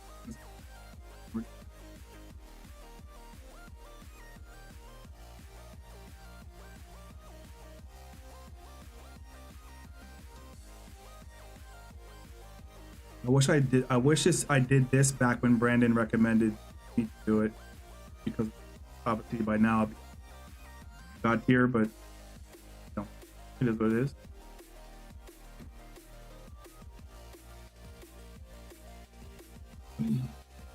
The real question is, like, do you fix that or just leave it? We're just gonna leave it. Funky switch. So the funky switch is also kind of weird too. So this is done. This is done for now. The only thing we're gonna do is add the funky switch here, which is basically this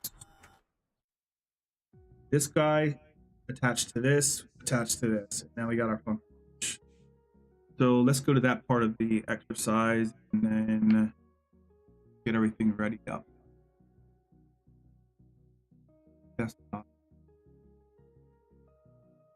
This is the wheel we're building in case anyone's coming fresh. I can't find this sticker. Anyone know where the sticker is? Please let me know. I can't find the right size sticker for this. Like camera that way. Can't find the right size sticker for this wheel. So if anyone knows where this is at, please let me know. And I'm doing a murdered out version. I'm doing all black stuff like that. Just black, black, black, black. Fair enough.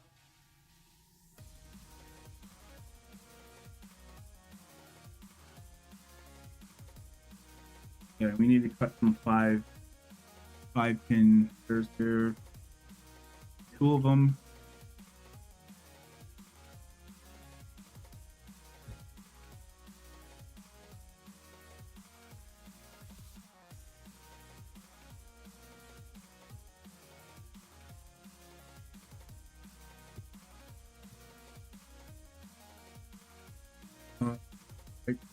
What am I gonna do? I think I need to go. So sorry.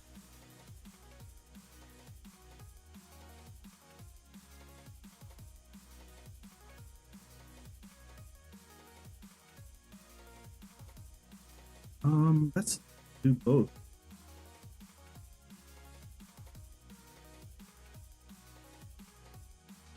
I'm using this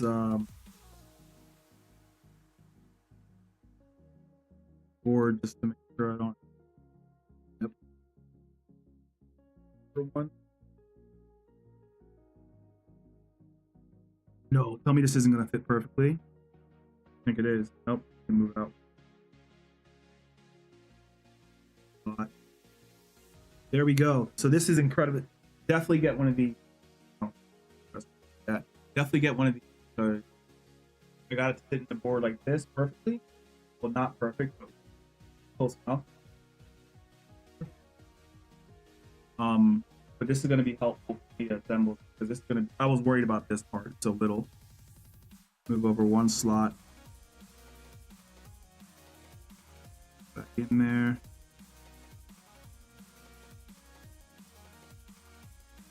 Boom. There you have it.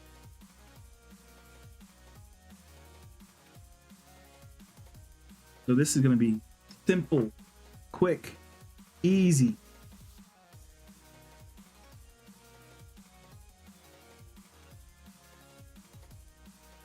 Flux on.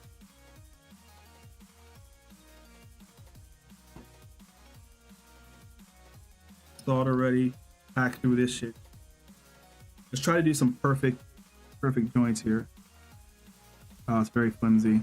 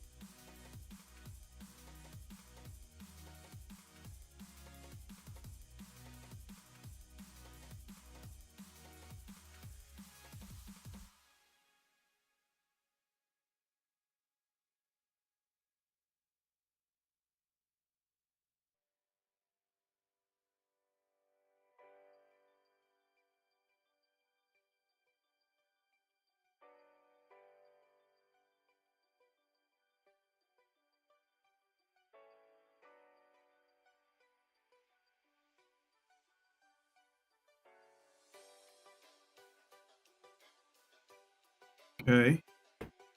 That was insanely easy. I thought that was gonna be a pain in the ass. Here we go. A little crooked, but we straighten those out. Straight up. Crooked like that. Wish they were straight, but we don't live in a perfect world.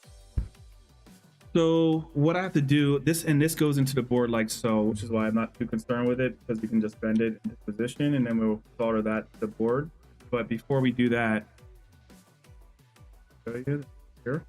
Before we do that, we have to get the funky switch set in place. Let me clean off this flux.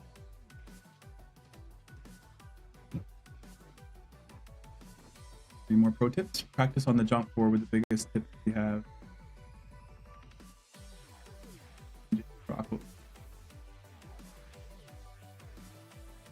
Yeah, I'm never not using these big tips anymore.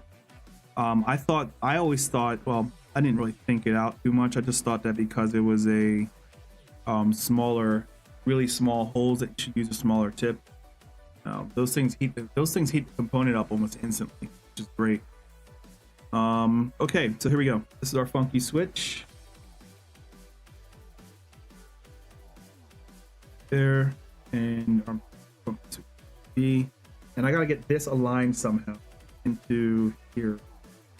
So I'm looking for the 3. There we go. So that's how the funky switch goes to. I don't know why the color grading is coming off that, guys. I'm not thinking.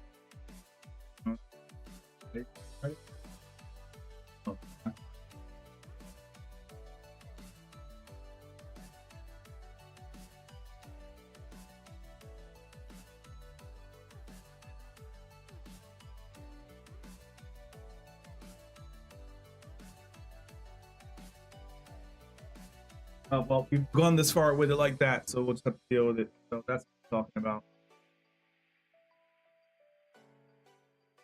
Come on. Oh, how about? Oh, makes it actually worse. Oh, we tried. This is going to be a little bit different though, so I wonder how I can do this. So getting the funky switch, getting this to sit down is going to be a problem.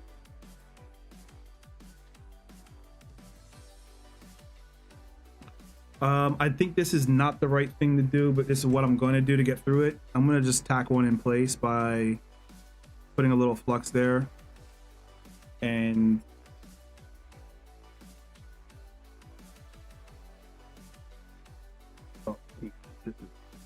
This is where helping hands would have been nice. I'm just gonna try and get some juice on the tip.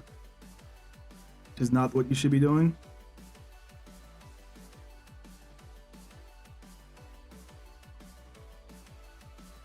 And just get enough in there to be able to like put it down. What can I use?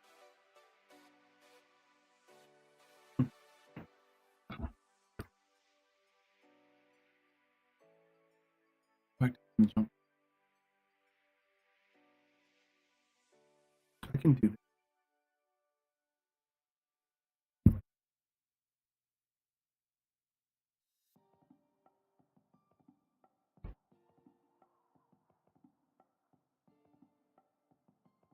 Didn't really help much. Let me see if I can get it outside.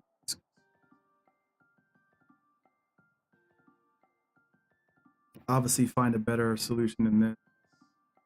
It is what it is. It's holding it.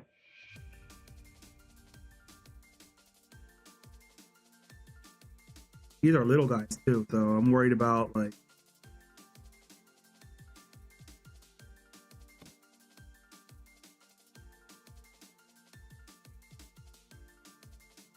shut up. Yeah.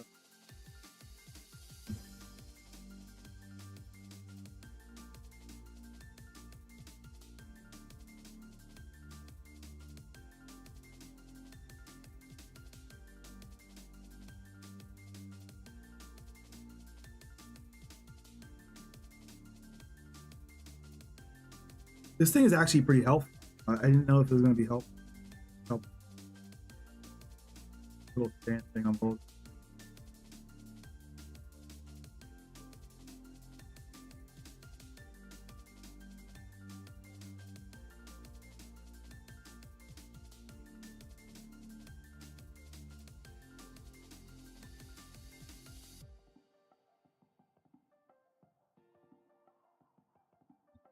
I need to turn my phone on.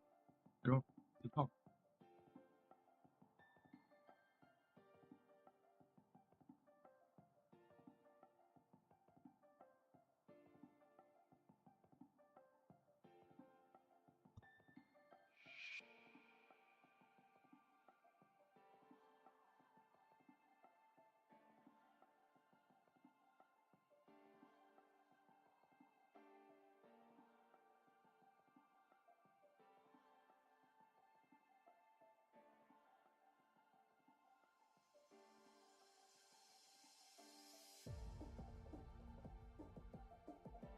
Okay.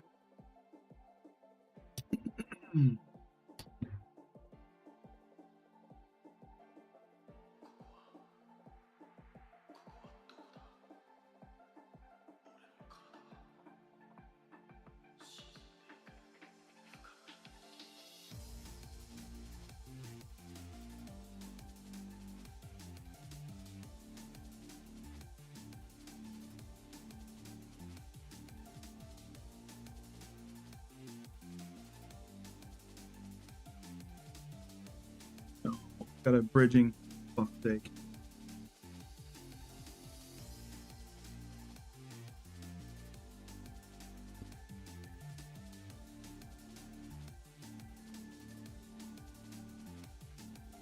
No me gusta.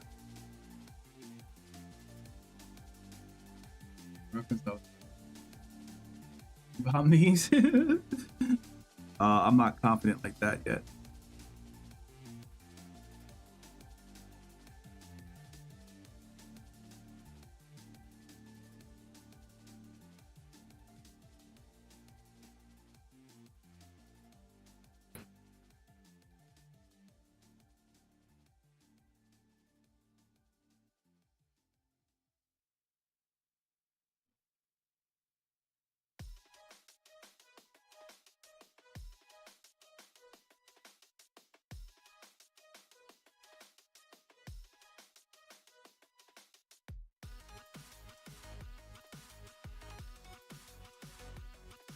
Really don't know why this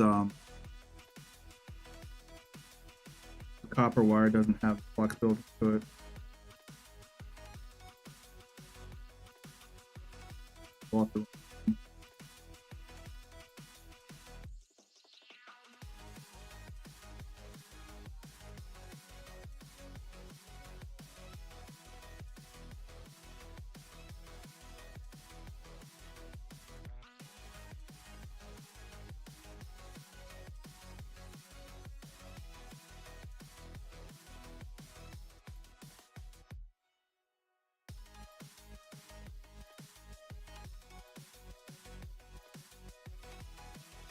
All better.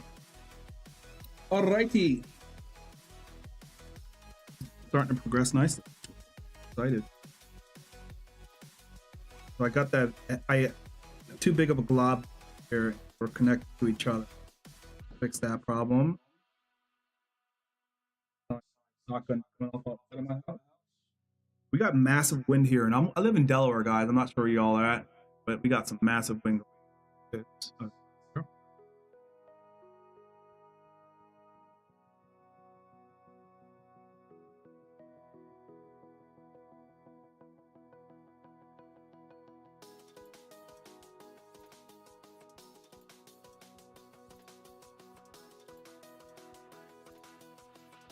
Very good, very good, very good. Okay, sweet. So now I can use this to actually hold this thing.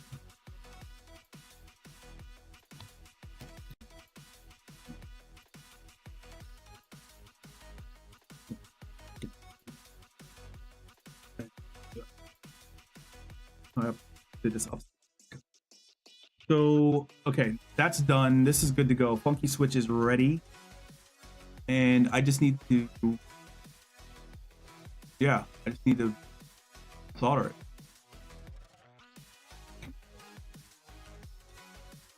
Which direction does this go? There's an, oh, here's a good point.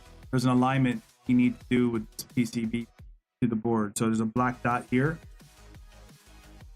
Black dot. I gotta line up with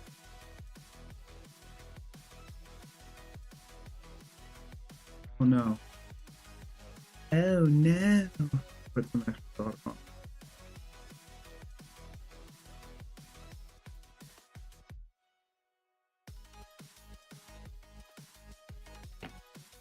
I need solder splash on this. That doesn't matter. Okay. Okay. So this, what dot on this? Oh. Ooh, I missed the whole. Hole. Double check yourself. Triple check yourself. Feel like a rotary god.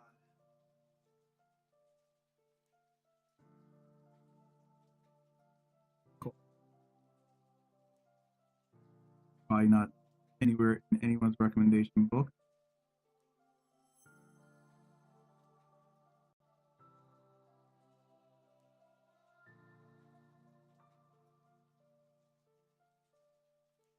Perfecto. Happy with that.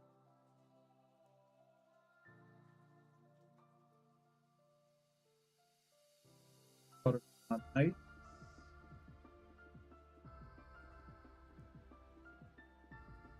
Okay. So I gotta find this dot though.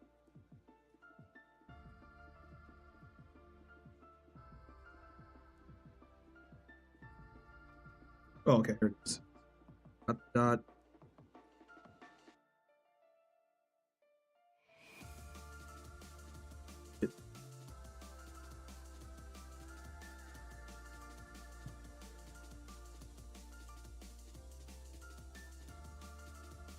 Bit much coming out of the back.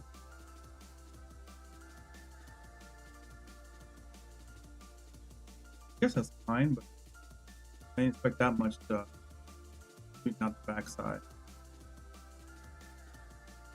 So we just got to solder this, and since it's like stuck in there and bent the way you normally do soldering for non-PCB stuff, where you bend the basically put the component in and bend the wires out so it's stuck, because there's such an outside degree like that, then we should have no problem getting this bitch in.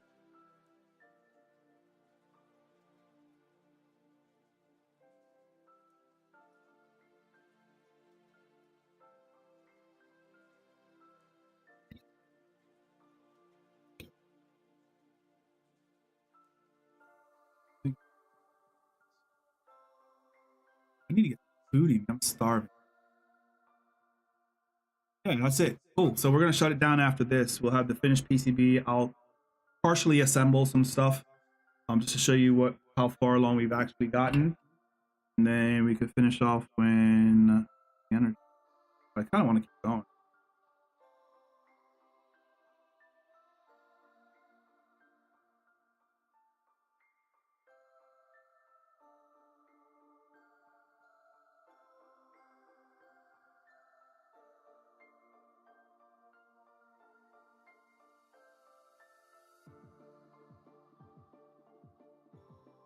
What?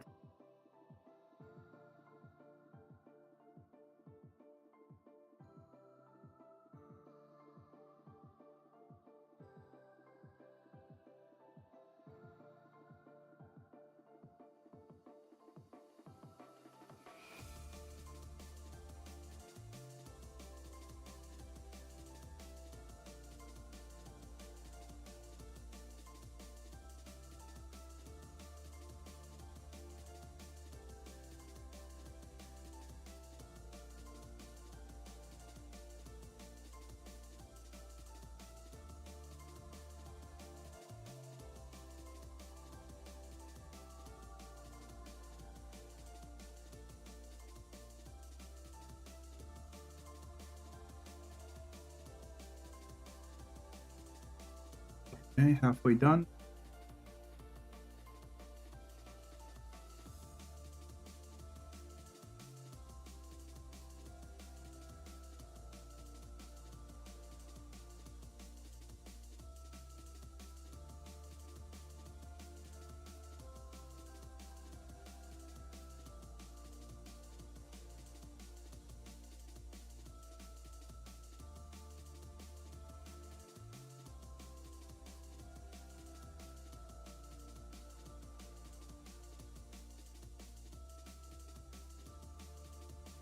Oh no. Fuck. Not good.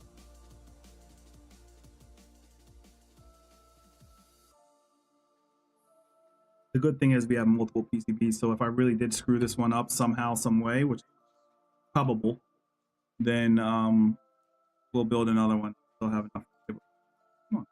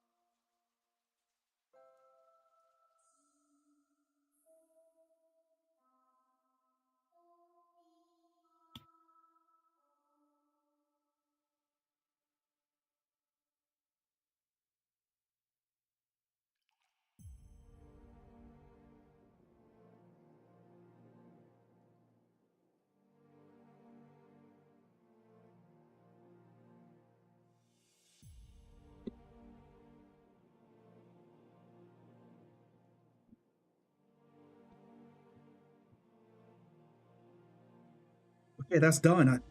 So we did everything and it looks nice.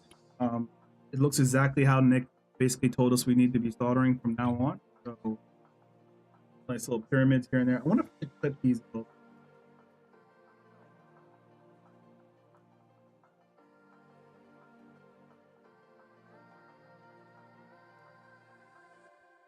I wonder.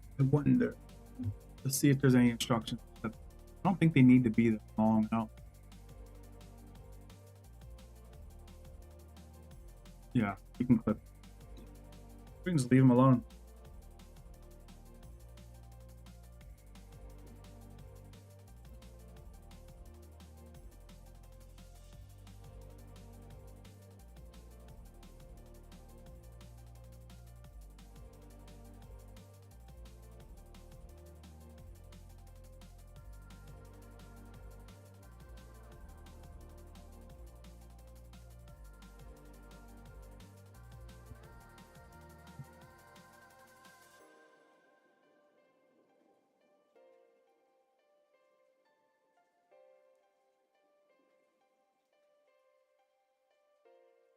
Okay, PCB board is, I think, officially done. Funky switch play. Good work.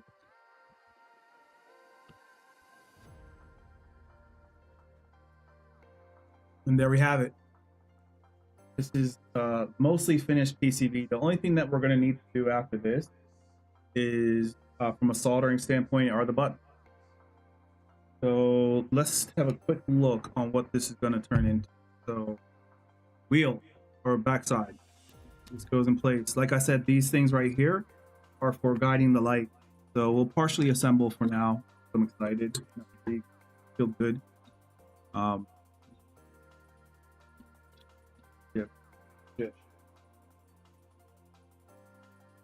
These are the 3D printed parts I made. These I don't put too much effort into these. These are only for guiding light. So what you do is you put these on the PCB board here, right? And as you can see, it kind of channels off where LED go. So these are all LED. And this basically says, hey, LED, don't overshine over here because we don't want to have a weird experience. So you put these in place, and there's a bunch of them. You glue them to the board. You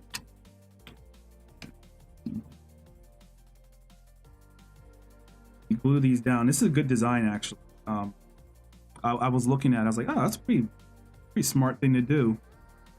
Some people will just put it out there and deal with a little bit of quality issues, but not this guy. Honestly, this is like comparable to a high-end. I would say this is probably comparable to like Grid MPX, my PGT wheel, just from a quality standpoint, if you get this done in like aluminum and stuff like that. So this case you can get made in aluminum if you want to, if you really want the high-end shit. But you know,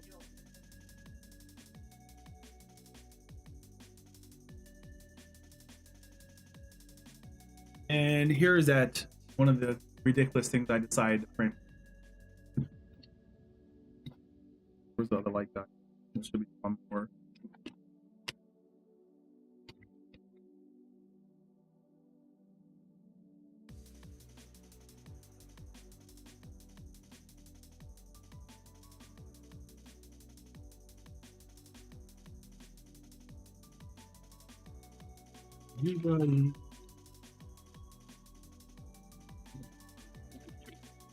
I don't know where it's at, but just use your imagination. Imagine one right.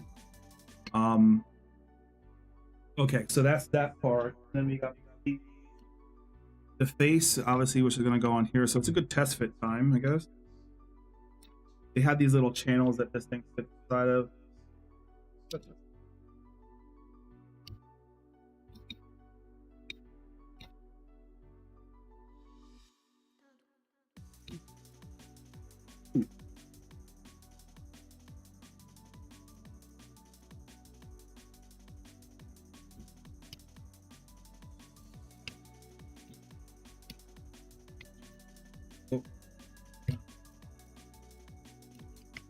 That way, one more is slide into this channel.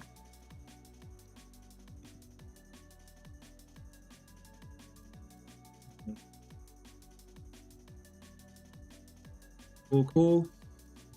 Go boom, boom. Let's go. This is what this thing is going to turn into. Bam, bam.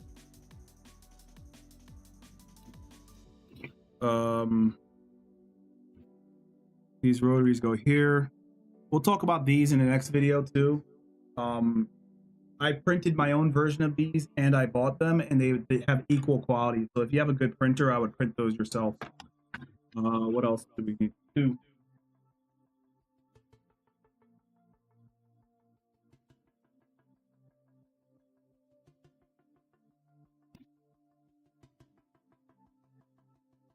What did I do with my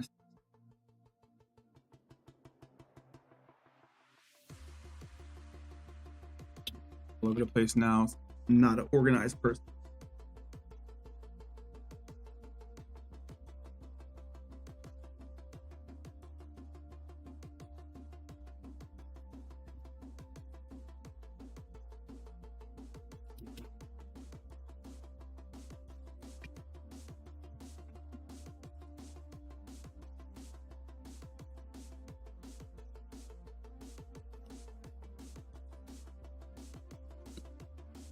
I don't know what I did with it. Hope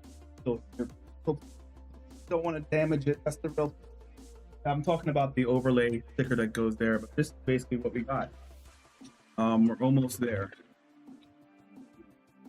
So center button.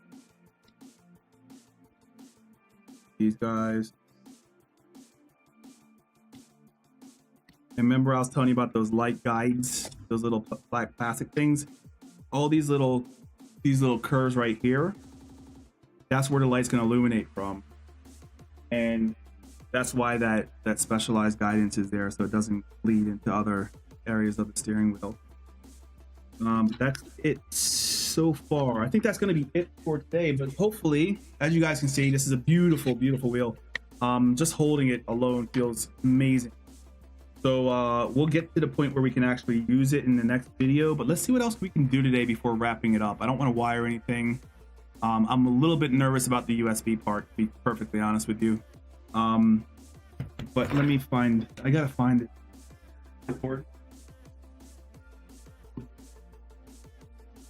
That. Those stickers are expensive too. Can't make it yourself. You don't have to have a sticker on it, but I chose to go with the OG. So yeah, what do you guys think? Good looking wheel. Are those grips soft enough? They feel soft, and that's the weird part, is that even though they're printed, they feel soft. Now let me show you one thing real quick.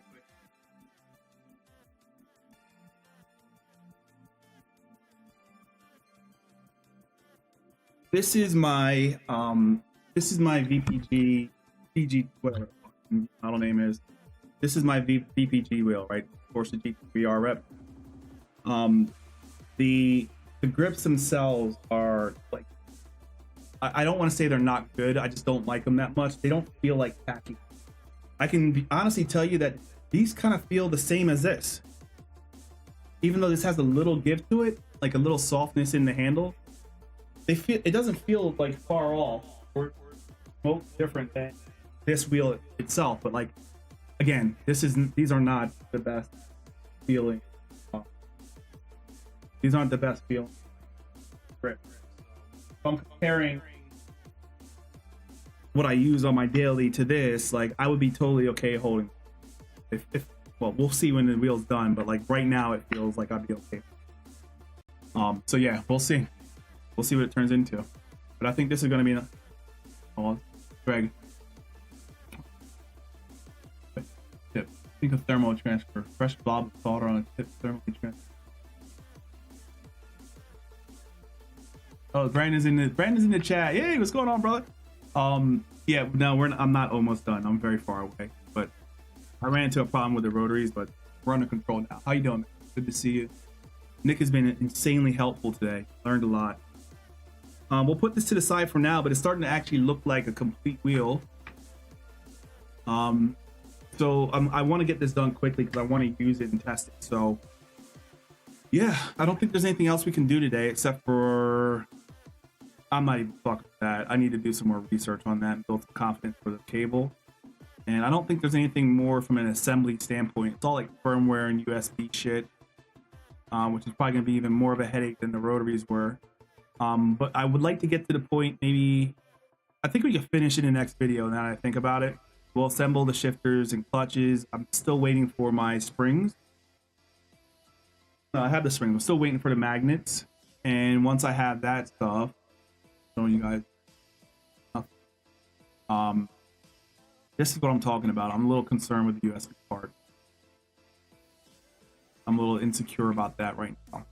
So try to build some confidence. I can follow these instructions, and honestly, this is just like, if we're doing board soldering, we can certainly solder some wires, but I don't want to do it backwards or fuck anything up, because if you do that, I can melt the whole shit. So I want to get to the point where we test the board. So in the next video, we'll test the board, we'll assemble the full wheel, we'll put the stickers on. We probably could do one more thing, actually. I'm wrong. We could do one more thing before the day's up. Make as much progress as we can today. And that's going to be on the we have another rotary to put in place.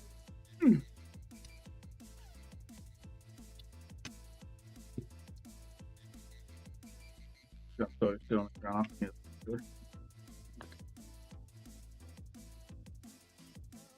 Yeah, good progress though. I'm happy with it. A little slower than most people. Obviously, if this was someone who knew what they were doing, they could have the shit done in probably 30 minutes. But for us, getting these rotaries to kind of infinite scroll was a huge challenge.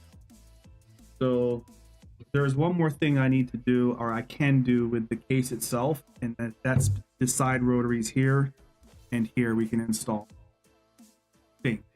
I don't think there's anything that needs to be done.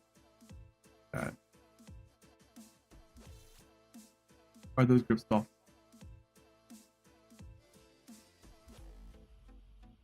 Got all the touch materials, everything's good with that. I have to look into this and see if I have that actually. I'll do some research tonight. Actually, what's today? Today's Saturday. So I'll do some research tomorrow, order all the rest of the shit, and have it in for next weekend, and maybe we'll finish it up. Okay. This is the part I'm talking about. So these encoders here.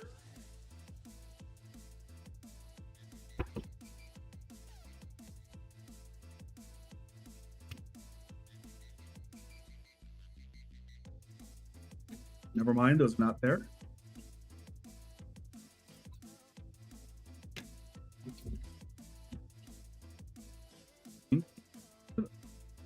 No, I have. Oh. I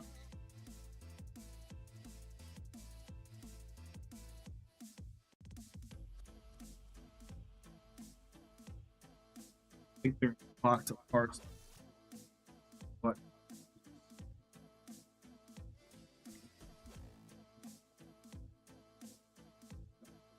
I believe these are the right ones. I think these are the encoders. Yeah, these are rotary encoders. There you go. Cut the 2 pins. Let's just do it. Why not? We're here. How long have we been streaming for? 4.5 hours. My longest stream ever. 90% of this stream was me fiddling around with the rotary. So not much of a success. So these things go in here like so, and then these little rotary guys, you guys see that? These things go in here like this, and then these little guys go on here. And that's how you had your side. So let's see how to do it right. Put 2 pins off the side of the chunk below. So you only want us, what? I don't think these are the right ones I have. Guess it.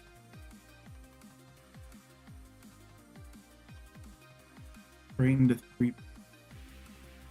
Okay. So am I just cutting off 2 straight pins? These are the right rotary. Let's just do that. So cut the 2 pins on the side of the rotary encoder stone.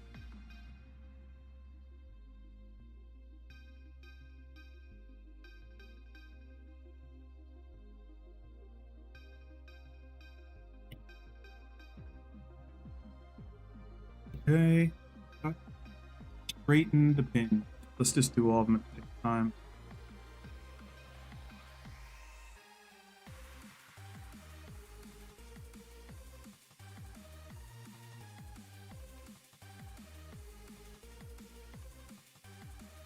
So honestly, the hardest part so far I've seen, honestly, like you guys saw how easy soldering was.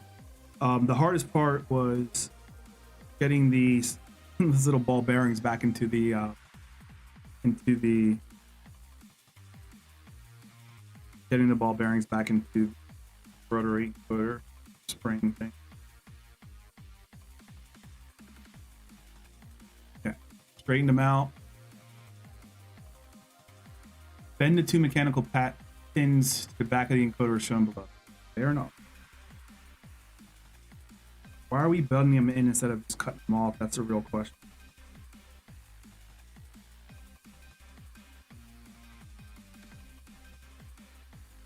Okay. Dr. Greg in surgery mode. Yeah. Yeah. You did not want me as your doctor, bro. You would have died on the table earlier. I don't know why you don't just cut it off. I guess we'll find out later.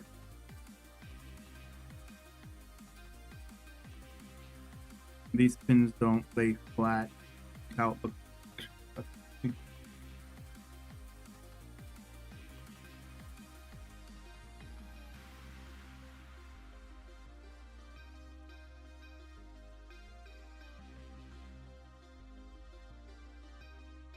Good news is I have a bunch of these coders, so it should be okay. Alrighty then. So, okay, the pins face down. Rotary goes through. Where's the nut for these rotaries?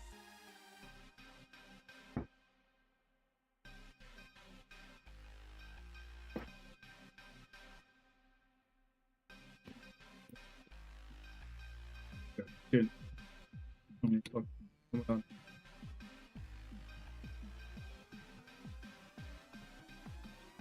Uh-oh. Why didn't these come with nuts?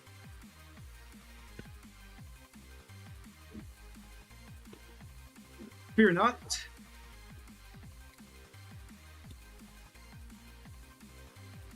Rob Peter to pay Paul here. I think these are either the nuts or someone else. We're gonna use them for now. So the 3 pins facing down, and this thing goes there. Yeah. Assume is the right size. GG's in the chat. Definitely the right size. We're good to go.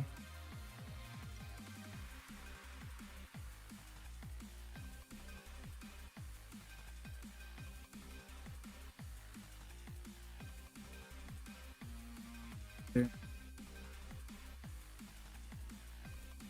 These are downside on the top. Yep. Up.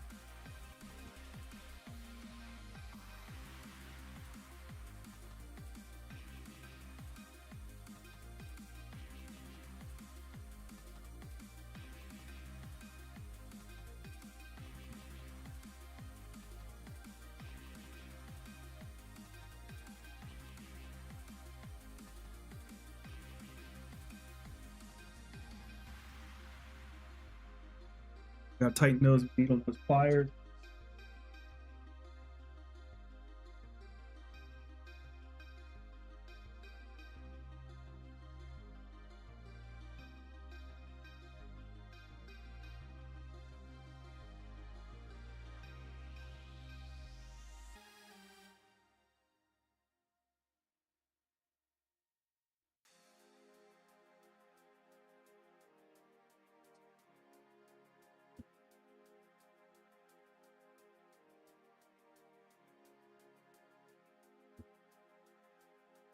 This is not gonna work. I don't crash the plastic. I'm not gonna use. No.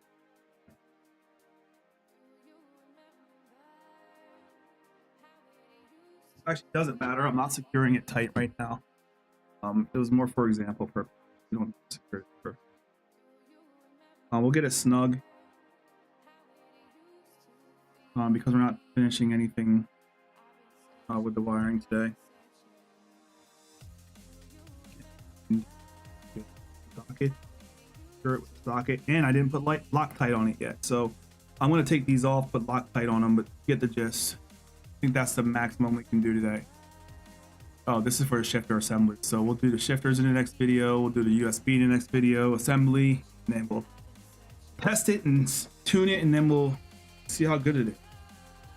But anyway, making good progress. I think this is where we shut it down, guys. I appreciate everyone hanging out.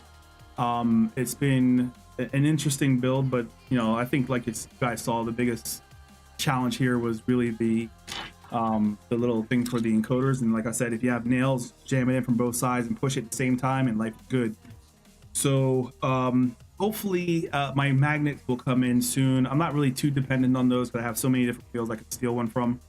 But the moral of the story is we're close. We're more than halfway through this thing, and the only thing we really need to do now, is go through the assembly process. So we can even build the front end today, but like we'll do that. Looking really nice. I'm excited. Thank you all for watching. You guys have a wonderful weekend. Enjoy that shit. Be safe as hell. I got background back on. I don't get that. Boom. Good. You guys have a great night, and thank you guys for hanging out. Let me know if you have any questions or comments. If so, then I'll try to find an answer for them. But so far, this is very easy to do in my opinion. Just screwing bolts together and ordering shit. The hardest part was getting that rotary to be infinite scrolling type of scenario. So outside of that, it's just been cake work. I mean, it's been a good experience. So we'll see how the rest of this build goes. So thank you all for watching. You guys have a wonderful night. We'll catch you next time. And like I said, any questions, just shoot me a message on Discord or Instagram, and I'll get back to you as soon as I can. Obviously, I'll probably just ask Nick or someone else or Jimmy or Brandon in chat if I don't know the answer. But there's many resources out there, so you guys should do it. You guys have a good weekend. Talk to you later. Thank you all for watching.